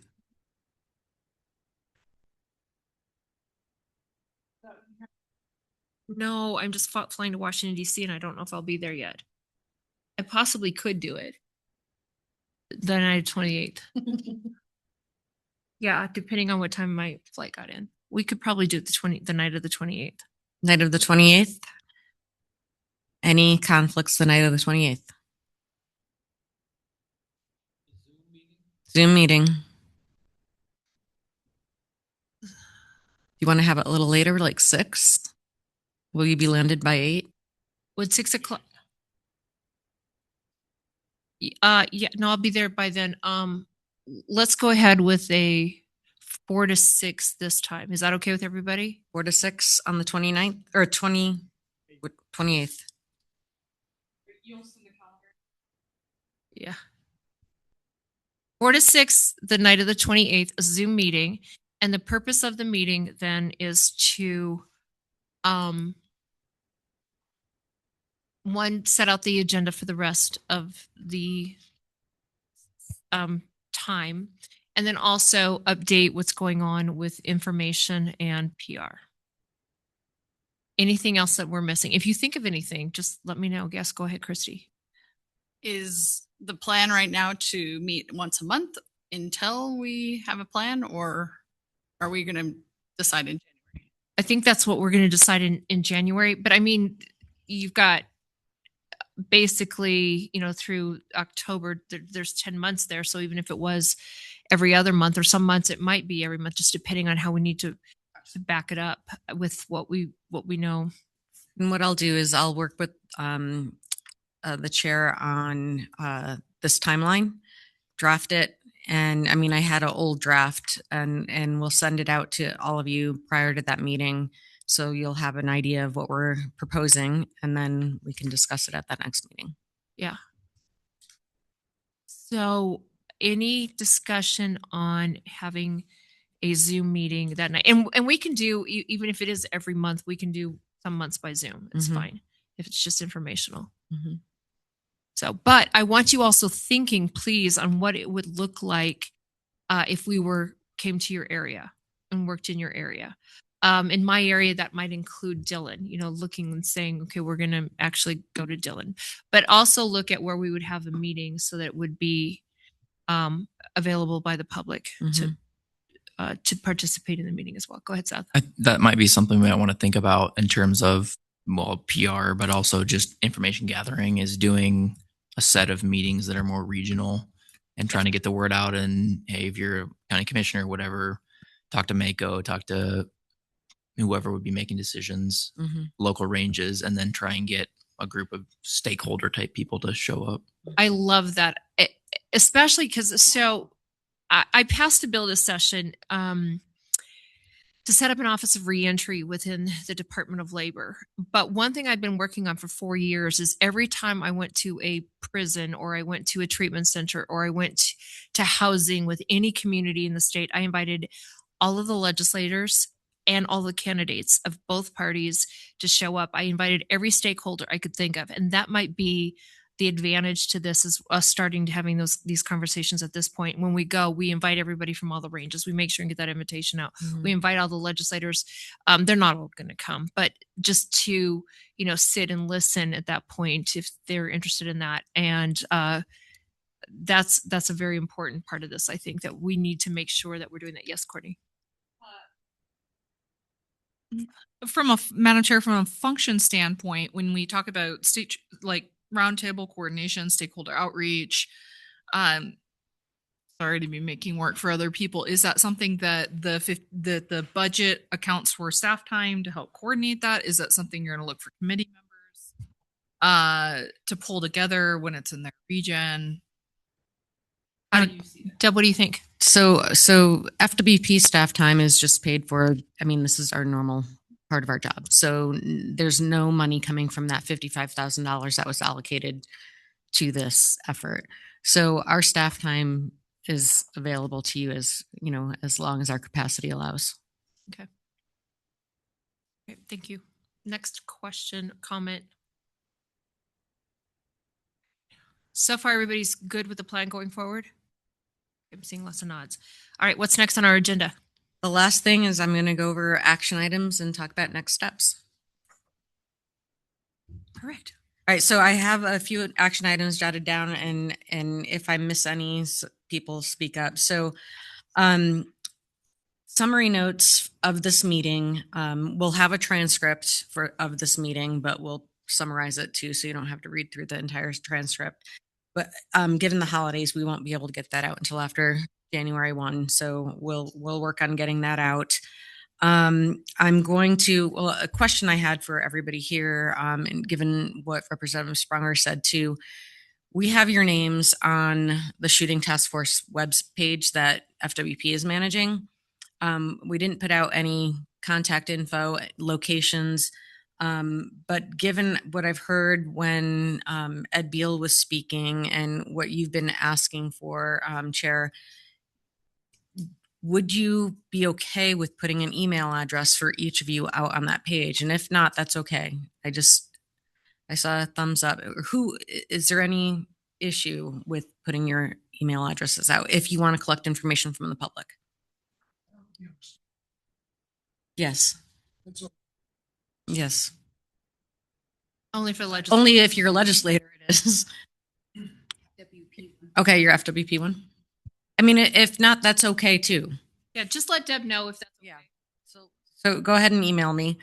And then I will be collecting all of the phone numbers of everybody here for each other. I'll get that through email. I will also be sending out in advance of the summary notes. I'll send out a contact info for everybody, some website information, our task force webpage, as well as the MSSA information and other websites that there's a few others that I collected along the way today that I'll be sending out for everybody. I'll compile the information needed that I've heard today and meet with the subcommittee. And I will be working on the schedule from the due date backwards to present to you guys. I'll share it with the information committee and then we'll share with everybody else. And those were the only action items I had written down. Did I miss anything? Oh, one more thing. All of you should go to your local ranges and take a look as an action item. Go where? To your local ranges and take a look at them. Yeah, that was your idea.